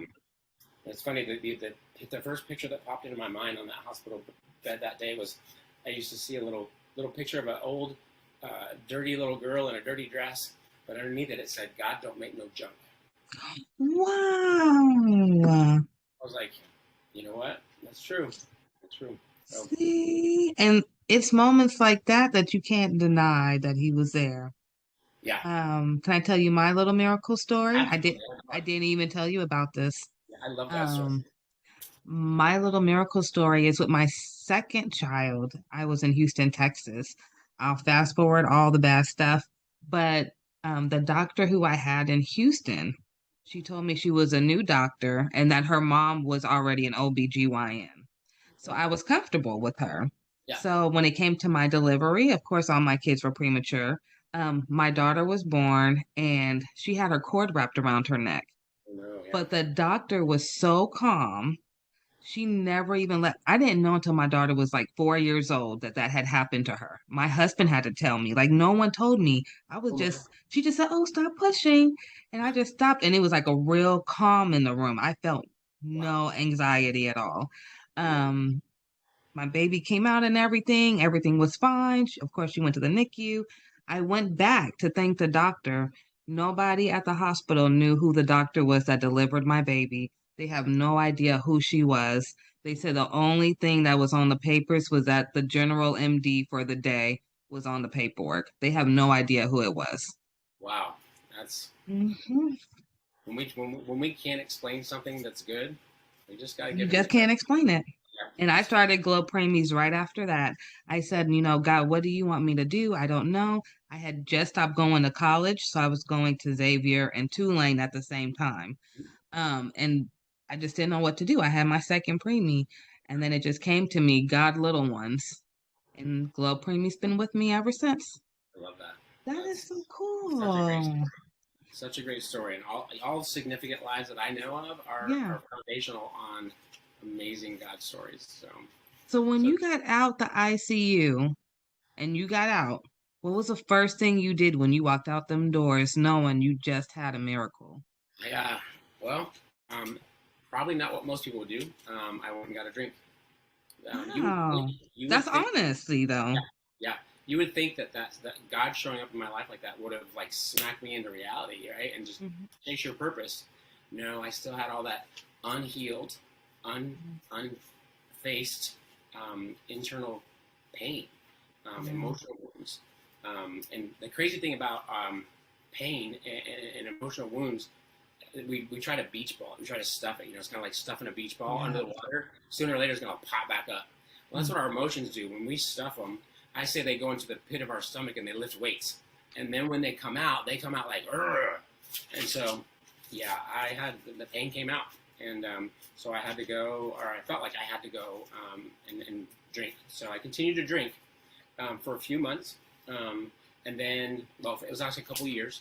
Then December 28th, 2013, I was driving home from a bar, intoxicated, and I rear-ended a pickup truck of firefighters at low speed. Nobody got hurt, thank God. Okay, good goodness. But I got arrested in the same jurisdiction where I used to be a deputy sheriff. Oh, no. So the thing about being arrested in the same jurisdiction where you work is all the people that are in jail know you. And, yeah. Even worse. So I got put into protective custody, which means I was locked down in my own cell by myself for 23 hours a day. I would get out 1 hour a day to take a shower and to hear all the other inmates scream death threats at me. But it was usually like 2 or 3 o'clock in the morning. I couldn't call my kids. I couldn't call my family. So it magnified the isolation. So I was in jail for about 7 months because I burned all my bridges with the alcohol abuse and just my life was turmoil. So I was in jail for about 7 months, and it was pretty lonely, just me and my own thoughts in that jail cell. I'd never been a reader. I didn't like to read. I was been a disciplined reader. Like, I'll read a book in school if I have to get a grade off of it, but I'm not going to sit at home on a Sunday afternoon and just read a book, right? Yeah, it's not your forte. Yeah, not then. I do it now because I appreciate it. But anyway, you've seen the movies where the guy comes around with the book cart? Yeah. Yeah. So it's real. They do that. So I was in my cell, and the guy comes around and he asked me. He says, "Do you want a book?" And I said, "Give me the smallest one you got." So he hands me this little. He just picks a random book. He hands me this little white book, about 300 pages, and it's called The Shack. I don't know if you know the movie or the book, but The Shack is a book written by a Christian author. He wrote it. It's fiction, and he wrote it to his grandkids just as a gift. Well, anyway, the story, I don't have to spoil it for everybody, but it came out a while back. It came out a while back. Anyway, in the story, a father takes his 2 teenage kids and a 4-year-old on a camping trip. Well, the 4-year-old gets kidnapped, raped, and murdered. Pretty harsh. And of course, the father blames himself, and the children blame themselves. And anyway, fast forward to the middle of the movie, and back up a little bit. So he ends up having this whimsical journey where he meets God, Jesus, and the Holy Spirit. And in the middle of the book, he's talking to an angel in heaven. He's in a cave talking to an angel. And she said, his name is Mac. And she says, "Mac, you have 2 kids left. Which one are you going to save? One can go to heaven and one has to go to hell. Which one are you going to save?" And he says, they're both my children. I can't choose. I love them both. And she says, "No, you have to choose. You have to send one to heaven and one to hell." And he starts to break down and cry, and he says, "I can't choose. I love them both." And she says, "Neither can God." So what she was saying was that the guy that did that to his daughter, he loved him. God loved him too. And that was beautiful. And then something clicked for me that day. God showed up in the hospital room that day when he saved my life. He decided to show up in that jail cell too that day, because I thought, wait a minute, hold on. Everything just stopped. I'm like, you mean to tell me that with all of my mistakes, all of my mess ups, my unfabulous life, I mean, I'm in jail. You mean to tell me that God loves me as much as he loves the pastor behind the pulpit? That's crazy. That's big love. That's crazy. I want to know that, right? Yeah. So I dropped the book on my bunk and I said, God, this is your life anyway. Take it and do what you will. And that was the day I fully surrendered. And life has been, you know, I didn't get zapped and like get released and life happened. You know, I actually stayed in jail for another couple of months. But here's the crazy. I love this part of the God story. So my brother, because of our past, he's always been a self-proclaimed atheist, right? Oh, okay. So I'm in my jail cell one day, and the jailer comes by and he says, "Man, get your stuff. You're bonding out." And I was like, "Who's posting my bond, right?" Because I burn all my bridges. I said, "Who's posting my bond?" He said, "Your brother's posting your bond." Yeah. And so I get out in the truck and I said, "Why did you post my bond?" And he says, "It's a loan. You're paying it back." And that's all he's ever said. So I love that God can work in and through people that claim not to even believe in him or have met him yet. So, I had to put it myself on mute because I was making so many noises. Yeah. So after all that time, your brother finally came through for you. Yeah. And it was like you seeing these little miracles almost that were happening for you out of nowhere. Yeah. Yes. After the little small book. Yep. Yeah. It's like God will he used that little book to show me how big he was and how much he loved me, how much he wanted me and his family, right? So it was that spark of hope that I needed. A little mustard seed of hope, literally. Yeah. But then, you know, life is hard. We go from, in that moment, I went from feeling great and feeling amazed, feeling like I had a zest for life, to I had nowhere to go. I got out of jail, but I had nowhere to go. I couldn't go to my family. Oh my gosh, yeah. So I ended up, I had my brother drop me off at a homeless shelter in Springfield, Missouri. And so I lived in a homeless shelter for 4 months until I was able to get a job and get back on my feet. But it was just one foot in front of the other. Just the determination to know that that I'm here for a purpose. I may not know it right now, but it's going to get revealed not by staying where I'm at, but by taking one step at a time and trusting God to get me there. So, and that became the journey of finding out if I'm known, if I'm needed, and if I'm loved. So, okay. So I have a question. So you're at this part of your journey. Okay. Now I have to know, were you talking to your kids at this point? Because I know a lot has happened to you. It's like a year now, maybe. Yeah. So I had 2 older kids and then 2 younger kids. So the older one, my oldest daughter was probably 14 when I attempted to end my life. And I remember about a week before that, because I drank all the time because I was in pain all the time. Not an excuse. That was just where I was at. But I'll never forget her little face. She looked at me with tears and she says, "Daddy, you chose alcohol over us." Oh. And even though that wasn't the truth, that was her truth. That was her reality. And I had that hurt, that cut deep, right? So yeah, my kids, they knew they wanted Dad, but Dad was just not part of their everyday lives because I didn't even know who I was and what my role in life was. So yeah. What a strong story you have. Yeah, and you'll get people that tell you. So when I got out and I started making better choices, they're like, "Well, you don't need permission to go be their father. Go be their father." Well, that's insensitive because I made some poor choices. You know, I can't just rush back into their lives because I'd made some choices that left some scars on them. So, yeah, and that's when I learned one of the biggest qualities. And one of your questions you're going to ask later. One of the biggest qualities I think a parent can ever teach their kids is a good one. So, yeah, humility. Humility is perfect. Humility. It's so inclusive. Like it comes with it has collateral other characteristics that set your children up for success with the characteristics. So. Oh, okay. So I guess we have to hurry up because now I want to get to the good tips. Okay, so we know your kids, they really do want Dad. So I'm so glad you said that because that's what I wanted to hear. So I know dad still has room to come in, but like you said, it doesn't just happen overnight. You can't just wake up one day and say, okay, I'm perfect dad, and they don't expect you to just walk out the door one more time because they've seen it so many times. So, and it's a reality. And I do hear a lot of families that have that. Either the parents saw the same thing you said growing up or the kids. So, very, very relatable. I'm glad you brought that up. Yeah, I was asked on a recent podcast, they said, well, how did you restore your relationship with your kids or your other relationships?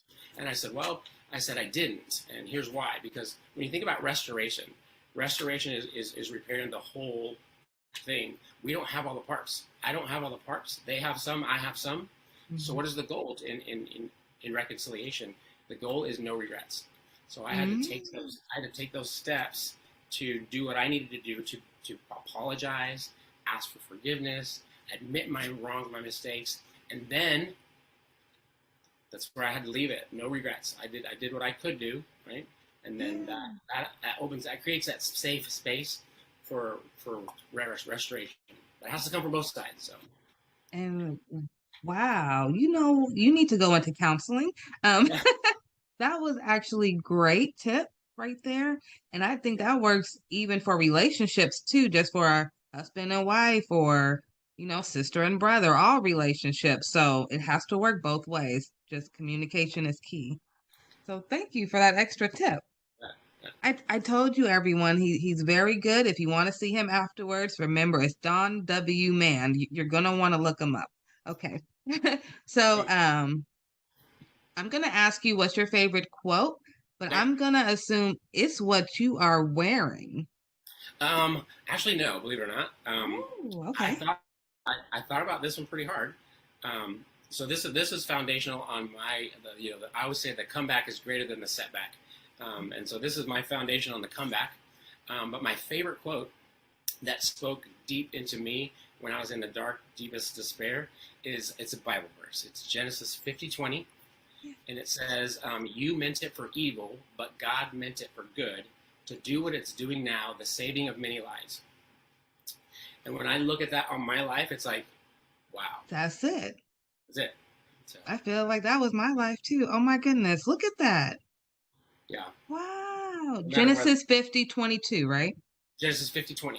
50:20. Oh my goodness. I'm going to look that up. I may print that out and post it in my house as a reminder. That was beautiful. Thank you for sharing that. That's a wonderful quote. Really, really is. Okay, so we're going to go to the next question. What are the best resources that have helped you along the way? So when I think of resources, I think of so when I burn all my bridges, when I made those poor choices, and basically I was an undesirable person to be around, right?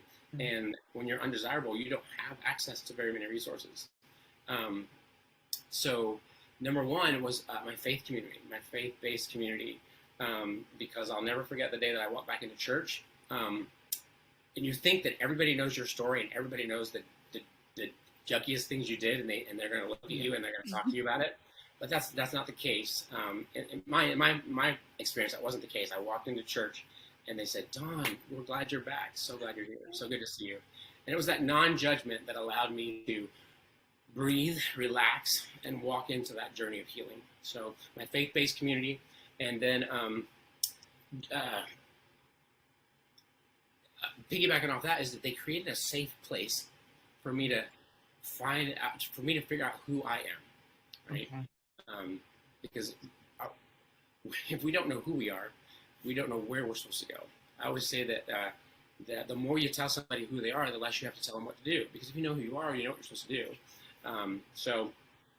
And then the other great resource was family. And it was kind of flip-flop for me. So right now, it's the good times, it's the joy, it's the intention, it's the investment. Back then, it was the challenges and the hardships that I had to endure with them. And how was that a beneficial resource? Because I believe that some of our greatest blessings are on the other side of our greatest challenges. And we have to go through them to receive that stuff. And So yeah, I look forward to challenges and hardships, and kids that talk back to you, and kids that want to argue about bedtime. I'm like, yes, learning moment. Time to go. Okay, so you kind of just reversed it. You know what most people stress about, you're embracing it. Bring it on. Yeah, I was if I failed at something, or if I made a mistake, or if I cried, like all those things were wrong, like they were bad, and actually they're all good if you think about it. What's guaranteed in life? Everybody's gonna do fail. Everybody. That's true. Sooner or later, you're gonna fail at something. So instead of finding yourself in the middle of failure and decided to take a heavy weight of a loss or something negative, no, fail. I think Will Smith said it. Fail forward, right? Find out. Don't ask yourself, why is this happening to me? Ask yourself, what am I supposed to learn from this? If you reframe it, there's no such thing as a loss and failure. It's just a learning. And it's going to work perfect. Yeah. I love that.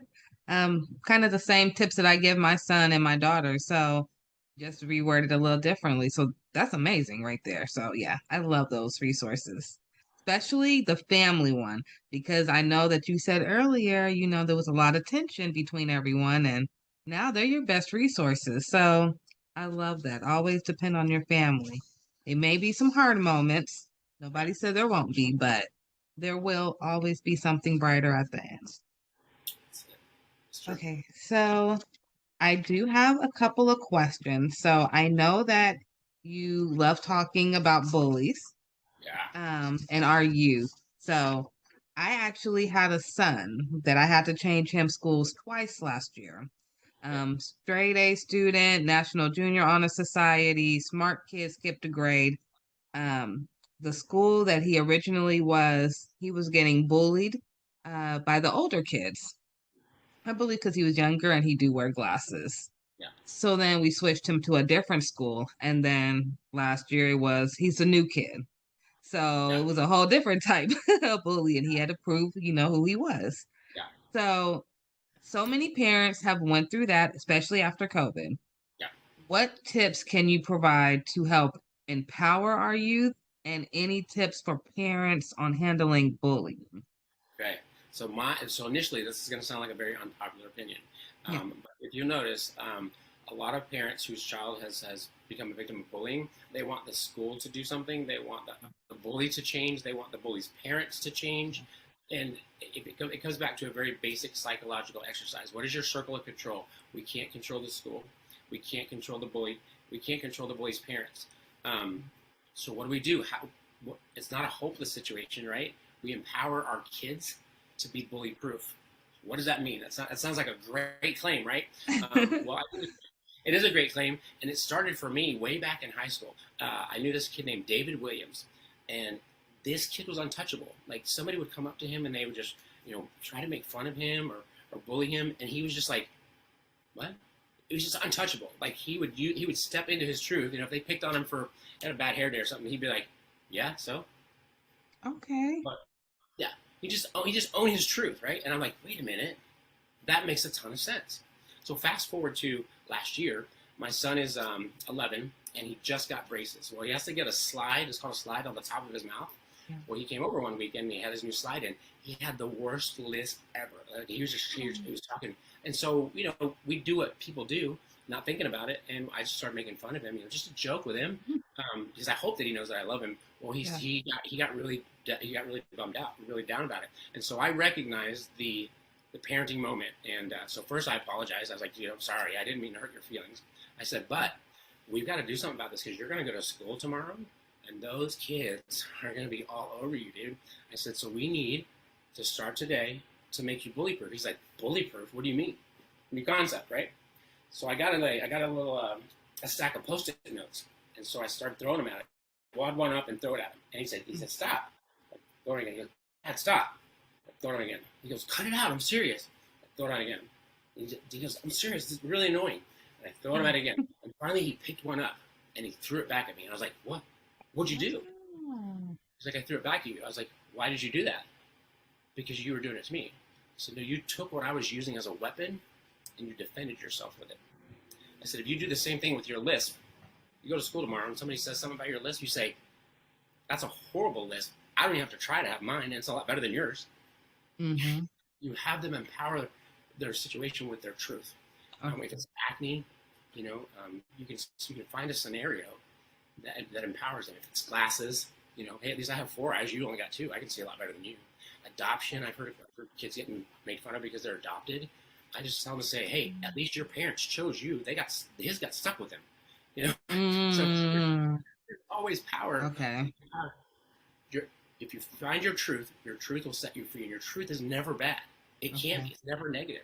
Right? You walk in your truth makes you bully-proof. So that's, and at the end of it, bringing that full circle, my son went to school that week, and he came back, and I said, so how'd it go? And he said, Dad, nobody really bullied me at all. They just asked a couple of questions and left me alone. Why did that happen? Because he had the confidence. He was ready for it. He was ready for it. And that's what bullies do. Bullies are kids that don't feel great about themselves, and the only way they know, their default to make themselves feel good, is to find a weakness in somebody else. Absolutely. So he went to school. There was no weakness. Like, he had that list, but he was ready for it. And bullies sense that there's no weakness. They're not going to come at him. So it's every situation is different, depending on what your kids are being made fun of for. But I think a good parent who really knows their kids can turn that truth into, let them walk it, let them own it, and let them use it. Don't let somebody else use it as a weapon against you, but use it as a defense. So if you're courageous enough to own your truth, nobody can bully you for that. So. Yeah, at all. Nobody can use you against you. Right. So. Yeah, and I got an example of that in my life too. With the alcohol and the DWIs that I had for my poor choices, I actually got a felony conviction, and for a long time, that was my label. Wow. And so I held myself back because of what I believed. I wouldn't apply for jobs that I wanted, and if you never ask, the answer is always no. Yeah. And so somebody was saying something, they were calling me a felon one day. I said, look, I'm not a felon. I committed a crime that's a felony. I have a felony conviction. That's not who I am. My value and my worth is not the sum total of my poor choices. So that's it. You're more than just a title. That's what I always say about myself too. Yeah. Labels. I don't like labels. No, I don't like labels either. I have to agree with you on that one. So I have a question for you. And I don't think you talked about this, but I wrote down, did DARE make a huge impact for you? So, I don't think I mentioned it, but when I was in law enforcement, I got training to be a DARE officer, and DARE stands for Drug Abuse Resistance Education. So I got certified, and I started the first DARE program in a little town called Sarcoxie, Missouri.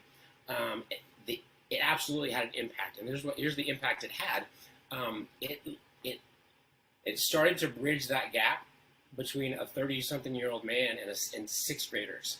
Even though I'd been through it, I ran from it, so I didn't know what they were going through, and it also it helped me translate adult information into youth knowledge.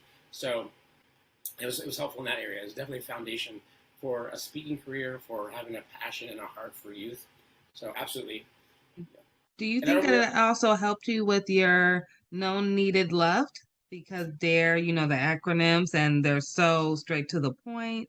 And so is like everything about you so far has been straight to the point almost. Yeah, I think the message that it sent me was, I went to school. I went to an adult training to teach kids how to stay off of drugs and alcohol.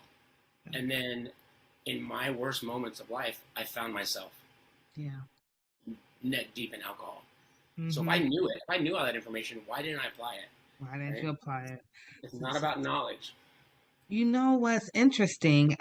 There was a nurse who wrote on, she was advocating on TikTok, and she said families need more in the NICU than just education, because everybody can get the education, but if they don't know what to do with it, then it's just wasted information. Yeah. Books on a shelf don't make you a smart person. Right. You can take in all the knowledge. It's knowing when to apply it, Right. the difference between knowledge and wisdom is, knowledge is knowing that tomatoes are fruit. Wisdom is knowing not to put it in a fruit salad. So Absolutely. You gotta know. yeah, you gotta know. And I think it also the other side of that is you can have knowledge, but if you don't feel like you're in a safe space to apply it, it's not coming out. Definitely not.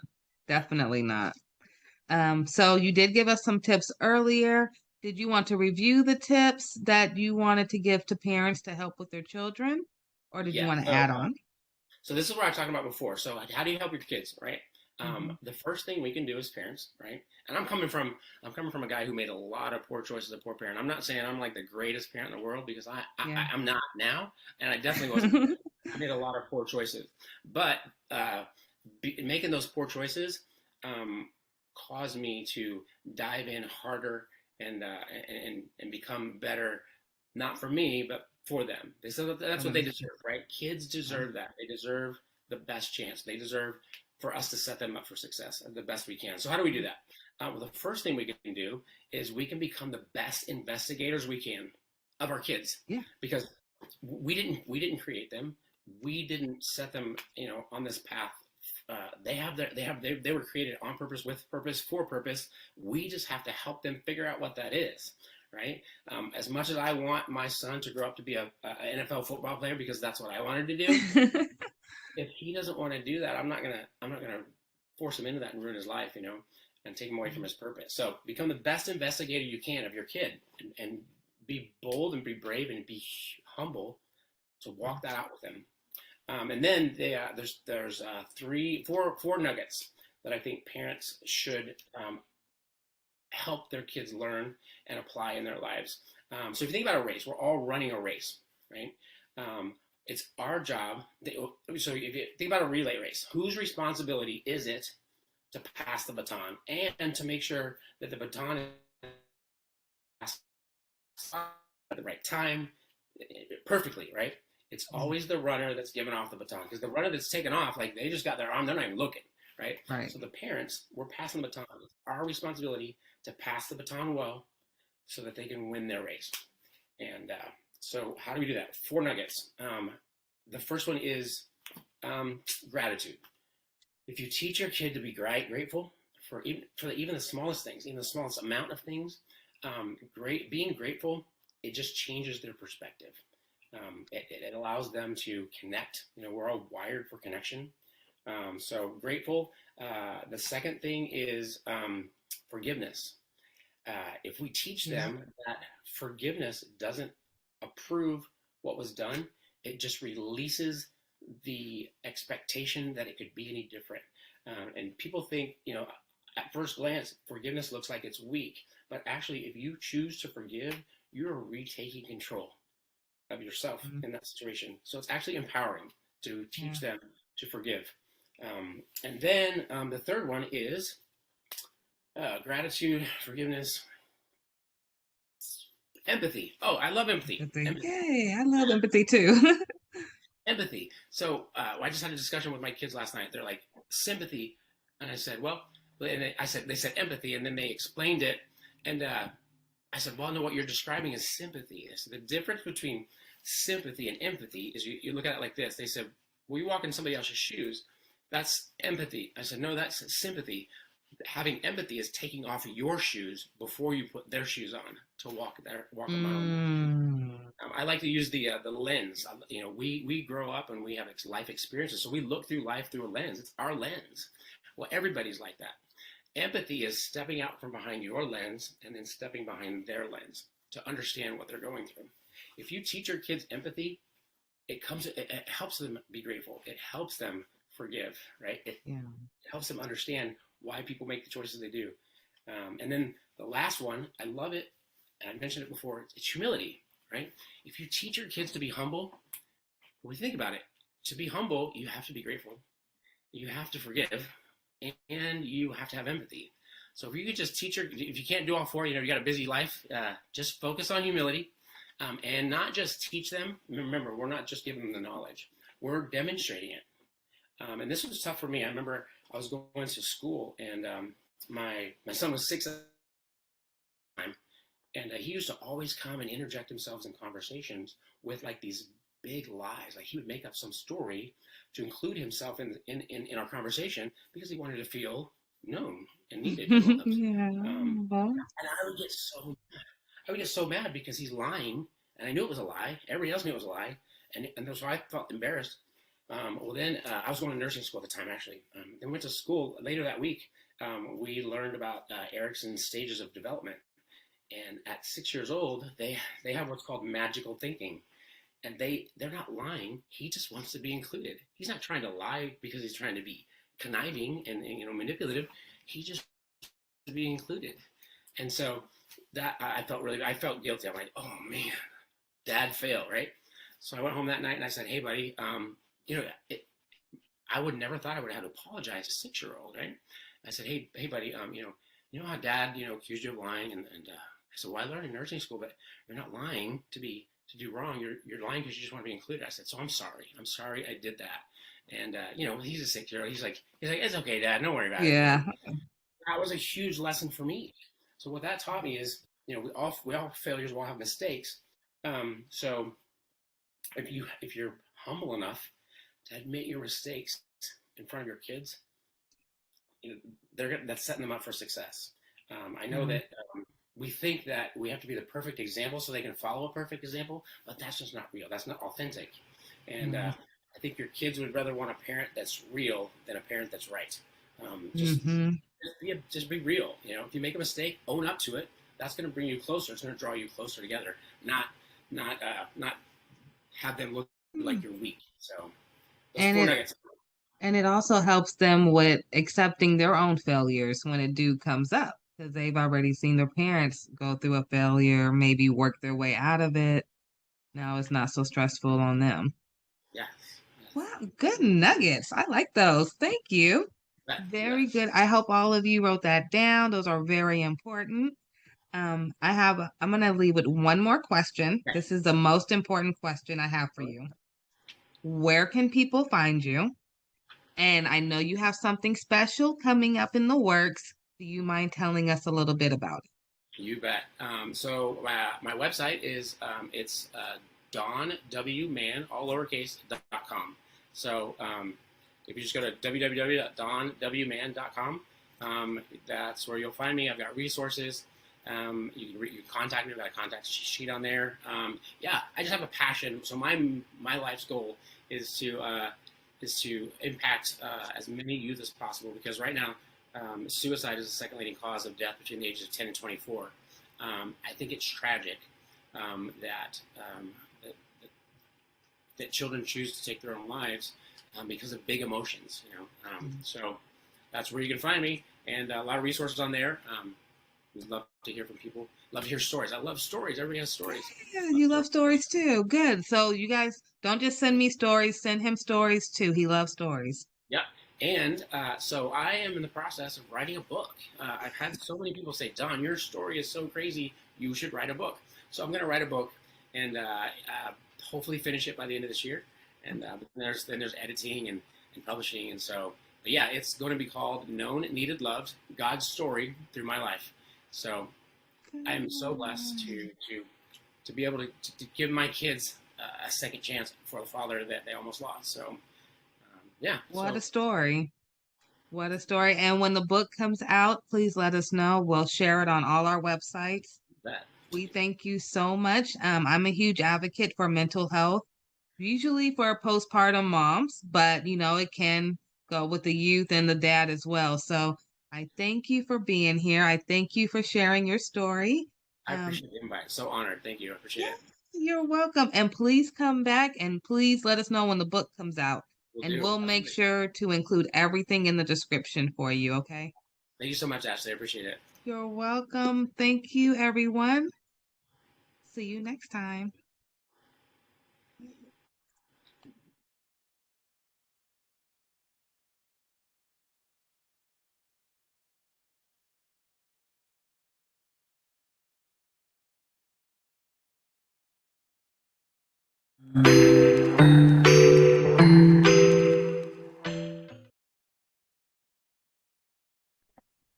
Hello, everyone. Welcome to another episode of the Ashley Randolph Podcast Show. I have a lovely guest today, and I'm so excited. I've been planning this for maybe 2 weeks now for Miss Marie Mosley. She is the author of Pretty Divorce, which is a very touchy topic, which I am absolutely so excited about sharing with you all. I know we do get some questions to our case managers about do they have any resources for when going through a divorce or how to find a lawyer and things like that. So this is a little educational for you guys. She'll tell you about her book, but most importantly, you have to hear her story. Thank you, Miss Marie, for joining us today. Thank you for having me. Yes, thank you. I can't tell you how excited I am to have you.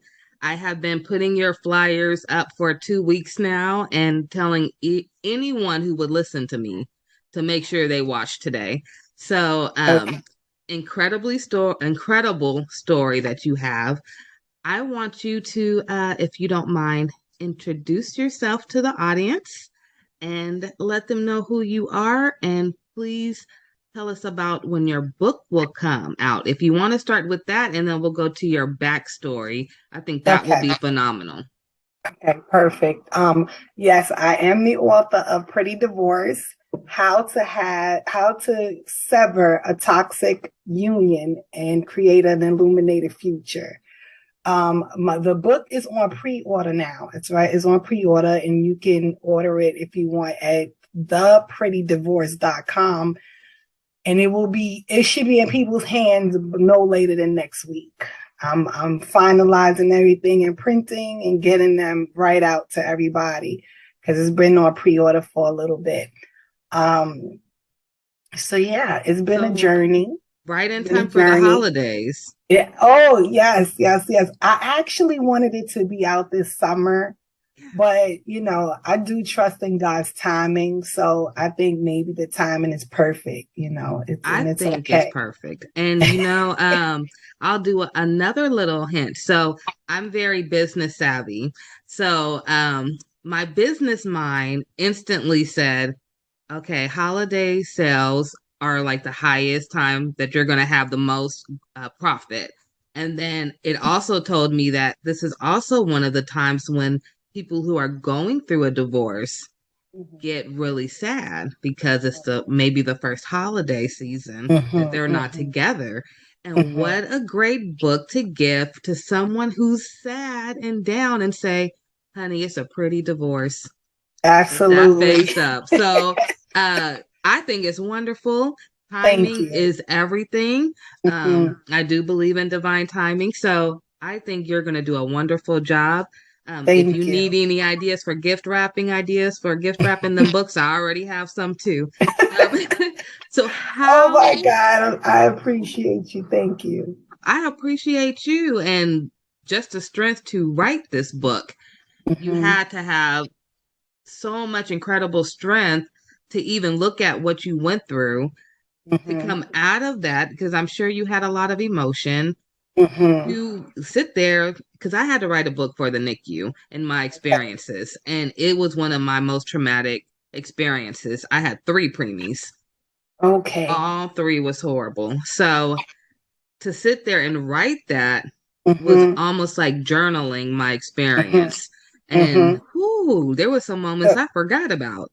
So I can only imagine how hard it was for you, and to still call it pretty divorce. I mean, yes. You are the first person that understands exactly what I was going through.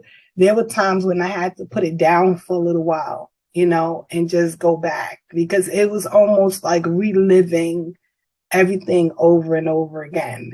The editing, the going through it, the writing, it was really taking its toll sometime on me. And I began the process because let me go back. I want to say this part. At first, I really did lose my identity in this marriage. And my story was wrapped around being teenage parents, that stayed together and kind of made something of themselves. All right. So that was my story. Like a fairy tale story. I didn't think about the toxicity. I just like, all right, we're together. You know, we have a story, because I've always wanted to be an author. I always knew that I was going to write my story. So, but it took me years to redevelop a new identity, my own identity, without separating apart from the relationship, you know, because we were together from the time I was 13 till I was 38. Yes. All of those years. All those the major milestones. Major, all the good 20s. Oh. Yes. So was it hard to go through your 20s in the book? Because I know you were looking like, these were my golden years. So the book tells you a lot, but I'm going to say this.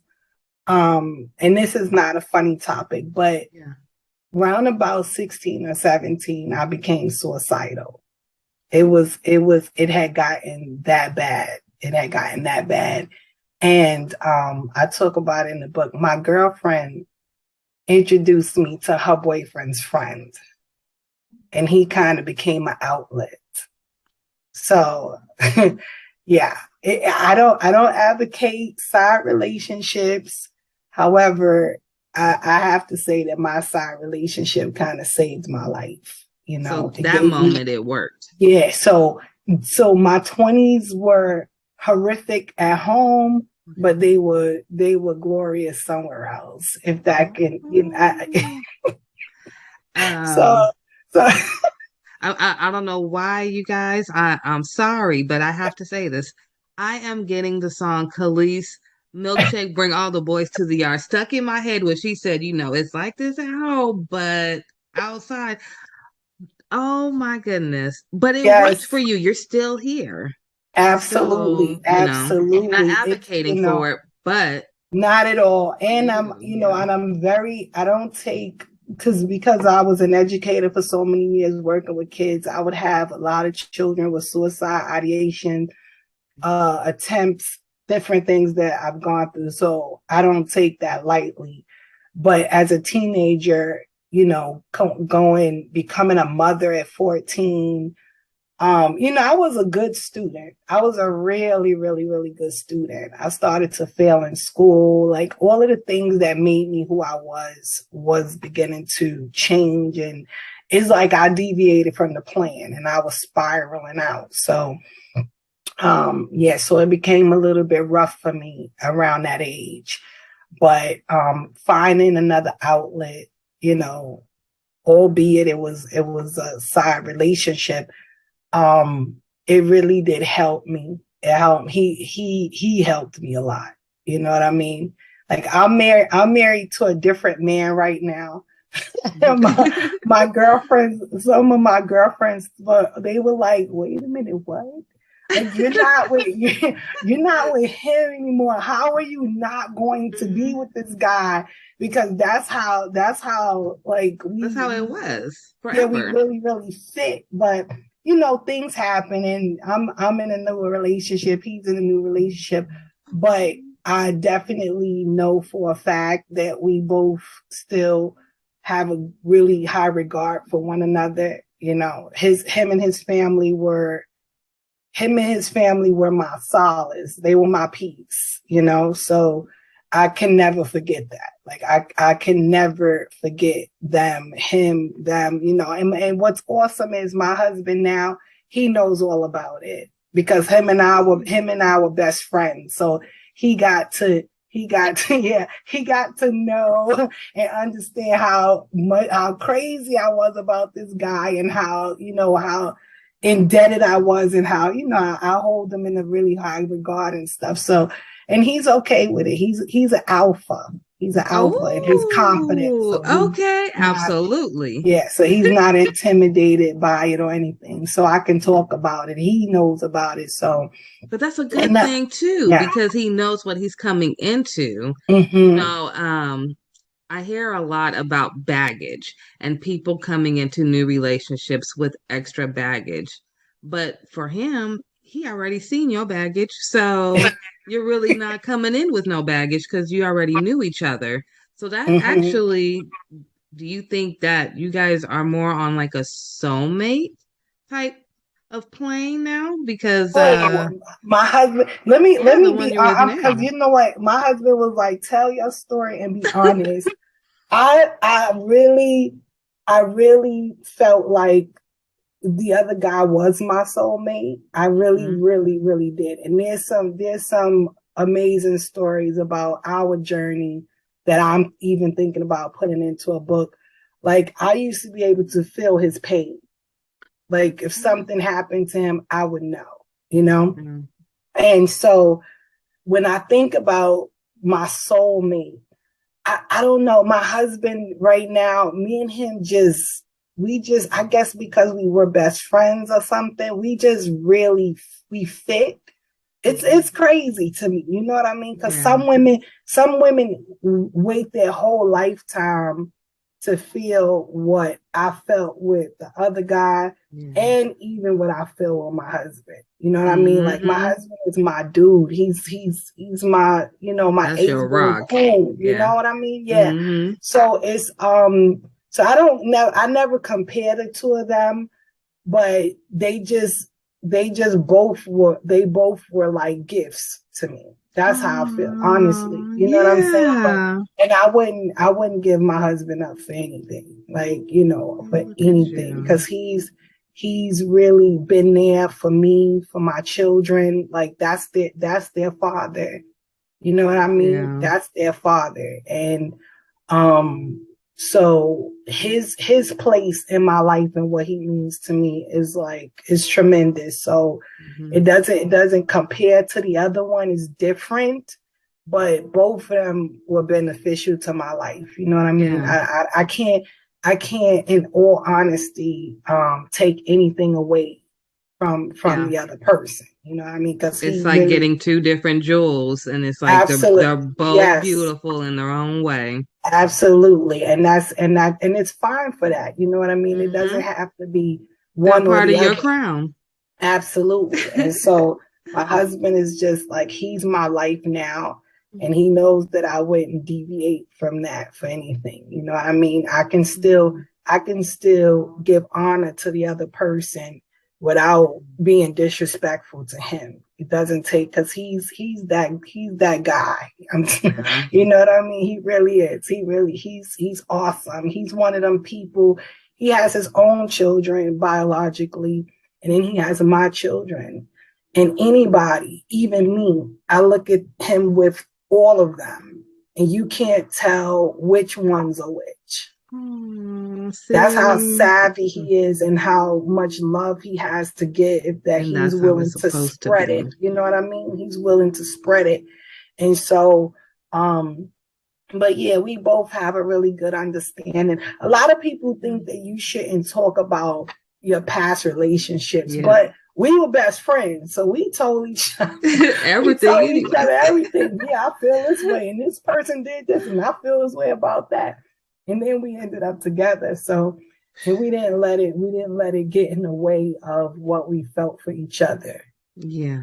So yeah, but that's, So listening to you sound so confident. Thank you. I gotta know. I'm gonna tell you a little backstory about some of the women in my family. Okay. And why I found what you just said so powerful. Because you are able to divorce and find somebody else to make you happy. And you still are good. Your life is good. You don't have to dwell on the past, and you not at all. Someone that still matches you. So I have been with my husband. We've been together this month. On the 29th, we'll make officially 10 years. Okay. And we've been married for 6. A lot of the women in my family are not married. Okay. They have all got married and divorced. Okay. And divorced is where they stayed. Okay. So to me, growing up, it was almost looking to these women. They were all powerful, independent women, but it was like, why did you stop on your love life after divorce? Like, they didn't feel they were worthy enough. But then I hear you come, and I'm like, okay. well, it sounds like she knows she worthy enough and she went and got her man. So, it's an eye opener. So, for those who are out there listening to or watching, if you have a background like me where the family that you have, they get divorced and stopped, here's a story that tells you can continue to move on. And so it's powerful. I think that one thing, my background in psychology and counseling and things, it really helped me going to school, right? I learned a lot about relationships and human behavior. And I was hell-bent on not bringing my baggage with me. Like, I wanted no parts of it. It had to go. I didn't want it to go into a new relationship. I didn't want it to go to the store. I didn't want it to go to work. Like, this is done. It was a bag of garbage to me. It wasn't like luggage to keep carrying around. It was something to discard, right? And I also did not want my husband to pay for what someone else did to me. I think that's completely unfair. I also talk about it in the book. Anytime someone did something to me, I dealt with them, and this has been me since I was a little girl. I dealt with that person personally. I didn't carry it outside to dump it on people that did not deserve it or give it to me, or they had nothing to do with my pain and my suffering.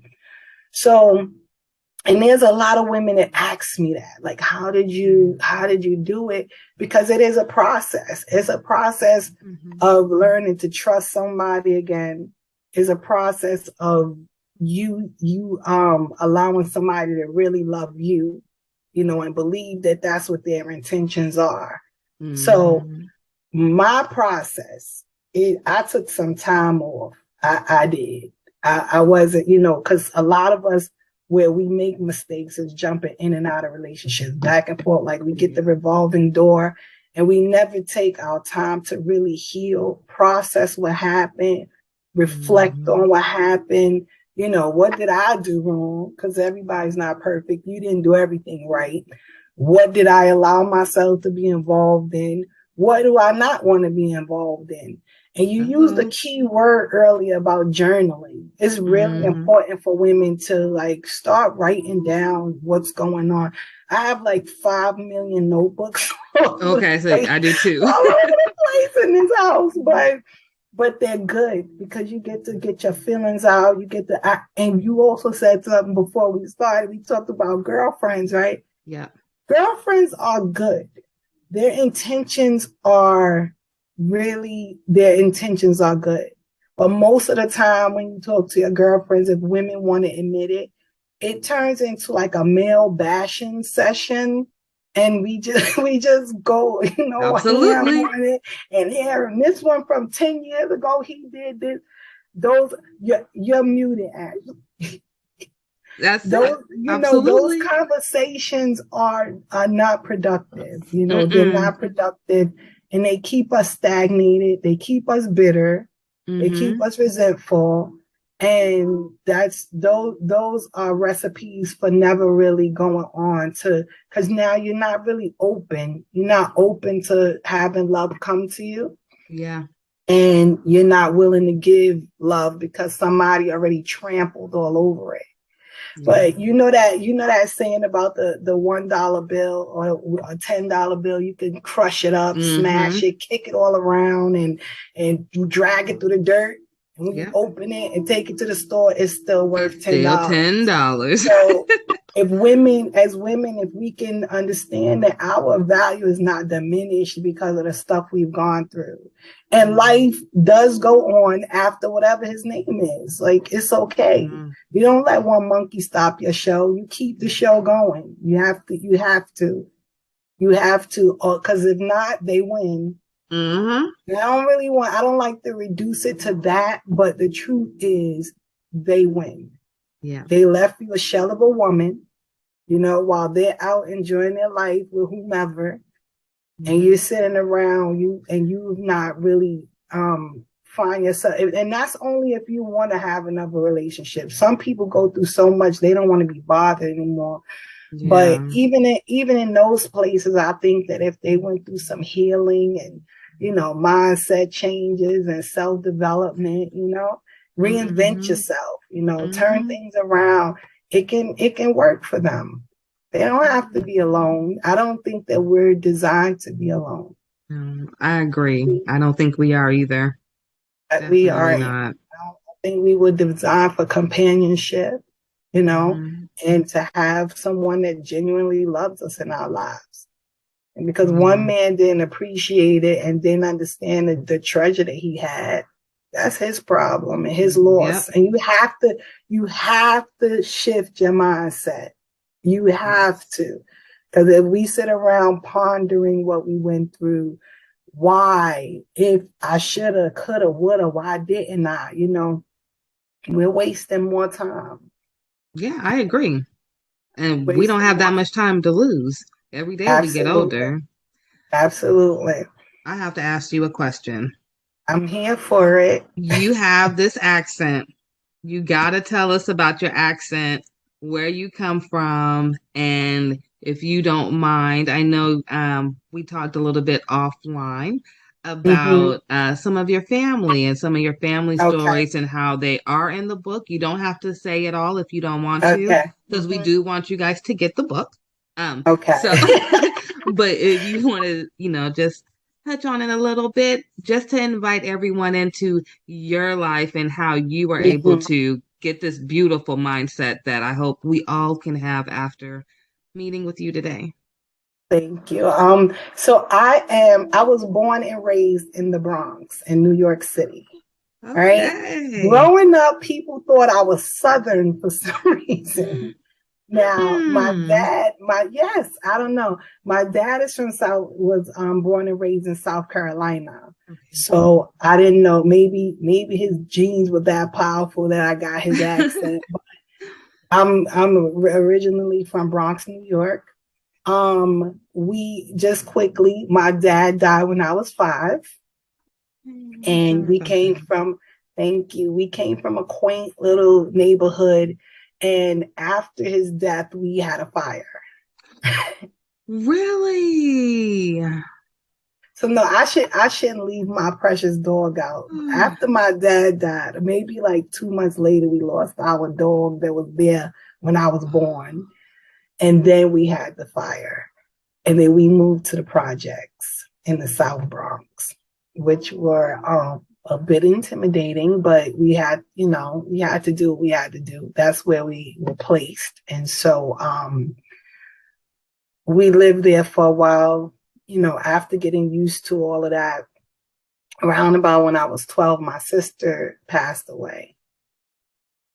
And I don't want to say, well, my sisters, both of them are my favorite siblings. I'm going to say, my brothers, I got my oldest brother that I'm like in love with, my oldest brother. But my sisters were my sisters. They never treated me like a pesky little kid. I was like their life, anything, like, what do you want to do? Take me shopping, doing my hair, everything. So I love my sisters. But my middle sister, she was 22 years old and she had a preemie. Yes, she had a baby. She was born 1 pound and 7 ounces. Ooh, little warrior. Yes. And she fought through that. She came home on Valentine's Day of 1983. She was born in 82. Oh wow. Okay. Yeah. So a long NICU stay. And my sister, they gave my sister the wrong medication. Oh no. For an allergic reaction. And she ended up, oh God, I've never told nobody this. I wrote it in my book, but I didn't never utter the words. Well, you're in a safe place, so know that. Yeah, I know, but it's still difficult. It's still hard every time. I know. Oh, God, so she ended up she was hallucinating from this medication, and she and the baby went out the window. Oh no. Yeah. And I'm so sorry. it's That's been why a you're minute, such but a fighter. Man. so the baby passed away that day, and then my sister was in the hospital for 2 months. And the day we told her, because we didn't tell her for the whole 2 months, she was in the ICU, unit for 2 months, and the doctors suggested, because she couldn't really remember what happened, and the doctors suggested that we didn't tell her, because it would be detrimental to her healing and her health and everything. And once she got herself together and she was in the regular room and she was asking, like, now I'm out of the ICU, I can see the baby. I need to see the baby. They got a psychologist, my mom, the clergy, we all were in there, and we all told her what happened. And she was gone the next day. No. Yep, she was gone the next day. The doctor said she went into some sort of cardiac arrest, that she had this pneumonia that they didn't detect in her system. And I was like, yeah, no, I don't think that's it. Like, my sister adored that baby. You know what I mean? Every single day at the hospital, for as long as sit there and wait till she go back in and visit. You have preemies, you know how it what you go through, you know what I mean? I'm thinking, if I was her in her place, and not talking for your sister, of course, but if it was me and then I heard that news, I mean, you literally, how we were talking about earlier about, you don't want to lose yourself. But when you're in the NICU, you kind of do lose yourself, and then you become all about that baby. And then I can totally understand her feeling like her whole life just got snatched, because that's all she worried about. And that, I know those NICU stays are not easy. Yeah. Bless your sister. Bless you. Yes. Thank you. Yeah, she was completely attached to that baby. I mean, if the baby would have a stain on her t-shirt. I remember we couldn't see the stain, but my sister she was like, no. And she's like, no, I have to change her clothes, and she just cared for her so much and was very attached to her. And yeah, I really do believe that in her heart of hearts.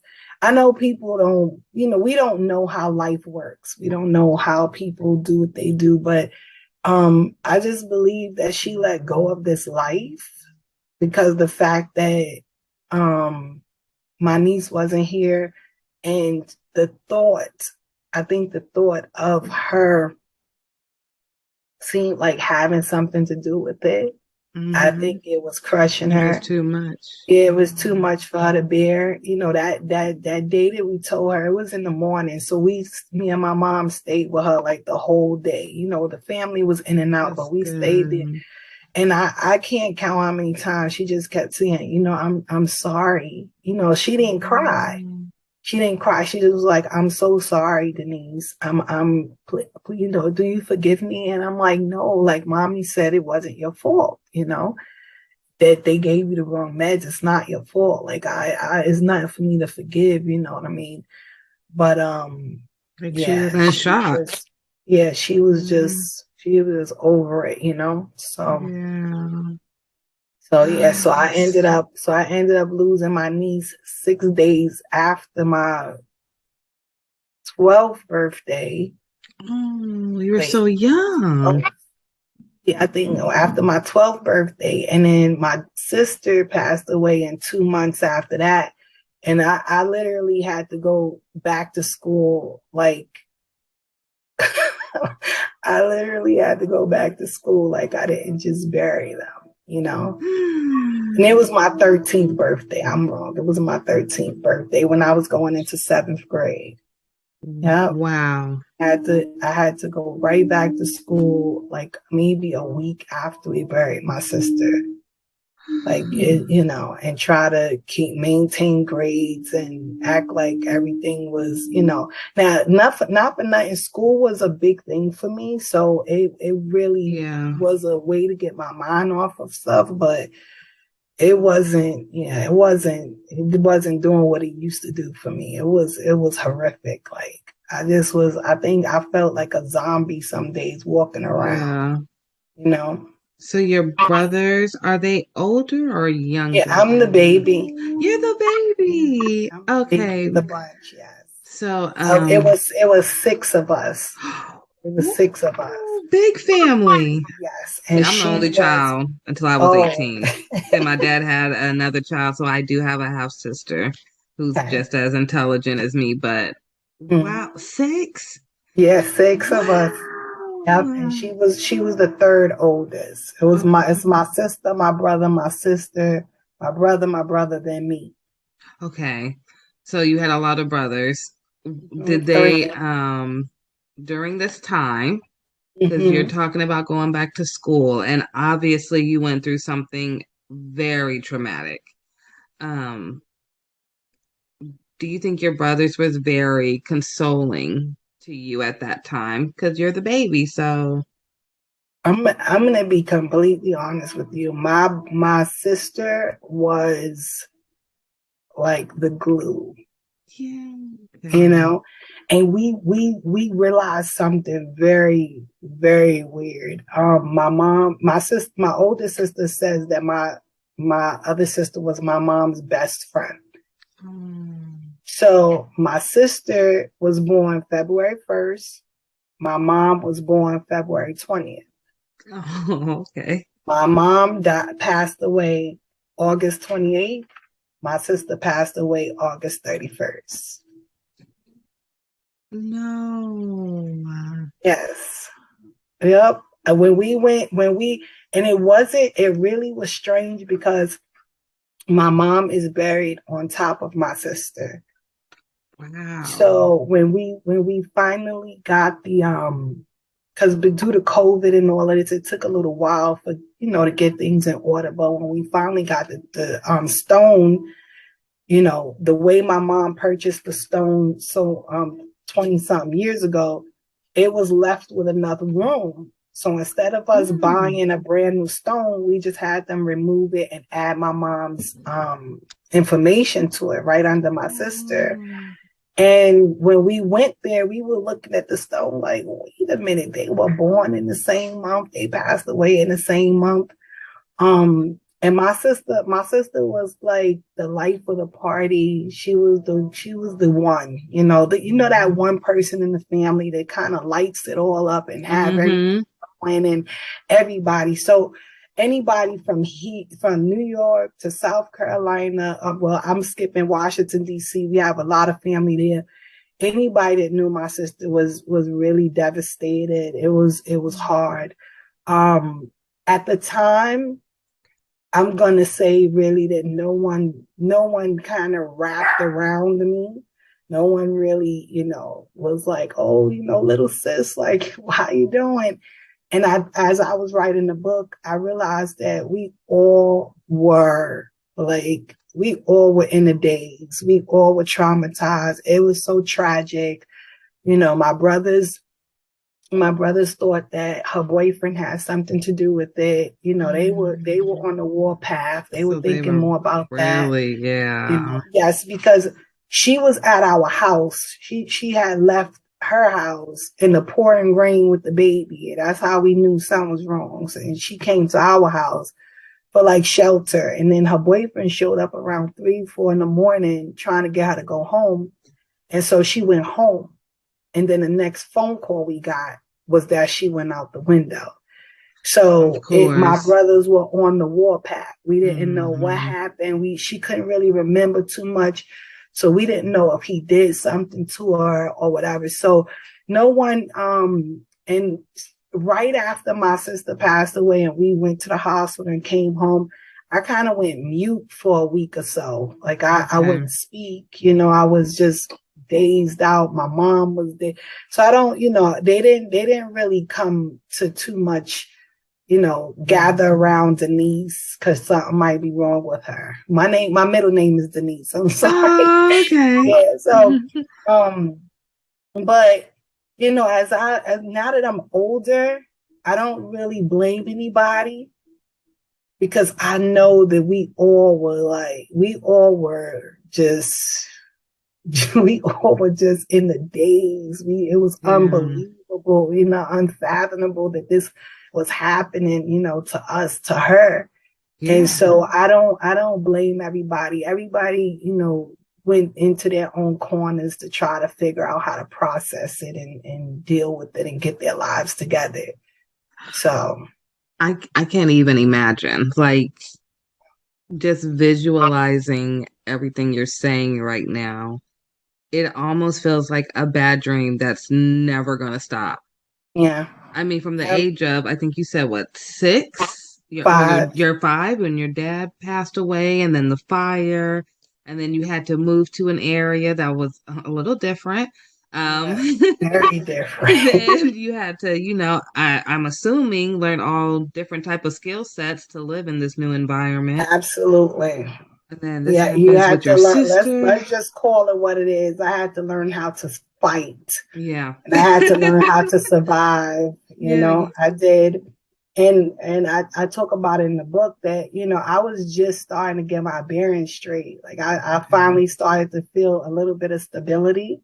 Yeah. Like things were normal for a little bit, and then my sister, it just literally pulled the rug from under me. And then after that, so that happened when I was 13. Yeah, I was gonna ask. So you met your first husband around that time, right? And by the time I'm 14, I'm having a baby.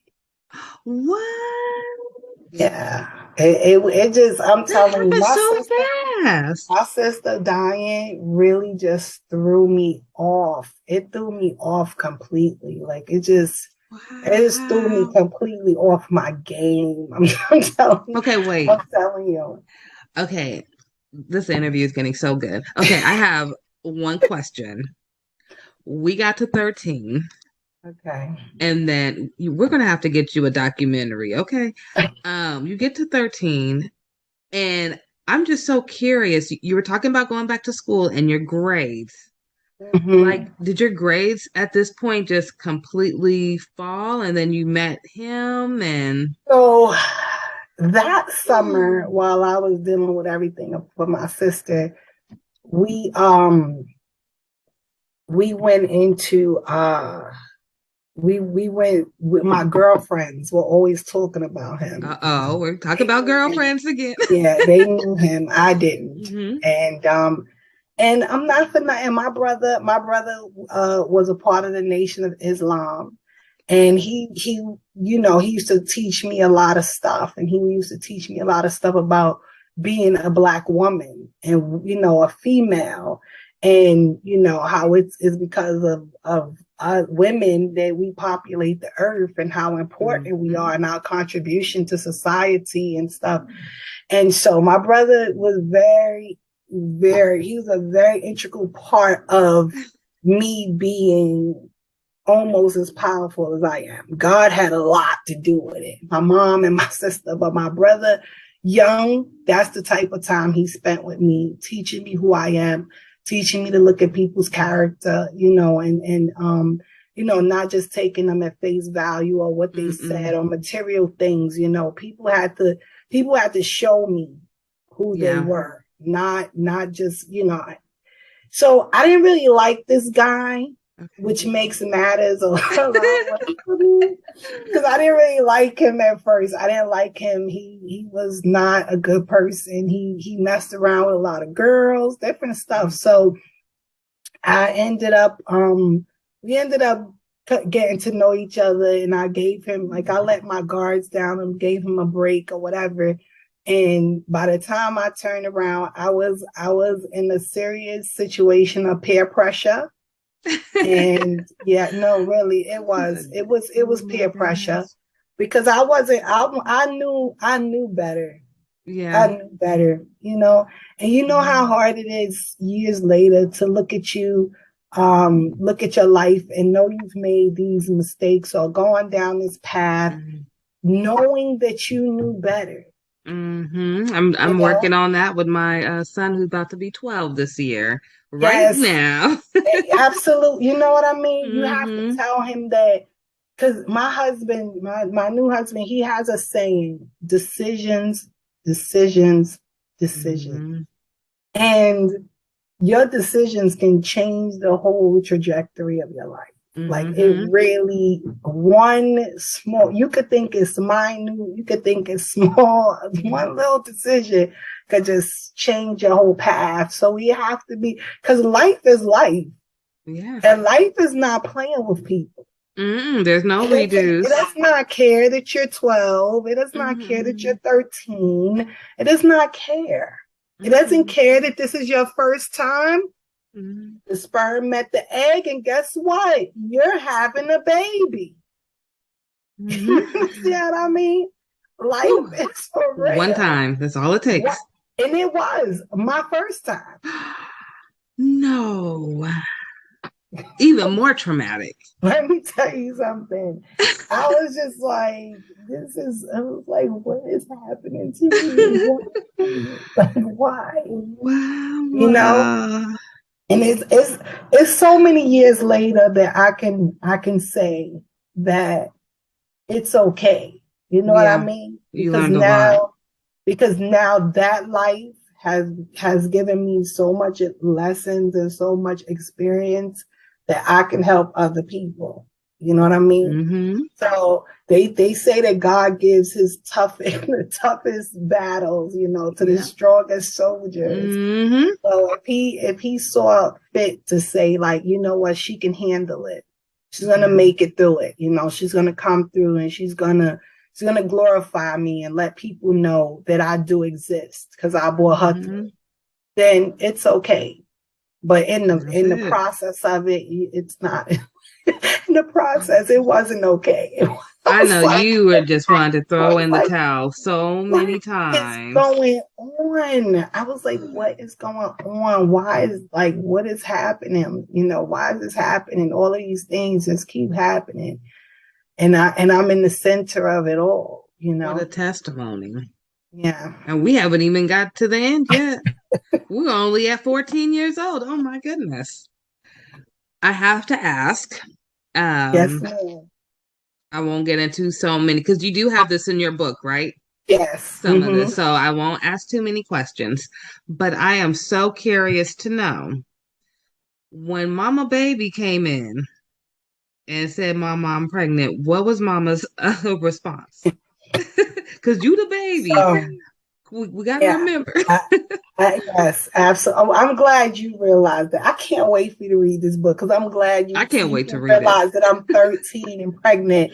And as a woman, you can say, she's still a baby. Because some people didn't treat me that nice. Yeah. Some people didn't care that I was 13. But you'll read about that. So my mom, my sister, the person that didn't treat me well, was on the warpath against me, and I had to get to my sister. I couldn't think. I couldn't take time to think about anything, so I had to call my sister. My sister is my rider. She does not have children. Okay. I am. And I don't care about her godchildren. I don't care about my children. That's her nieces and nephews. I am the closest thing she has to her own daughter. You claiming that right now? Oh, absolutely. And you can ask her. She'll tell you. She has always treated me well. She has always taken care of me. She has always, she's never, in all of my ups, downs, back and forths, mistakes, my sister has never treated me like, what's wrong with you? Are you dumb or something? Like, what's happening? Like, she's always That's all we want to hear. She's always just like, little niece, what's up? What we going to do? What you want to do? So I got to my sister, and once my sister was on my side, that was all she wrote. That was really all she wrote. You know, she was like, she had just moved into a really nice area of the Bronx. She had 2 bedrooms, and she was like, if you want to come and live with me, you know, with the baby, she's like, you're more than welcome to that room. She was like, I know you might be a little embarrassed. Like, I don't know what you want to do. You know, she was like, well, I don't care. But all I know is you're finishing school. I'll pay for daycare. I'll do you're finishing school. You understand? And I was like, all right, you know. So when we went, she went with me to tell my mom. She actually told my mom for me. Oh, so good. Buffer. She wasn't one of those people like, you have to say it. You're gonna say it. It was like, Mom, this is what's going on. This is what's happening. This is the part I'm playing. Like, so what? And my mother was like, what? My mother was like, like, wait a minute. Wait, that ain't a part of the plan. You know, we talk about college in this house. We talk about finishing school and education. That's not a part of the plan. And so I pretty much told my mom, you know, this is what I'm doing because of my brother. You know, my brother was very big on the things he taught me. Abortion was not one, like, we were not going to do that. So, you know, I told my mom I didn't want to do it, you know, and I was going to have this baby. You know, I made my bed and I'm going to lie in it and we going to be okay, you know. That's why I was hoping to, when I saw that you had youth and parents on there, I wanted to tell children. Because I feel like I was my most powerful at 13 years old. Even when I sit in front of people and they're like, oh, you seem so confident. You seem to have it all together. And I'm like, ooh, some days I don't. But when I was 13, I was severely determined and persistent. And like, kids are powerful. You know, kids are powerful. I think kids are powerful because they have not been in the world long enough to be, you know, some of them, because some of them do have it rough. I don't want to discount the ones that come into the world with these rough things going on. But for the most part, kids have not like been tainted. They've not been like traumatized to their core, really hurt, you know. And so they still have a lot of strength and resilience in them. They know how to bounce back quick. And so I always want kids to believe in themselves and know how powerful they are, you know. And so and so at 13 I was like dynamic. I was just like, I was like, let me tell you something. I did this. This is my responsibility. I'm taking ownership of it, and I'm having this baby. I'm not gonna do it. Like I just wasn't willing to do it, you know. And I had to advocate for yourself. Yeah, and you are a really good advocate. It sounds like. Thank you. And you know what? I don't only advocate for me. Even when I was a kid, I advocated for others. You know, my mom, she used to work, she was a para for the New York City Department of Education, and she worked in the special ed department. And you would not want to make fun of those kids. You would not want to be on the side of, you know, talking down to people, or, you know, my mom, she was that person. She was not, she wouldn't allow it. And so if we did it as her kids, we would have something to pay once we got home. So, you know, we grew up looking at other people, you know, as equal to us, you know, not beneath us in no way, education wise, financially, anything of that nature. We had to respect people, you know, whatever station in life they were in. And so I think that's what made me a big advocate for kids even when I was younger. I don't like bullies.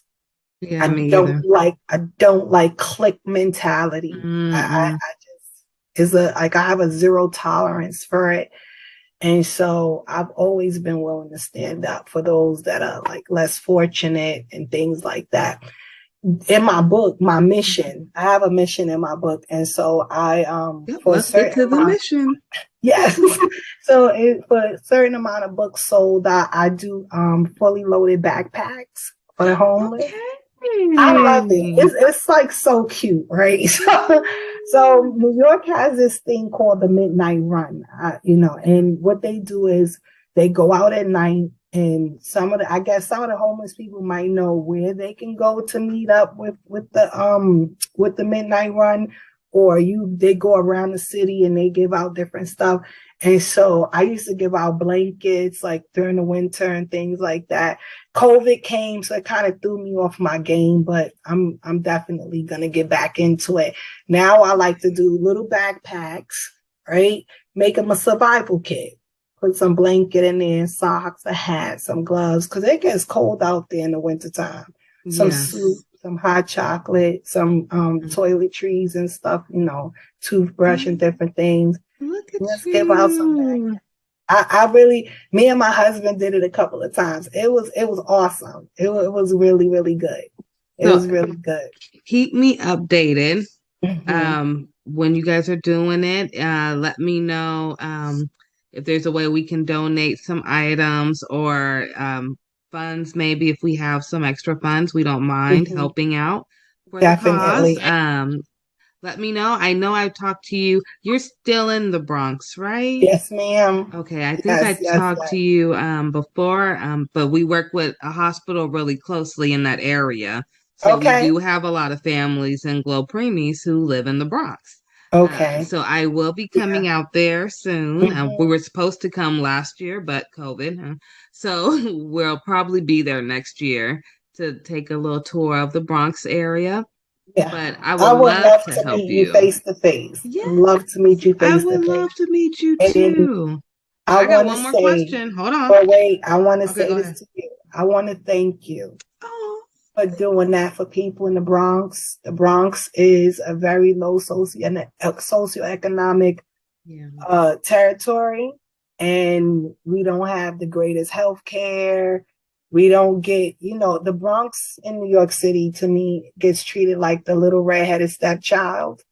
And so And so there's not a lot of programs for our families here. And so I take my hat off for you for coming from somewhere else to help the people here. I really appreciate that. I will tell you, thank you so much. Let me start with that. I appreciate it. I'll tell you this much. My family is not involved at all with what I do. Okay. So if you ask them, hey, what does Ashley do? They'll probably tell you, I don't know. She works from home, I guess.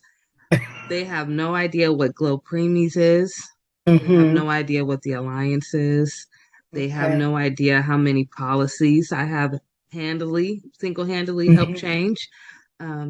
For your area alone, I believe we have already sent maybe 6 breast pumps to new NICU moms, Black NICU moms. We are working on sending more right now as we speak. Okay. So that is just one of the little things that we do. So just to let you know that I am very appreciative for you acknowledging anything that I do, but I never do it for clout. That's what they say. I do it more because I was a NICU mom who had no family who came to see me when I was in the NICU with my baby. I'm a mom that never had a baby shower because I had preemies. I'm a mom who's been let go by a doctor because I was too sick. Just too many bad things. So I thank you for sharing your story, particularly the preemie story.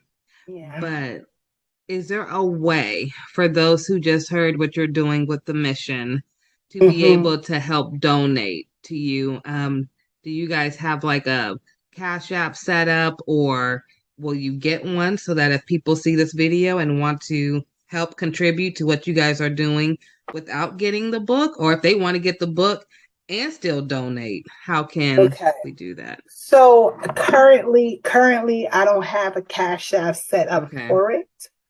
We'll but work on one. Yes, we will.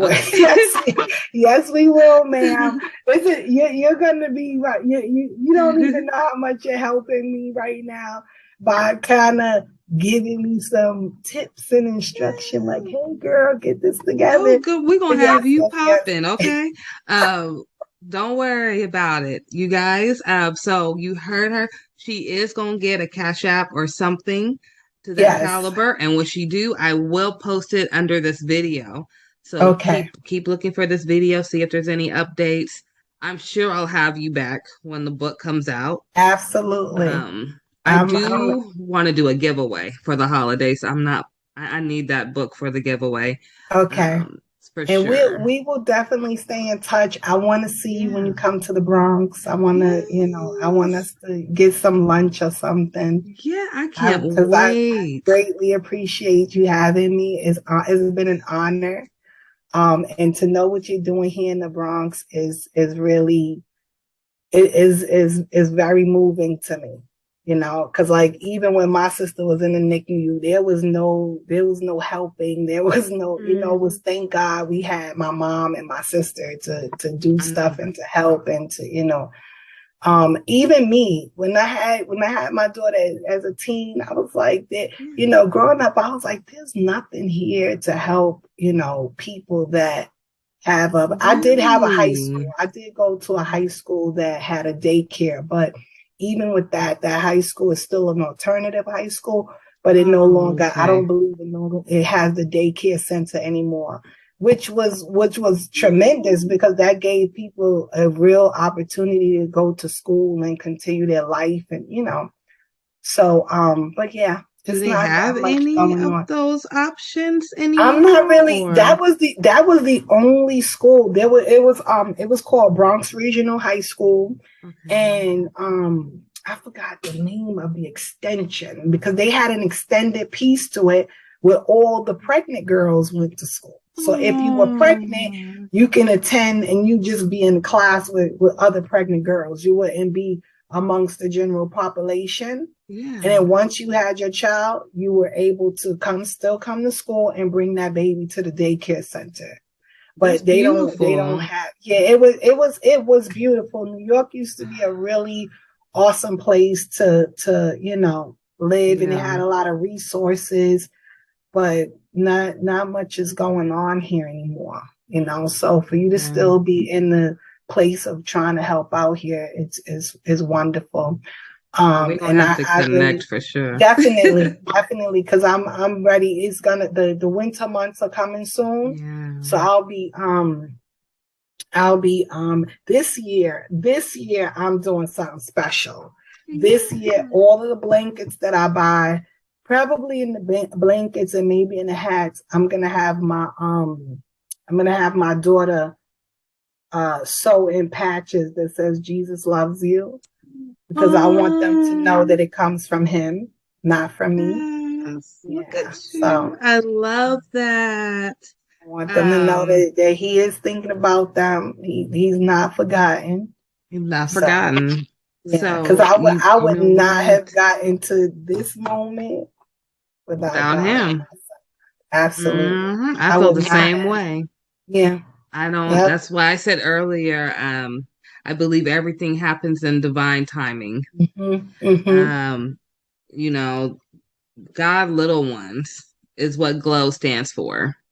So GLO stands for God's little ones. And I truly believe because quick backstory, when I first got pregnant with Aiden, my oldest child, it was in 2010. I was going to Xavier in New Orleans and Tulane at the same time.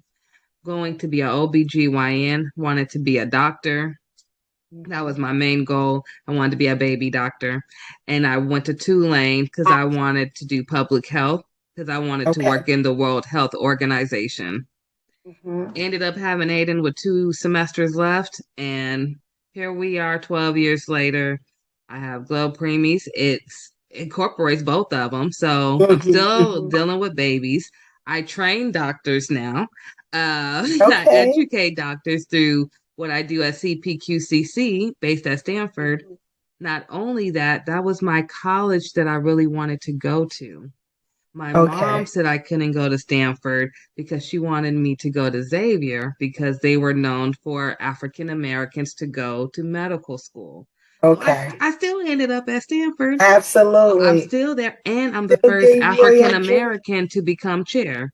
So I have that honor under my belt. Congratulations. Thank you. I got that this January, so it's probably one of my most proudest moments. Mhm. But just like you said, your trauma makes you who you are. I only got that honor this year because of my 3 preemies, because I came in as a preemie parent who became advisory board member, who then became chair of everything within the NICU. So Yes. everything's divine timing. Your book Yes. is divine timing. Amen. Thank you. We're not going to go into your divorce because you guys, I want you to get this book. Help her with the book as well as help the mission. So if anybody do want to donate before she has it, you can donate to GLO Preemies. Please put the mission in the description so we know where to send the money to. If you're sending it to GLO Preemies, just put donation to GLO Preemies. If not, put the mission so we can send it directly to her. Thank you. Thank you. And then, yeah, we'll get that going. I'll put everything in the description. To everyone, we are now on iHeartRadio now. So we are on iHeartRadio, Anchor.fm, YouTube, as well as Roku TV and Spotify. So you can look up GLO Preemies or the Ashley Randolph podcast. If you have a question that you would like to give to Miss Marie to have her answer for you, maybe by email, you can do so at anchor.fm/Glo Preemies/message. And we will make sure she gets it. And we are just so grateful. Now, before I let you go, because it's amazing, and I am going to bring you back for part 2. Before I let you go, where can people find you? Because that's the most important thing. Is where can Yes, find so you? I am on Instagram at marie.d.mosley, Mosley. And I'm also on Facebook at Marie Mosley. And like you said, they can email the pretty divorce at gmail.com. And I'm also going to I'm going to set up a Cash App and send it to you. So if anybody wants to donate, I would greatly appreciate it. I will share photos so you can see that your money is going to good use, because I would like to do at least 50 backpacks this coming winter. I want to do more, but I'm saying my minimum is going to be 50 to give out to the homeless. Yeah, so there's a lot going on out there right now. And people need our help, And let's not forget that it does snow, so it's very, very cold. So this would be going to a good cause. If everyone helps, even $5 adds up. I do hat, glove, scarf, and socks, and a blanket. And the blanket. So, yeah, I think it's wonderful. You have such a good heart to say everything you've been through. Your family sounds amazing. Thank you. So we know that you came from some kind of good background. We may not know them personally, but we know that they're tough, they're strong, and you're the baby. So you're gonna just take everything that you've seen from them. So you have to be a tough cookie. So we are so appreciative of you and thank your you, my work. dear. And I appreciate you. On behalf of all the millions of women who may be going through a divorce right now, thank you for writing this book on behalf of them, so that they can move forward like the women in my family. Hopefully I'll never have to go through that. I don't think I will, but you don't want to go through it, but it's those that have been through it, or those that feel like they're stuck, I definitely feel like my book would help them. Because I have a little bit in there about us divorcing ourselves, not only from men, but some other toxic behaviors. See what I'm saying? So it's, it runs, it's a pretty, I'm proud of it. I'm very proud of it. And I can't wait for everyone to read it. I appreciate you. My husband appreciates you. My 4 babies and my 2 grandsons appreciate you. I could not get off the here without mentioning my kids. They are awesome. They are resilient. They went through this divorce with me. Yeah. They empowered me and I empowered them. And we built amazing bonds with each other behind it. And so, yeah, it's doable. It's okay. I got a question. Yes, ma'am. How comfortable is your husband and kids with being on TV? I don't think my kids will have any problem with it. Let me tell you something. First of all, not for an interview though. My son is Mr. Congeniality. He's so astute, and he's such an awesome young man. My girl, I have one daughter though. She's very much into her faith, and she's very modest. And so she might be like, "Mommy, I don't want to be on TV." But the oldest two would get ready for you. Like, here we are. I'm here. Yes. And hubby, like I said, hubby's an alpha. He's very confident. He believes in himself. He would have no problem. We'll show up. We'll definitely talk after this. Yes. We're doing a holiday special for our Roku TV. Okay. And I would love to offer you and your family a little part in it. Okay. And I'll talk to you off of here about it. And then, I just want to offer it. We are trying to uplift as many Black voices as possible. Because when I first got started, there was a lot of people who are at the top right now in the NICU world who told me I would never make it unless I had everyone included. And I said, absolutely not when we have the highest rates. So I know how hard I had to fight, and I'm going to try to make sure that you guys don't have to fight as hard as I did. And I appreciate that. And I want to say this, my book, anybody can read my book. Okay. But I really did have us in mind. Yeah. We go through a unique set of circumstances in almost every situation out here. So I have women that might not have resources. You know, I talk about court and everything in there. Like when you got a lawyer, all of that stuff. The good questions. You know what I mean? Okay. Absolutely. Because we have to speak up for one another. We have to, and I don't shun anybody. Like I said, it's because we all women, we all go through divorce. But when I was going through divorce, I didn't have, $10,000 to get a lawyer to fight for the house and the Rolls Royce. I didn't have all of that. And so I want to talk to people that really do need the assistance, and that needs someone to be able to be a voice for them. And so I appreciate you for that, and just know that I am following in those footsteps as well. I'm so happy for you. This time next year, you're going to be like, ooh, I'm on book number 2. It's like, when is it coming out? Oh, you already have it out? No, I don't have it out, but it'll be done in the next few weeks. Like I'll be ready to send it off for editing. Ooh, all right. Okay, so when book number 3 coming? So it was.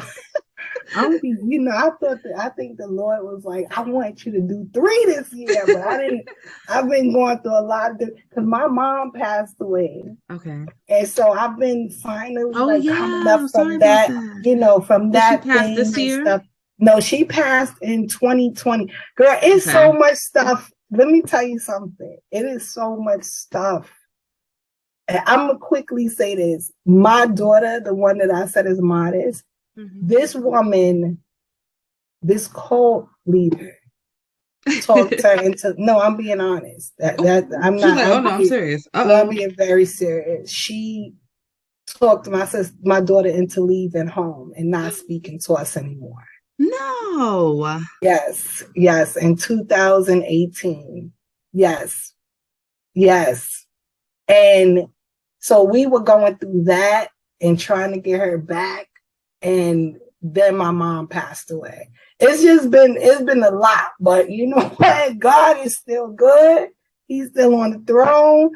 I stayed in prayer with me and my sister and my family. We started a whole prayer group, and God brought that baby home. She's home. She's doing well. She's happy. She's not, she's not, she has things, but she's not like some people that come out of situations like that. She was there for 2.5 years, and she came home, and she's not anywhere near some of the horror stories that I heard. So I'm grateful. It's been a battle. A journey. It's been a journey, girl. I'll tell you really quickly, too. Oh my goodness. See, I told you we could talk forever. Really quickly, my story kind of matches yours. So my mom died January 4th, 2019 with a CPAP machine on her after she'd been complaining about it for a year. She dies in her sleep. My dad dies February 11th, 2020, the next year. Last year, I find out that there is a lawsuit case against Philip Respironics because they knew for 10 years that their CPAP machine was letting out toxic gas instead of oxygen, which is what my mother was complaining for. I am currently right now trying to settle out of court with Phillips. They don't ever answer. Because I really don't want to go through the whole lawsuit proceedings. Like I'm drained at this point. Yes. Okay. The whole situation, can I please just put it behind me now? Yes. I feel like I still have never grieved. So I'm just here just like, come on, let's close this so I can move on. But all of that has happened really fast. And then my grandmother, my mom's mom, she had a stroke this year. She had a blood clot in her brain earlier this year. So she's still alive, but she's nowhere to where she used to be. So if you ask me, I feel like since 2019 to today, all the close relatives I had growing up, they're all gone, and they drop like flies really fast. Close uncles, everything. Just girl, we lost, starting with my mom, we lost 9 in 7 months. Starting with mommy in 7 months, we lost 9 back to back. In 1 month, we lost my aunt. 2 days after that, her son-in-law, and a month after that, her husband, my uncle. So one of my cousins lost her mother, her husband, and her father in a span of a month. Girl, I'm telling you, it's like I don't know what is going on. Woo, but let me tell you something. Woo. I trust the Lord, and I don't think He let us go through all of that for nothing. I agree. It just cannot be for nothing. There is some sort of something. He got something waiting for us. And let me tell you something. Do not be weary in well doing, for in due season you shall reap if you faint not.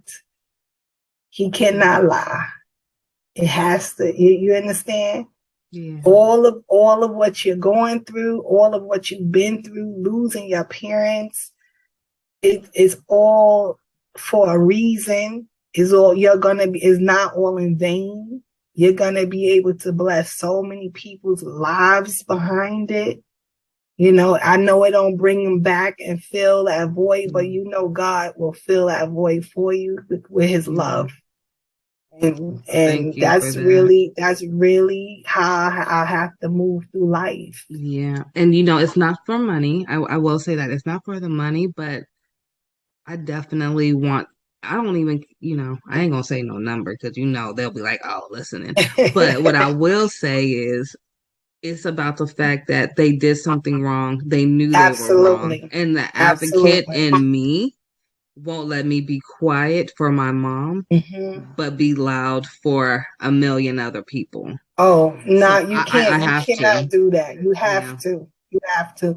When the thing happened with my sister, my mom, she was so out of it. I think she settled out for the most minute. And my mom wasn't a real fighter. She didn't like confrontation and all of that stuff. So, but She just wanted it to be done. she just wanted it to be done, but don't let it go. You know, these people, these medical, they have to start doing better. And real quick, and when I was as a counselor, we would go to a lot of different workshops.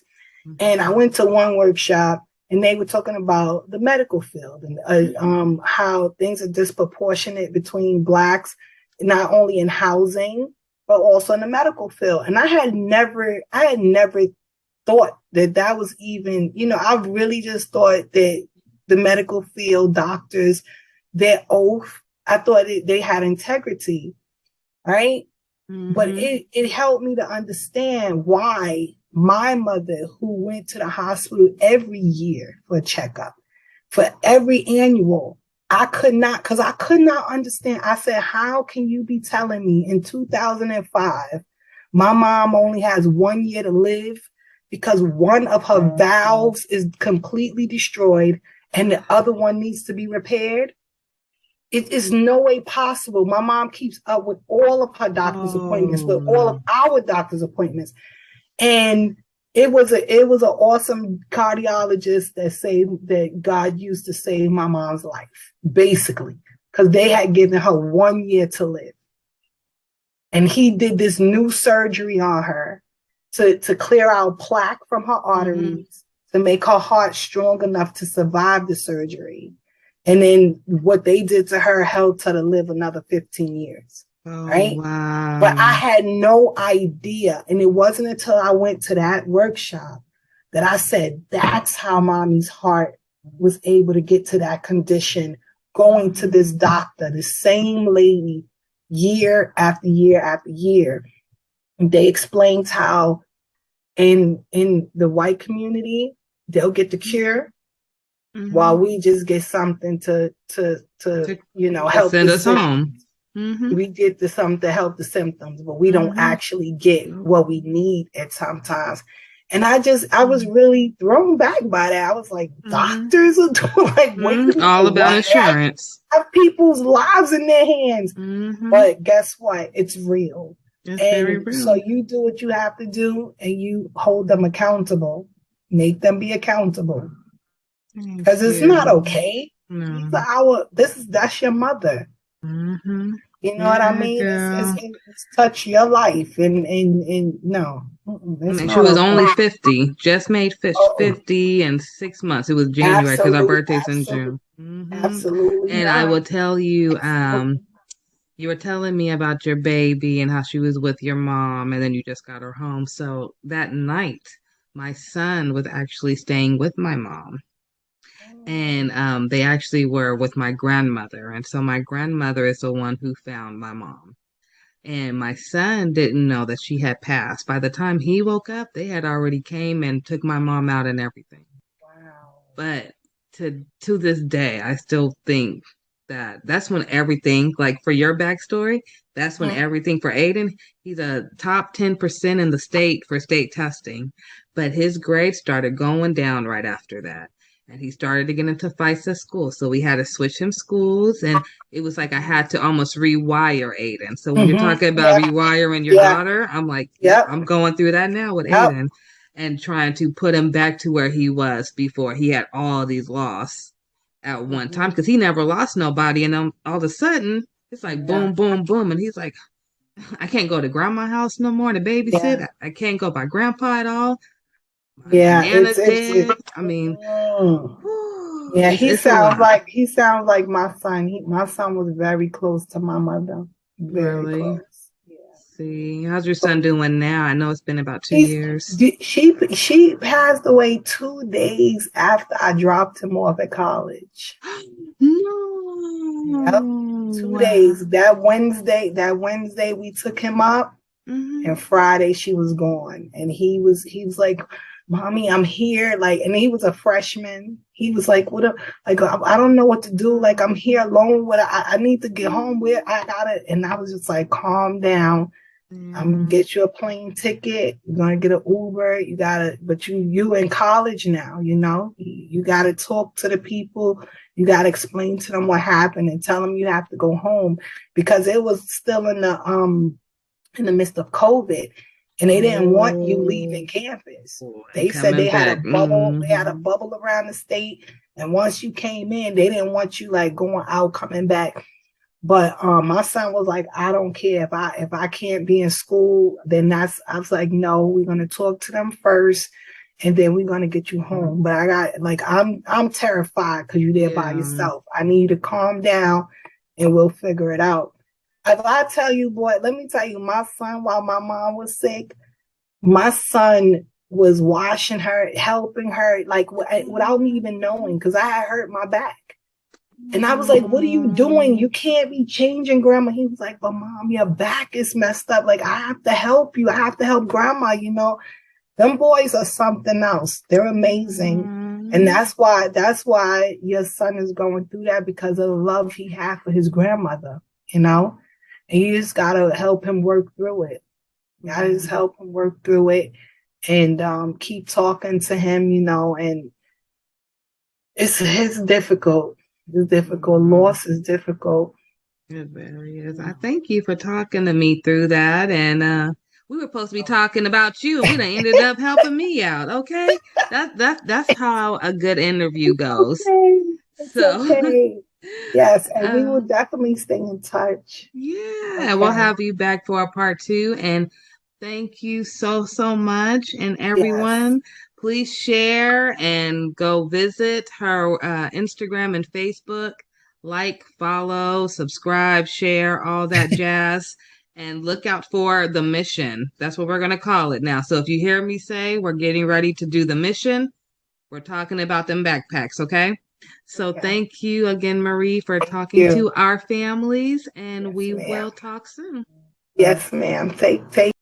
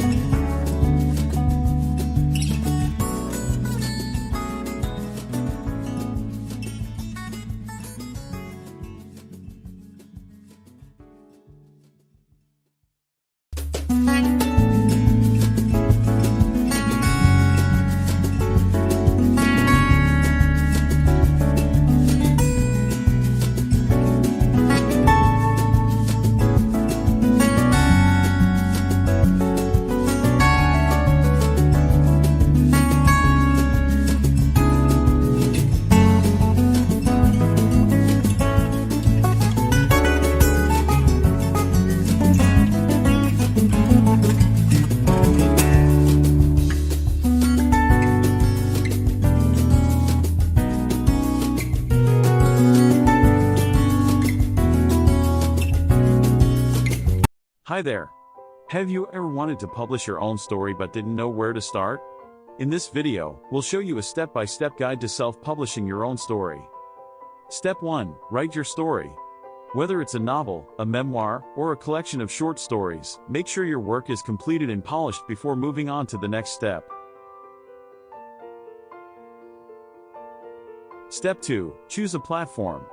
There are several self-publishing platforms available such as Amazon Kindle Direct Publishing, Barnes & Noble Press, and Kobo Writing Life.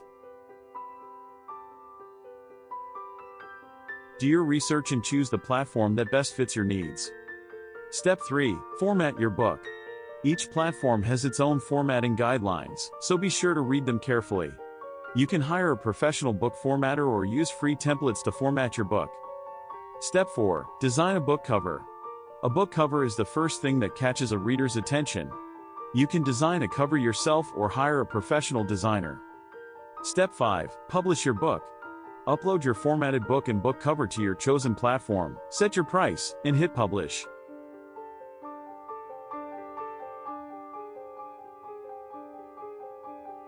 Step 6. Promote your book.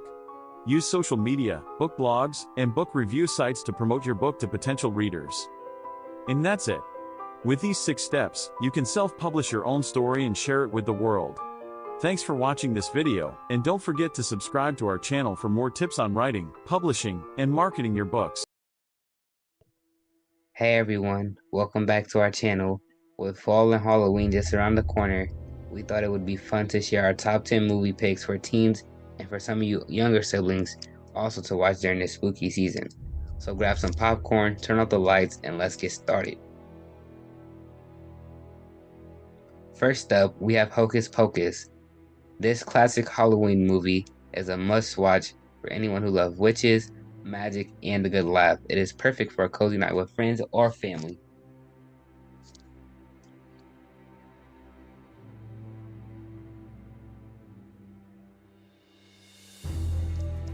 Next on our list is The Nightmare Before Christmas.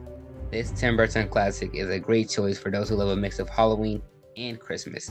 The music is catchy, the animation is stunning, and the story is heartwarming.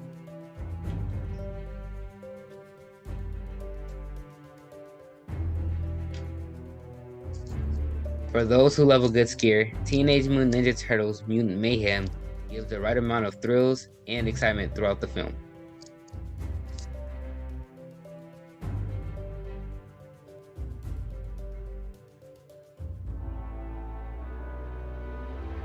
If you're in the mood for a classic horror movie, The Monkey King: The Legend Begins is the reimagined version by Hollywood of the film The Monkey King: Havoc in Heavens, the origin and birthplace of the Monkey King story. For those who love a good mystery and a good movie to watch with your younger siblings, and Paw Patrol: The Mighty Movie, a magical meteor crash lands in Adventure City and gives the Paw Patrol pups superpowers, transforming them into mighty pups.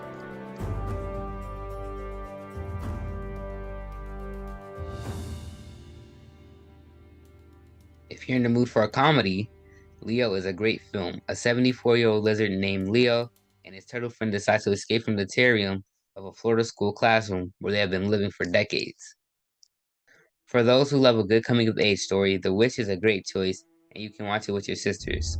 Witch follows a young girl named Asha who wishes on a star and gets a more direct answer than she bargained for when a troublemaking star comes down from sky to. If you're in the mood for excitement, watch Wonka with your parents. They had Willy Wonka and We Got Wonka. The story will focus specifically on a young Willy Wonka and how he met the Oompa Loompas on one of his earliest adventures. For those who love a good film, Ghostbusters Afterlife is one everybody loves. Set 31 years after the events of Ghostbusters 2, it follows a single mother and her children who move to an Oklahoma farm they inherited from their estranged father, Egon Spengler, a member of the original Ghostbusters. The sequel will come out in December 2023. For the last film, but not my least favorite, we have Migration. Migration is a film about a family of ducks trying to convince their overprotective father to go on the vacation of a lifetime. A film for not just you, but for the entire family.